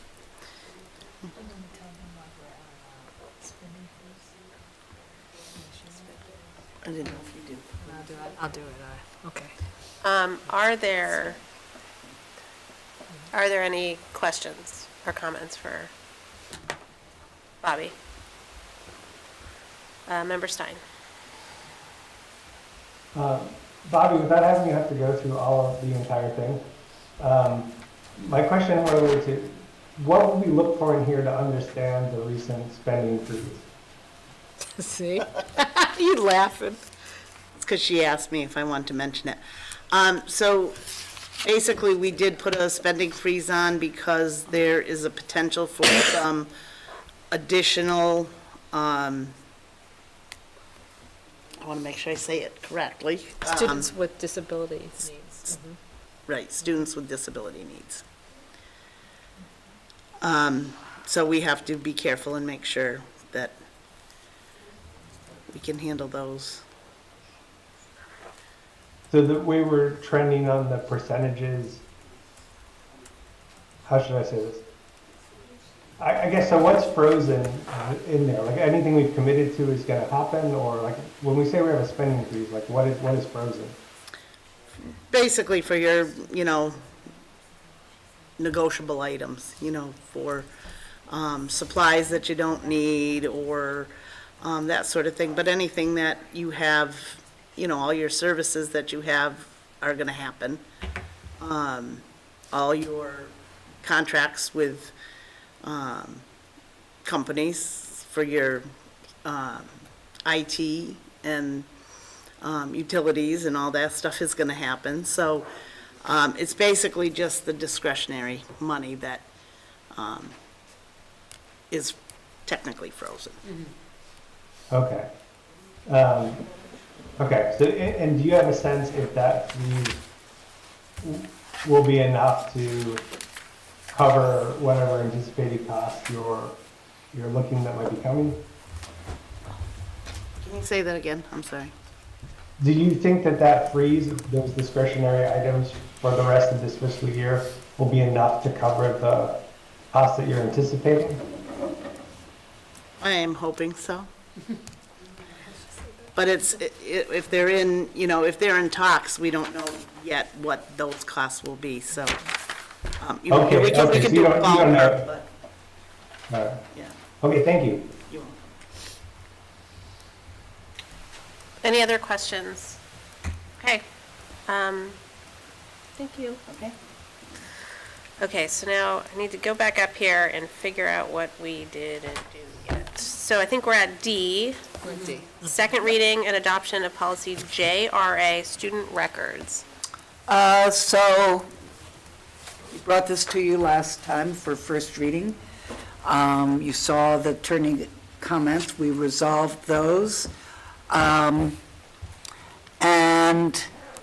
it is pretty, there were no other comments from you all last time as to other things you wanted to see changed. So I think this is ready for a vote. Okay. Is there a motion on policy, approving policy JRA? I'll make a motion to approve, JRA. Motion's been made by Member Robbins and seconded by I'll second it. Member Agna. Discussion. Okay. Seeing none, roll call, please, Michelle. Member Shara, I'm sorry, Mayor Shara. Yes. Member Robbins. Yes. Member Gazy. Yes. Member Seraphy Cox. Yes. Member Stein. Yes. Member Levy. Yes. Member Miller. Yes. Member Bowman. Yes. Member Agna. Yes. Member Davis. Yes. Okay, thank you. E, first reading of policy JH, student absences and excuses. Dr. Bonner brought this to us for updating. The copy that you have in your packets isn't the one that we were working on. We sent an update, though, did, I believe. Oh, you did? Yes. Oh, okay, good, thank you. The bottom red one is the MASC boilerplate or suggested updates. We edited them for things like parents to caregivers to go along with Northampton Public School values. We wanted to clarify what counts as an absence. This policy will not be reflected in the Code of Conduct until revisions next year. So until then, there will be a difference between the Code of Conduct and the policy. So it will be important to communicate with families the changes. One of the main things we did was instead of dropout prevention, we changed it to chronic absenteeism. One question we had was in the second paragraph where it talks about students can be excused from schools for illness, quarantine, bereavement, weather, or an observance of major religious holidays. So we didn't know whether the will of the committee was to be more specific about the major religious holiday language. So that's where we are with that one. Other things that then there's Dr. Bonner's note down at the bottom in green, if you'll notice at the end, about the DESI's minimum requirements. It's in red. It's in red at the very end. Those are just kind of notes for our. Those are notes It's for, yes, bolded. those are Yeah. notes for, to go into the code of conduct book. That's what that was. So I don't know if you have any input on major religious holidays, you know. I think I don't think there needs to be more specification around that. Okay. I do wonder, in my experience, there's excused absences and unexcused absences, and I'm sort of curious about what the line is around that, because I guess this is saying, yeah, sort of like what the excused absences are and what they aren't. I think I emailed you about this too, about when kids are sick, and when I've talked to the pediatricians, they've told me that they'd prefer that the district trust parents when they tell the schools that their children are sick and that they not need to pay a copay for $30 to get a Zoom call and like, you know what I mean? Like navigate that whole situation, taking up the pediatrician's time and the parents' time to get a note from the doctor. We have requested a note to make it an excused absence if it's for medical purposes. And then also the other excuse is if there's bereavement, if it's immediate family or so on, and there was something, the list. But the alt team, we just went through this at the beginning of the year to really kind of make sure that we're all on the same page, using the same codes in Aspen, that was another thing, and determining what's considered to be excused and unexcused. But part of that is the medical note that substantiates the illness. And do you require something for bereavement? So bereavement, we're trusting the family, so that is a trust. I do need it. Because, we don't need a certificate, maybe a obituary or some of some sort. They need to share the relative, but we haven't gone down that road to be that specific. We do trust somewhat. Yeah. And the same thing with our staff. When our staff have a bereavement, we don't ask for an obituary. We do ask for doctor notes, though, after a certain point. Oh, No. that's what I was gonna say. Is it after, like, if you're gonna be out for 3 days, then, but if it's just, they had a stomach bug, they're home, but I didn't need to take them to the doctor, they wouldn't need a, is that what I'm hearing? We still request a medical note. We do. And I know that might be a cost to parents. And I know during COVID, it was almost impossible to get, because doctors, weren't available, and they didn't want people in their offices, so. Yeah. And too many absences just leads to a phone call conversation, right? Kind of starts with that. Right. And so we talked about doing warning letters when you reached a threshold, and then a 5 or so warning, noticing that there's something going on, and really having a counseling session with the families. And then when it's 10 days, then it's definitely, you got to come in and have a conversation. And of course, that's a little different at the high school because attendance is wrapped into credits. So a little different standard there. But K through 8, we're watching the attendance. And this is on everybody's view right now because it's a big thing with the commissioner and attendance. And it's national, actually. It's a national concern. Yeah, it's interesting. Member Stein. Yeah, you were all just sort of getting at some of this. Two things. One, I wonder if we should just put religious holidays instead of major religious holidays, because I don't know how we're going to arbitrate on what's a major and how, people want to celebrate different things in different ways.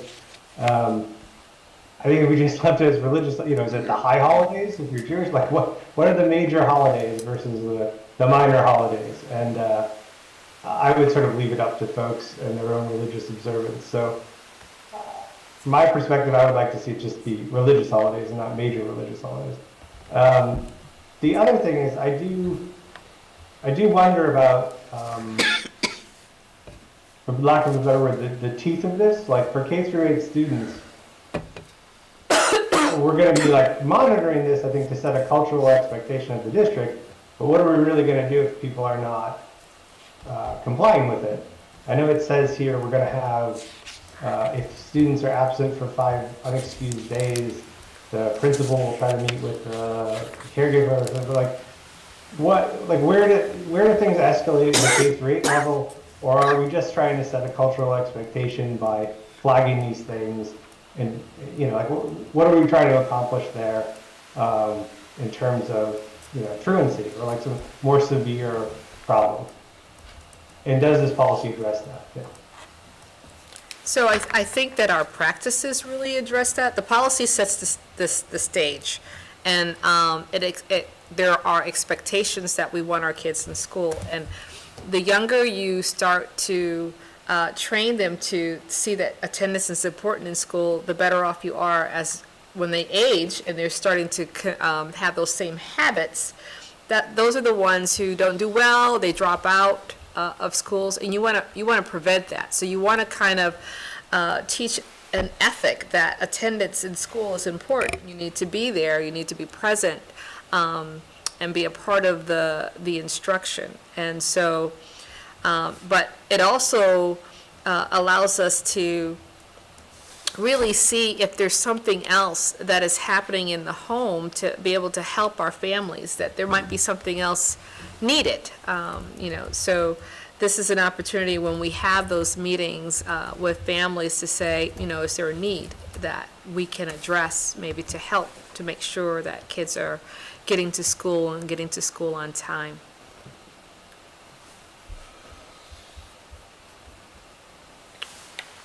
Any other discussion? So this is first reading, right? That's just the first reading, yes. Okay. So, sorry, I've lost my agenda. You have what you need on first reading. And Can I just get a sense of how other people feel about major versus, major religious holidays versus religious holidays? I mean, I've got... I have an opinion. I think it should say holidays, because I think it is up to the family to, for every family, it's different how important a particular holiday is to that family. And so I don't think it's the school's responsibility to dictate to the family whether it's a major holiday or not, because it might be to that family. That's my Are you opinion. saying it should say religious holidays, not major religious holidays? You're not Yes. saying it should say you Just get rid of holidays. major and Yes. get rid of religious? You like major. religious. I would get rid of major. I would say religious holidays. Okay, yeah. I mean, it's an interesting to think of, like, what if it just holidays without the religious part? See, for some of us, there are certain religious holidays that are very important and others that are not, so, but I would not dictate that to another family. I'll just play devil's advocate in that I had somebody not come to one of my meetings this week because it was Hanukkah. And as a Hanukkah observer, it didn't really conflict. But, I mean, the reality is if somebody didn't want to come to my meeting, fine. So. That's pushing it. I just think, like, either way, people will game the system. I agree with Member Stein that if we say major, we then have to define it. That's hard to do. I think it's an easy fix that way, just taking out the delete, the major. I'm sure that person's not watching this. They wanted to cancel. Forget that the kids cancel my meetings once a month for Guru Rinpoche Day or whatever. It's good, yeah. Okay, Member Gazy, you have what you need? Yes. Okay, so are we done with, I think we're done with new business, yeah? Great, so let's go back down. Dr. Bonner? I'm going to ask if I can pass on my report, considering that I took about 45 to an hour on the budget presentation. Just to remind you that starting in January, the schools, individual schools, will be doing a presentation in conjunction with my time, so. Great. Okay. Thank you. Guess what, Member Gazy? We're back to you. Okay. It's policy JIK, an update on policy JIK. Oh, yes. So during our last rules and policy meeting, we invited Principal Marin, let's see, who else did we have? Social worker Kelly Knight, Karen Schaffo, Melissa Dion, Kayla Miller, Wendy Cooper, a lot of nurses, to talk to us about this proposed policy because there had been some concerns. The policy, as we proposed it in our first efforts, asks for counseling for 7th or 8th graders who would get condoms. And that's problematic because nurses and teachers and other mandated reporters can't know about minors having sex because they're mandated reporters, you know, and they'd have to file 51As.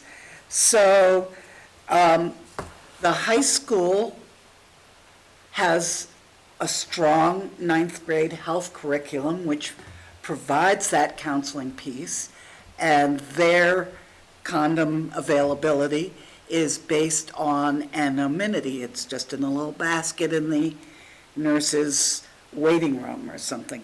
And they pointed out that most studies say that what makes a condom program successful with adolescents is that anonymity. The health office at the middle school, and I imagine at all the schools, is a very busy place. There is no time for counseling, if there was going to be counseling, aside from the 51A problem. And there's not a lot of time to sort of run the opt-in, parent opt-in, opt-out as we envisioned it. So, and there was also concern about the developmental level of middle school students, that teasing or taunting might result. And so what we thought was we're going to be doing more research. Dr. Bonner has contacted superintendents of other schools to see how they've done that. What else did we decide to do? I've got it here somewhere. Oh,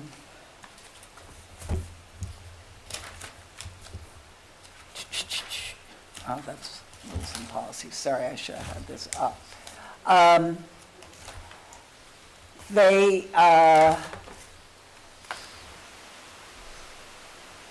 So we're still talking about it, we're still researching it, we're still looking for prior examples and how it's been implemented. And we are hoping to have soon, as a result of the DESE's new health curriculum that's coming out. I mean, we lost our elementary health educators, and now it's just the nurses and the 5th grade teachers who talk to people, and I assume that it's not much better at the middle school right now. So that's where we are. It's on the table while we look into it further and figure out, because we don't want to put in a policy that creates more problems than it solves. The BEDH, which was the public participation at school committee meetings, we are awaiting feedback from the city council before we move forward on that. Policy JHD, which we were looking at in conjunction with the student absences and excuses. That's exclusions and exemptions from school attendance. We started to update it, but the new updates from MASC include references to policy JECB, which is attendance of foreign students at NPS, and we have had some issues about that, according to the superintendent. And so we would like to have JECB referred to rules and policies so we can work on the two of them together and make sure that they blend well. We'll also have to add in cross-references to entry age, which is another policy. And so that's where we are with that. And then I just have a question. When I was reviewing my notes from the last school committee meeting, there was a mention about referring policy DJH which was last revised in 2003. It was about contracts. Was that referred to us? Or should it be referred to us? I just had that note and I don't have a strong memory. But I remember when we were talking about it, about contracts last time. Oh, that was pertaining to what Member Stein had questioned about the practice of the 48 hours approval of the contract. So I didn't know whether we wanted to formally refer DJH or not. But I would like to get policy JECB referred, the attendance of foreign students, so we can work on that with the exclusions and exemptions. Okay. Okay, let me go to Member Seraphy Cox.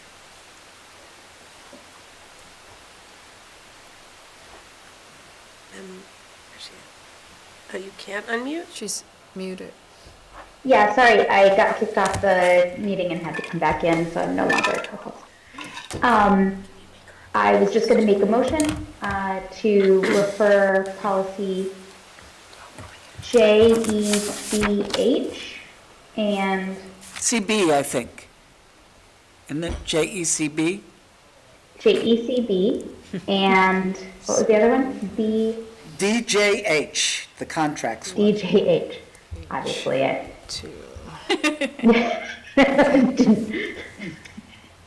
Dyslexia does not serve me well in this moment. To refer both of those to the rules and policy subcommittee. Second, because it's.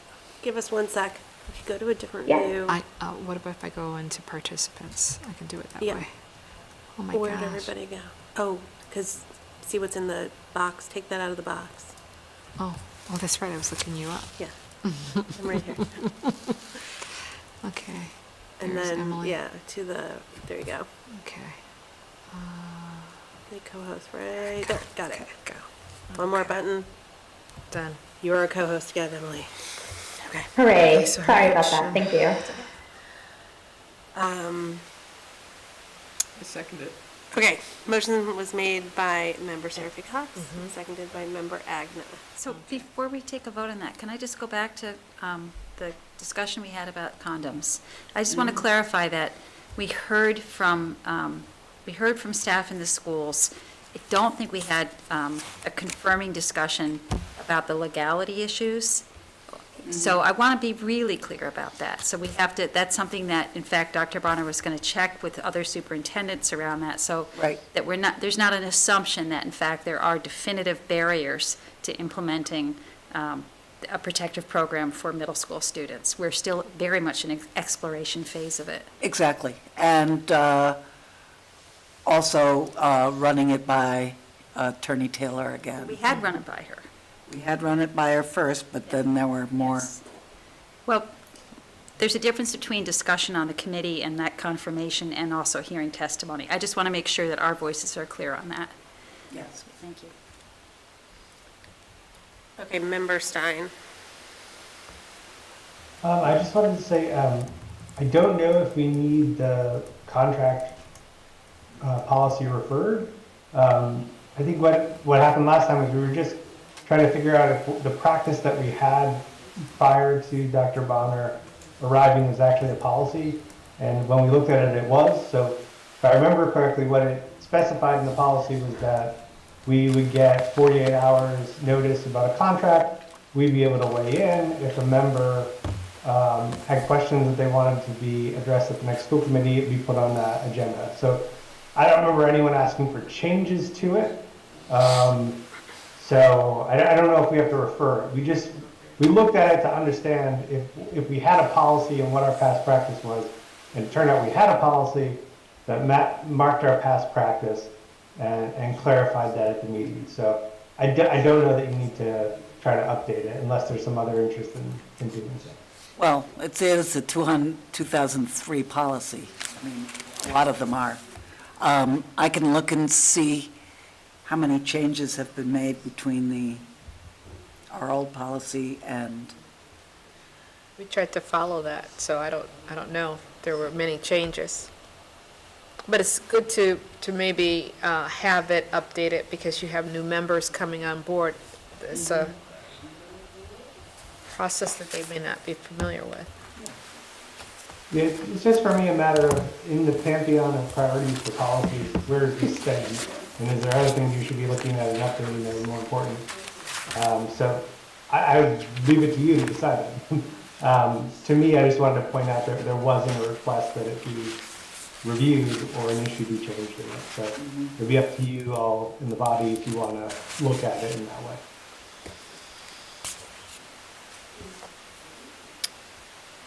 Okay. I'll follow So direction there's a motion. from.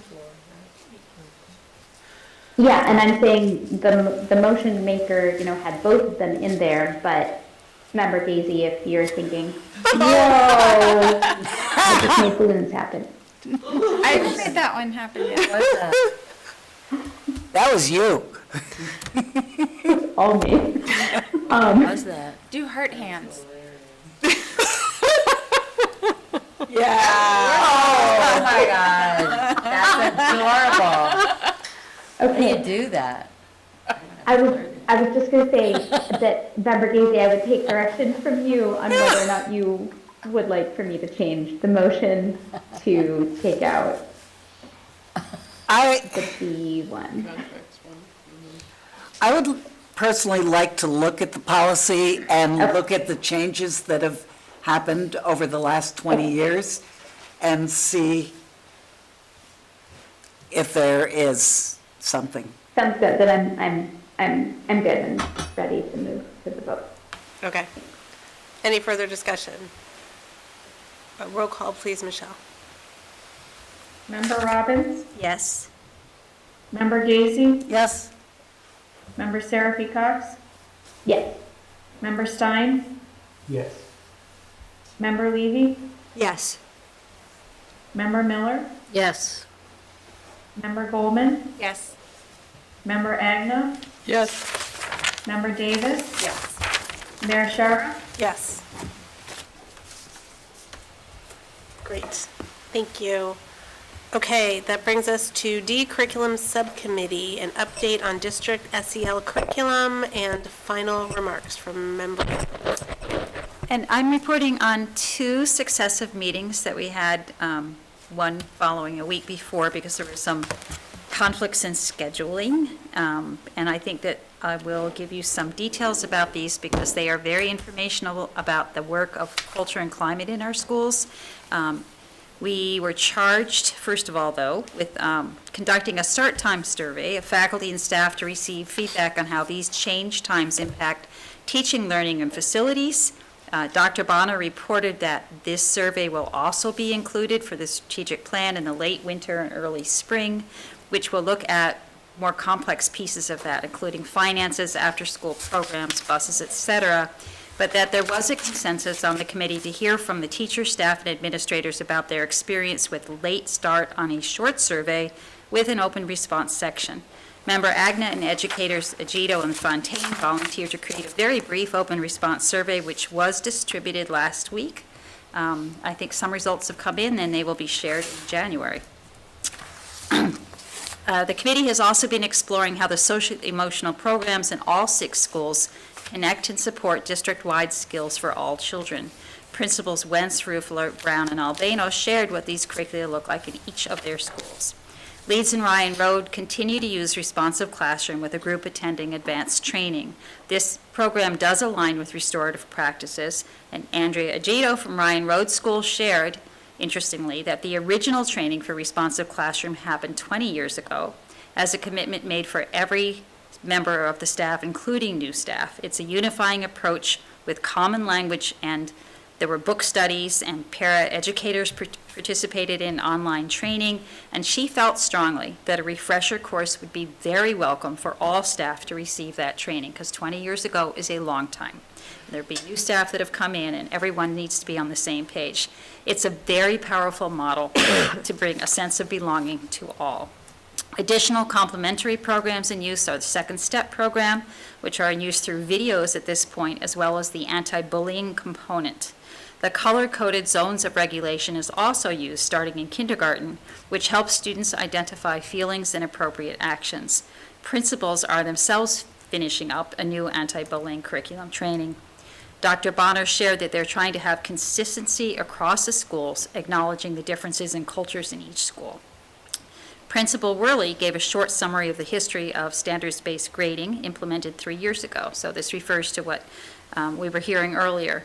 Staff and faculty spent a lot of time reviewing and unpacking grading over the past few months. They have taken a step back and are allowing teacher choice in using it or not, and that's what we heard from students today. So there are different programs, different grading programs in different departments. They have developed competencies for what students are expected to know and do. They have had some training in evidence of learning, scoring, assessments, consistency across disciplines, considering how teachers and students know that they learned what they need to. The PD day and faculty meetings are used to do this work. Eventually, there will be a circle back to grading. NHS has switched to the Aspen software from Otis, which supports this.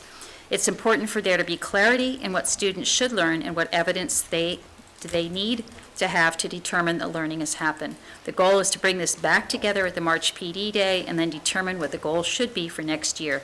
Evidence, calibration of scoring, agreements amongst the faculty and the departments. So it's a complex issue. The goal is to ensure teachers communicate standards, what is expected of students, and what are the indications for assessment and grading. This multi-year goal will provide a clarity of standards and calibration of scoring. And Principal Worley emphasized multi-year. So it's an ongoing conversation. It's complex. There are a lot of strong opinions about what it should look like, and they're working together collaboratively to come to that understanding. On our December 6th meeting, we also heard about the SEL programs. Moving on to the middle school, where Matt Hogan, who's a counselor at JFK, joined Principal Marion to present on the new social emotional curriculum ruler, which is generated from Yale University, which they are rolling out at JFK, which was news to me. So it was really good to hear about this. Ruler works in conjunction with PBIS, Responsive Classroom, Restorative Justice, and a program called Character Strong. He presented a slideshow of where the school is and a summary of the program, which is available for those who would like to see it. NEF funded the first year of this program at $7,000. There is access to the online component of training for an approximate $1,000 for each additional year. That is not funded. Counselor Hogan said they started the year rolling out the Emotions Matter units in the 30-minute small group flex classes that JFK has. Classroom teachers will roll out the last 2 units, which are called Meta Moment and Blueprint Lessons. I don't know who comes up with these titles, but they're always interesting ones. Discussion included the possibility that middle school faculty work with elementary school faculty to align and scaffold the fundamental skills, actions, and vocabulary of social emotional learning as they transition to middle school. I am compiling a historical document of the work that this committee has done in its first 2 years and of the outstanding charges sent it by the school committee. These include NHS Program of Studies presentation to the committee, integrated math assessment, NHS embedded honors assessment, standards-based grading, and transition scaffolding grades 5 through 6 and 8 through 9. And my words about the committee are that it has been a true model of working collaboration between educators, administrators, and school committee to share what teaching and learning looks like in our schools. And I want to give enormous thanks to the members who regularly joined us. Faculty members Sarah Simmons, Kate Fontaine, Andrea Gito, Curriculum Director Roxanne Dory, and coaches Rachel Nicholas and Diane Smith, who kept us advised every step of the way, and their remarkable work rolling out our new elementary math and literacy curricula. Administrators Bill Worley and Megan Harrison, Superintendent Portia Bonner, and our colleagues Gwen Agnet and Dina Levy, as well as regular visitor Mike Stein. And I want to thank you for voting this committee back into practice after its hiatus. I very much hope that it continues to honor its mission to support our community in being educated about what and how our children are learning in our schools. We start each meeting with a powerful social emotional tool for kids and grown-ups, a few minutes of a protocol called Connections, which allows us a chance to segue from where we have been all day to where we need to be for this work. We often end with reflections, and we're ever mindful of the powerful mantra teacher Julie Quinn shared with educators years ago, adapted for CICL. which is very simple, and probably most of you know it. It's simply, what are we teaching? Why are we teaching it? How are we teaching it? Why are we teaching it that way? How do we know our kids are getting it? And how do our kids know they're getting it? And that is my final CICL report. Thank you. Thank you, Member Robbins. Appreciate it.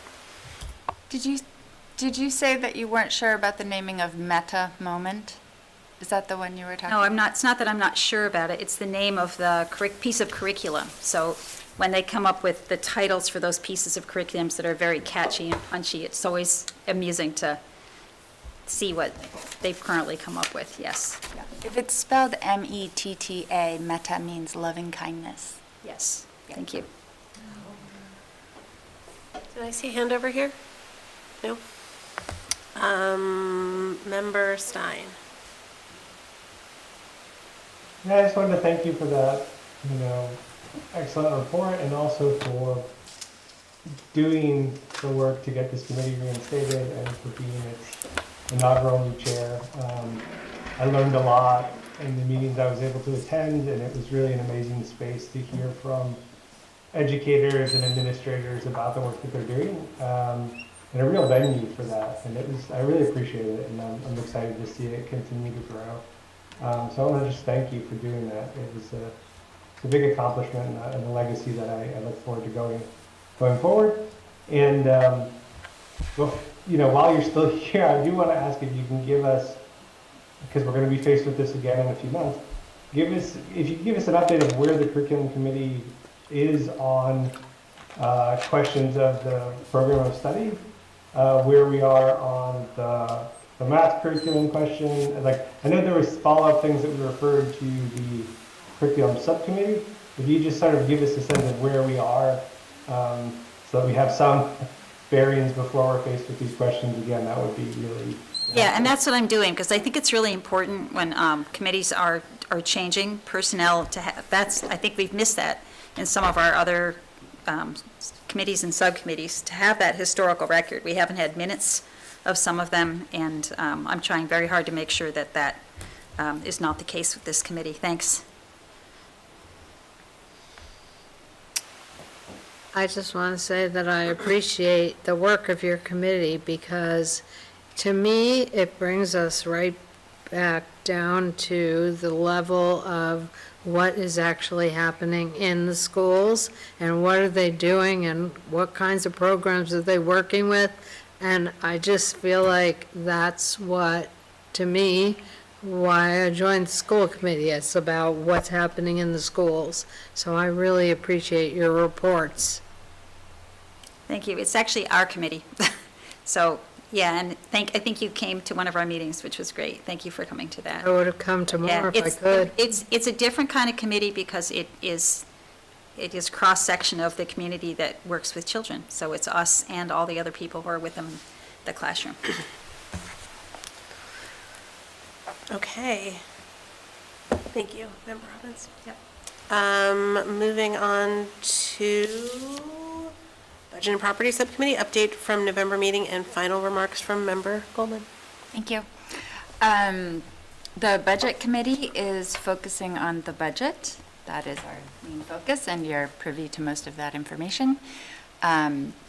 Also in the November meeting, we discussed contracts for organizations that are using district spaces.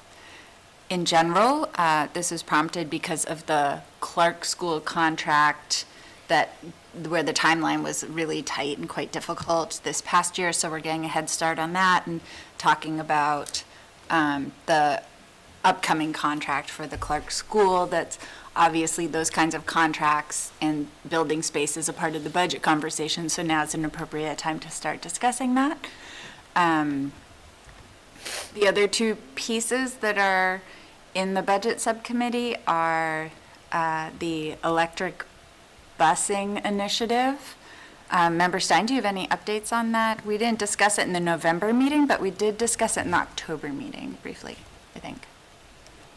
Yeah, so I've reached out a number of times over the last few weeks to try to have a meeting with Director Collins, the new CAPA director, to talk about how sort of the mandate we have and the position we're in right now, while we have another 2.5 years of this contract, to figure out what the path is forward. And sort of my last conversations with our transportation director, the key sticking point seemed to be where are we going to centrally locate charging infrastructure and also infrastructure for drivers. So that's why I want to have a conversation with Director Collins to understand where she is on that question and where the city is. So as soon as I'm able to connect with her, I'm hoping to provide an update. And sort of the second piece to this that we really need to begin in January is going through and evaluating what it would look like if we, if you know, on the one hand, if Durham is able to provide an electrical solution, what might that look like in terms of us continuing the contract? The other option is if we were to employ drivers and work with a leasing model, like one of the companies we looked at. And the third would be what would it look like to bring everything in the house, which is right now we only have partial in-house. So we have to start building those models and costing them out. And that's something I'm planning to start in the new year with Director Lieber's help. So that's where we're at. I'm really hoping that the city is going to have some direction on that. And it's an opportunity too with the capital improvement plans that are touching these areas to incorporate the electric busing interest and vision we have. So I'm going to keep moving it forward on the committee. Thank you, Member Stein. Really appreciate you staying. We're really like at the front edge of this initiative, and we just try to keep staying right at that edge. And Member Stein's the lead of that initiative, which is sort of how our subcommittee works. We sort of pick issues or projects and then pick someone to be the lead to carry the thread through the course of the term. And we also, the other piece that we're working on, the budget subcommittee, as you know, is the organic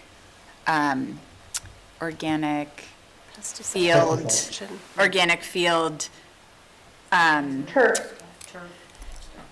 What's the word I'm trying to think of? Implementation. Implementation is the word I'm looking for. And so at our last meeting, we had Superintendent Bonner brought in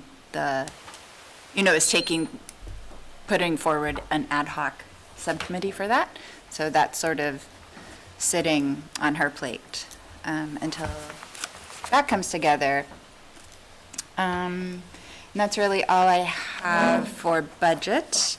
I encourage every school committee member to really use this budget season to learn how the budget works. Take some time with the documents you're receiving, pair up and run through it, ask a lot of questions outside of meetings. The more, we're so lucky to have the budget ahead of time, and there, like I was saying, there is this sort of like consistent shifting of how it's done, and it's getting better, and you're all an important part of that. And so I think the better educated all of the members are about how the budget works, the better the result will be in the spring to some extent. You know, we do what we can. And my final comment would just be to encourage people to try different subcommittees, especially if you plan on being on the committee for more than just another term. It's really helpful. Like, I find it so helpful to know how the other subcommittees are working so that when I'm in the full meeting, I understand that aspect of our work in a deeper way without attending those meetings. And it's been a real pleasure to be on the budget subcommittee and actually to be on the school committee in general. And I just really want to offer a little shout out to member Seraphy Cox, who is carrying the baton as the senior member on the committee coming into her third term. And I'm really, feel really great about that. She's made some amazing contributions to the progress that the committee's made. And I look forward to seeing her flourish in her role on the committee going forward.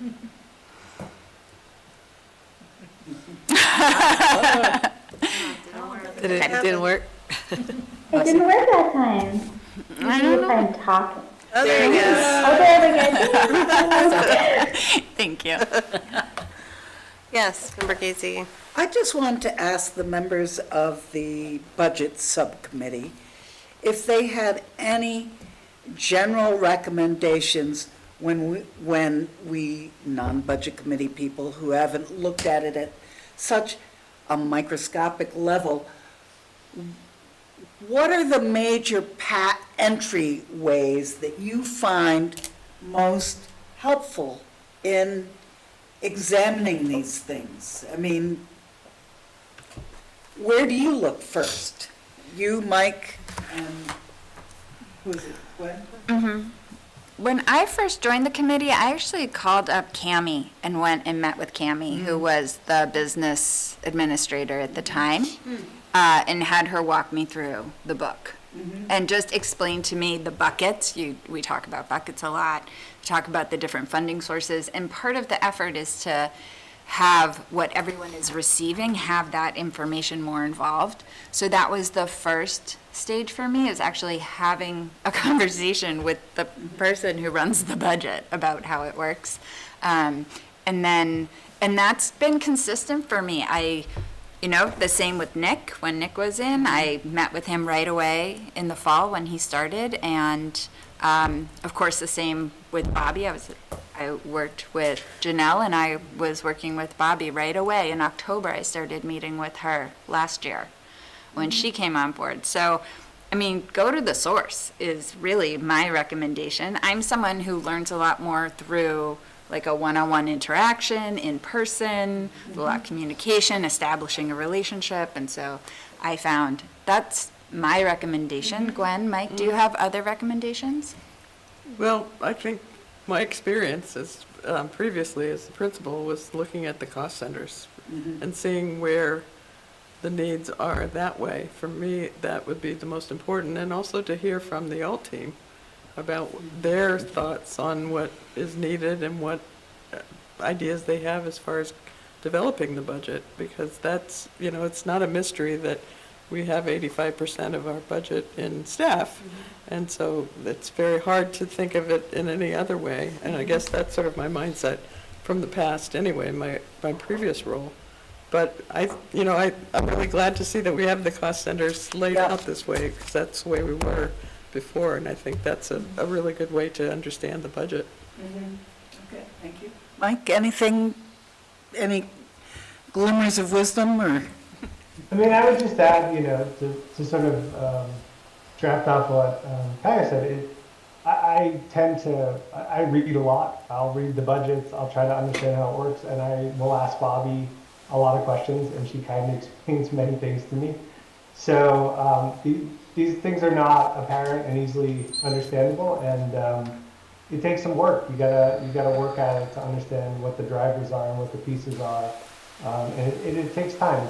There's no real easy entry point.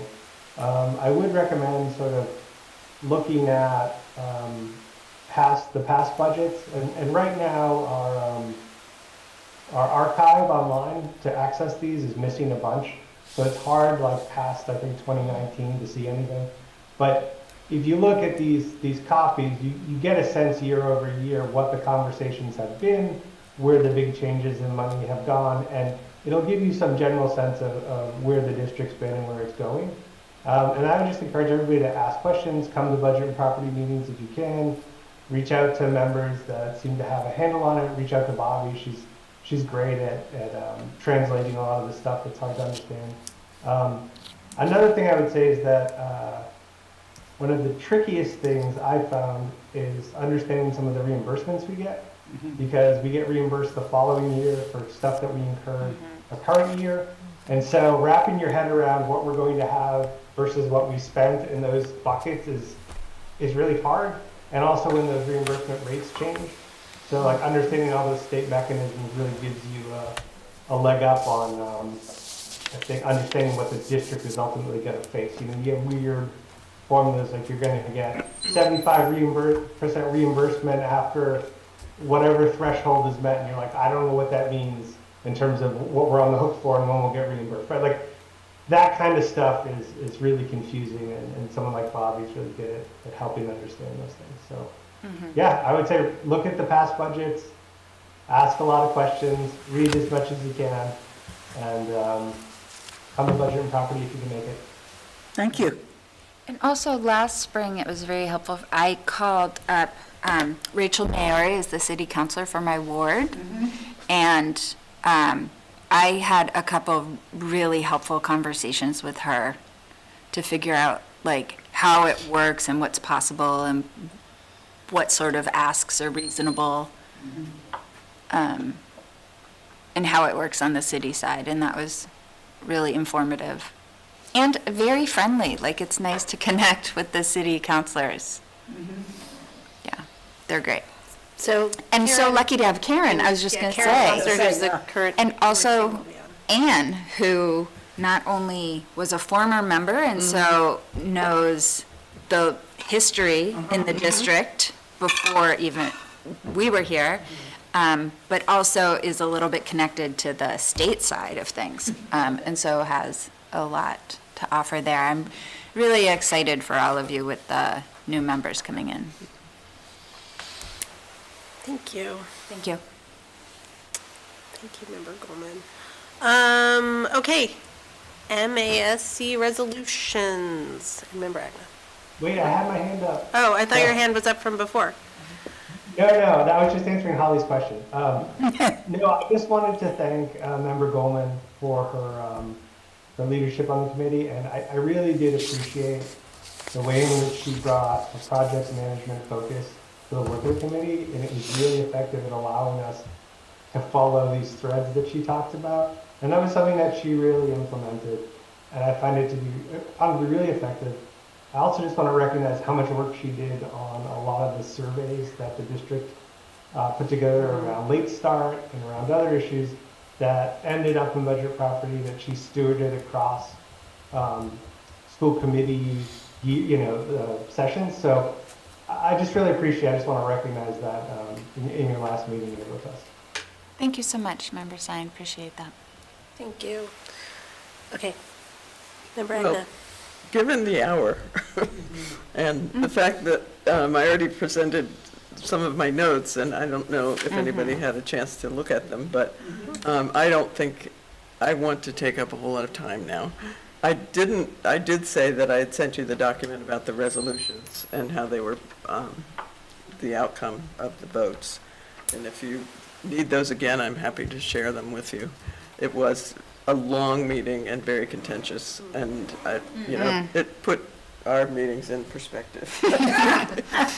To have, over 100 people have to weigh in on things, it was, there were just, I think the climate change session I went to was very critical, and I'm really glad we have a department in our city, because I think that what I heard from Worcester and from Watertown was the city and the school district have come together to do a lot of the green and healthy schools work.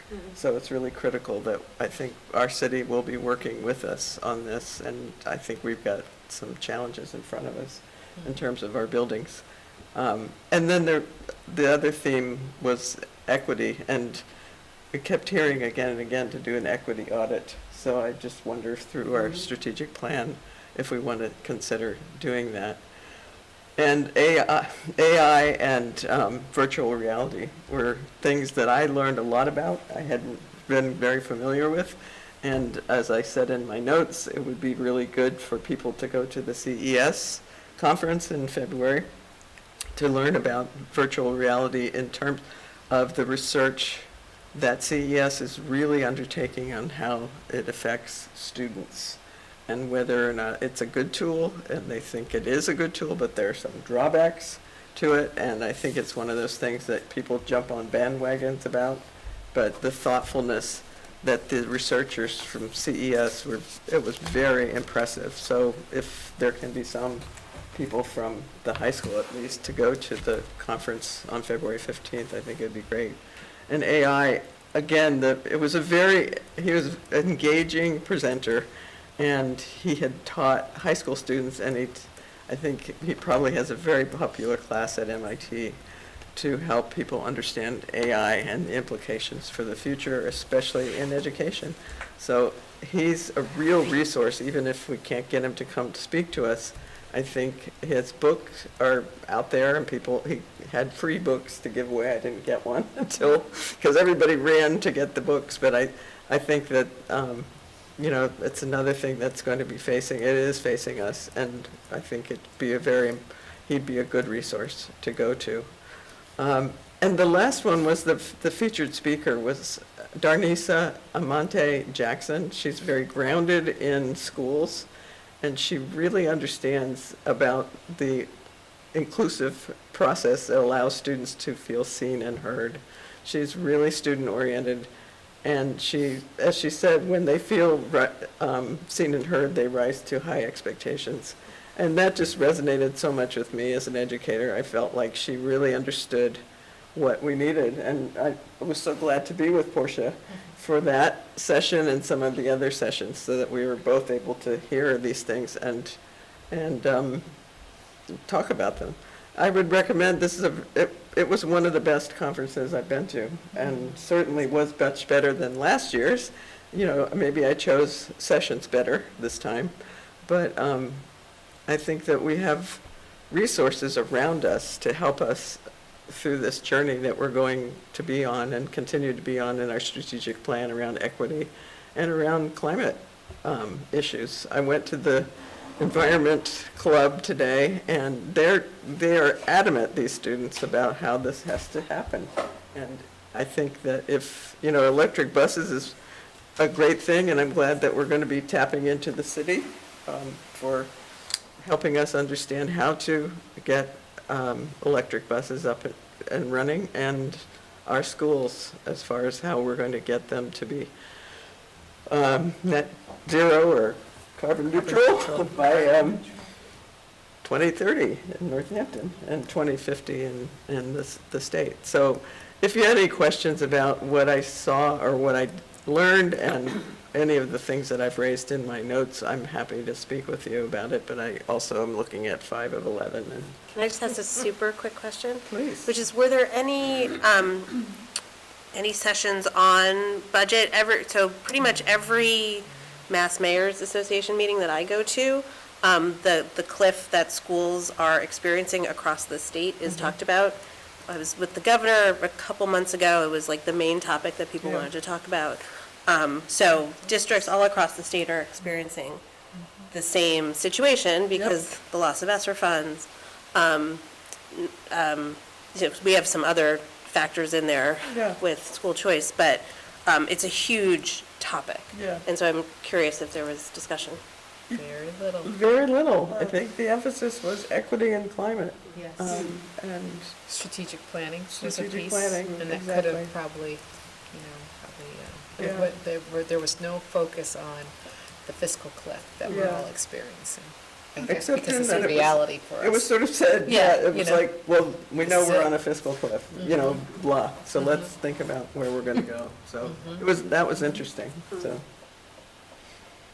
Thank you. yeah, thank you. It was really good. Thanks to the district for letting me go. Thanks for going. Okay, any discussion topics? I have one final thing, and that's this thing. Yeah. So it's great that we have these. It's great that they come out, but the point of norms is to be present with them, and I don't think that we have a practice on the committee about using them yet. And a suggestion that I had made a few sessions ago was that what some groups do is they just have this kind of piece of paper all of us get at the beginning of a meeting, and it has a little sort of score box on the side, and at the end of the meeting, we take 1 minute to just 1 to 10 on how we did on the norms. And then a facilitator can take them, and that could change with each meeting, but somebody comes back to the next meeting, and all they say is, they look at those numbers, and all they say is, we did really well on this one last time. We want to work more on this one this time. And it is a really helpful way to have groups actually use these, because we had norms when I first came for a session that Kaya had worked on with her group, and they were just on a piece of paper in a book. So if they're actually going to mean anything, it might be a good idea to at least have some kind of a protocol for how you're going to use them. Just a suggestion. Thank you for that suggestion. I like that suggestion. Member Stein, do you have a discussion topic? Yeah, there's two discussions I also wanted to mention that I'm hoping we can have on future agendas. One has to do with what are we doing to address the sort of the impact of our previous reading curriculum, and how has the intervention at the high school gone? We added that staff member in August. Is that enough resources? Do we need additional resources in the middle school? How are we identifying students who are struggling to read well beyond elementary school, that may have slipped through the cracks, and who weren't served well by our earlier curriculum? So I'd like to have that as a topic. The second topic I would like to have is, we've talked a lot about the WINS model that was developed in terms of its budget implications and the way that was managed. But I would really like to see some sort of assessment from the district on how it's gone and where are the areas we need to improve, what successes have we realized, and I think it would be worthwhile for us to spend some time talking about it, separate from the questions of the budgetary impact. So those would be my two requests. I hope we could get those on a agenda in the spring. Not the same agenda, hopefully, but agendas. Okay, thank you. Anyone else? Okay. Future business and meeting dates. The next school committee meeting is Thursday, January 11th, 2024 at 6:30 p.m. That will be a regular school committee meeting and also an organizational meeting. Thank you. I was trying to find the word. Where the vice chair will be chosen. And then discussion, I guess, and at that meeting, I will announce the subcommittees, and thank you, everyone who's already given your ranking to me. I appreciate it. Again, those are, I believe, due January 5th, but as soon as you get them to me, I can work on them, so thank you for that.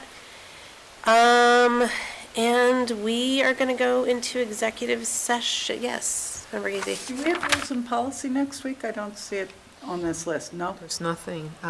Okay. There's nothing next week. Okay. Well, pleasant surprise. That's good, because I wasn't going to be able to make rules and policy next week anyway. Okay. I know. I remember last year we didn't have one in December. No.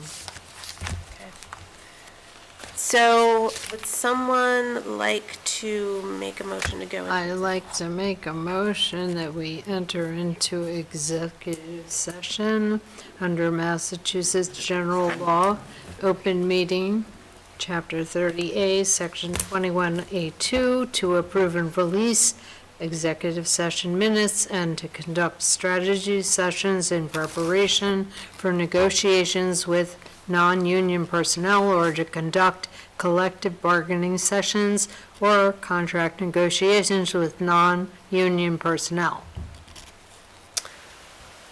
Thank you. Second. It is motions made by Member Miller, seconded by Member Levy. Used to say Can I the make a chair. friendly amendment? Can we add, extend time, because we're at like 10:58? Yes, that's an excellent idea. Would you add, to suspend the rules? I'm losing all of my words. To suspend the rules to extend time. Set a time to enter into the executive session. Well, we're just adding to the motion because it's almost I need to 11. make a motion to adjourn from this session? No, we're still on the executive session one. And extend the time. Yeah. And suspend the rules. Just add, say, and suspend the rules. Just say it. And suspend the rules. Request to enter? No, don't start at We've got that one. No, it's okay. And. That's good. And suspend the rules. And suspend the rules. Excellent. Is there a second? Yes, I second. Okay, motion's made by Member Miller, seconded by Member Agnew, to go into executive session. We will be adjourning from executive session. We will not come back into open meeting. It used to say, and the chair so declares, I so declare. And Michelle, can we do a roll call on executive session, please? Member Gacy? Yes. Member Seraphy Cox? Yes. Member Stein? Yes. That's true. Member Levy? Yes. Member Miller? Yes. Member Goldman? Yes, and thank you. Member Agna? Yes. Member Davis? Yes. Mayor Shara? Yes. Member Robbins? Yes. Great, thank you. So we've voted to suspend the rules. I need to announce, right? To suspend the rules, and we just no did end it. date. Okay, no end Tomorrow. dates. Okay, so thank you, everyone who's still here. We're going into executive session, so we're going to say goodnight. Is there anyone who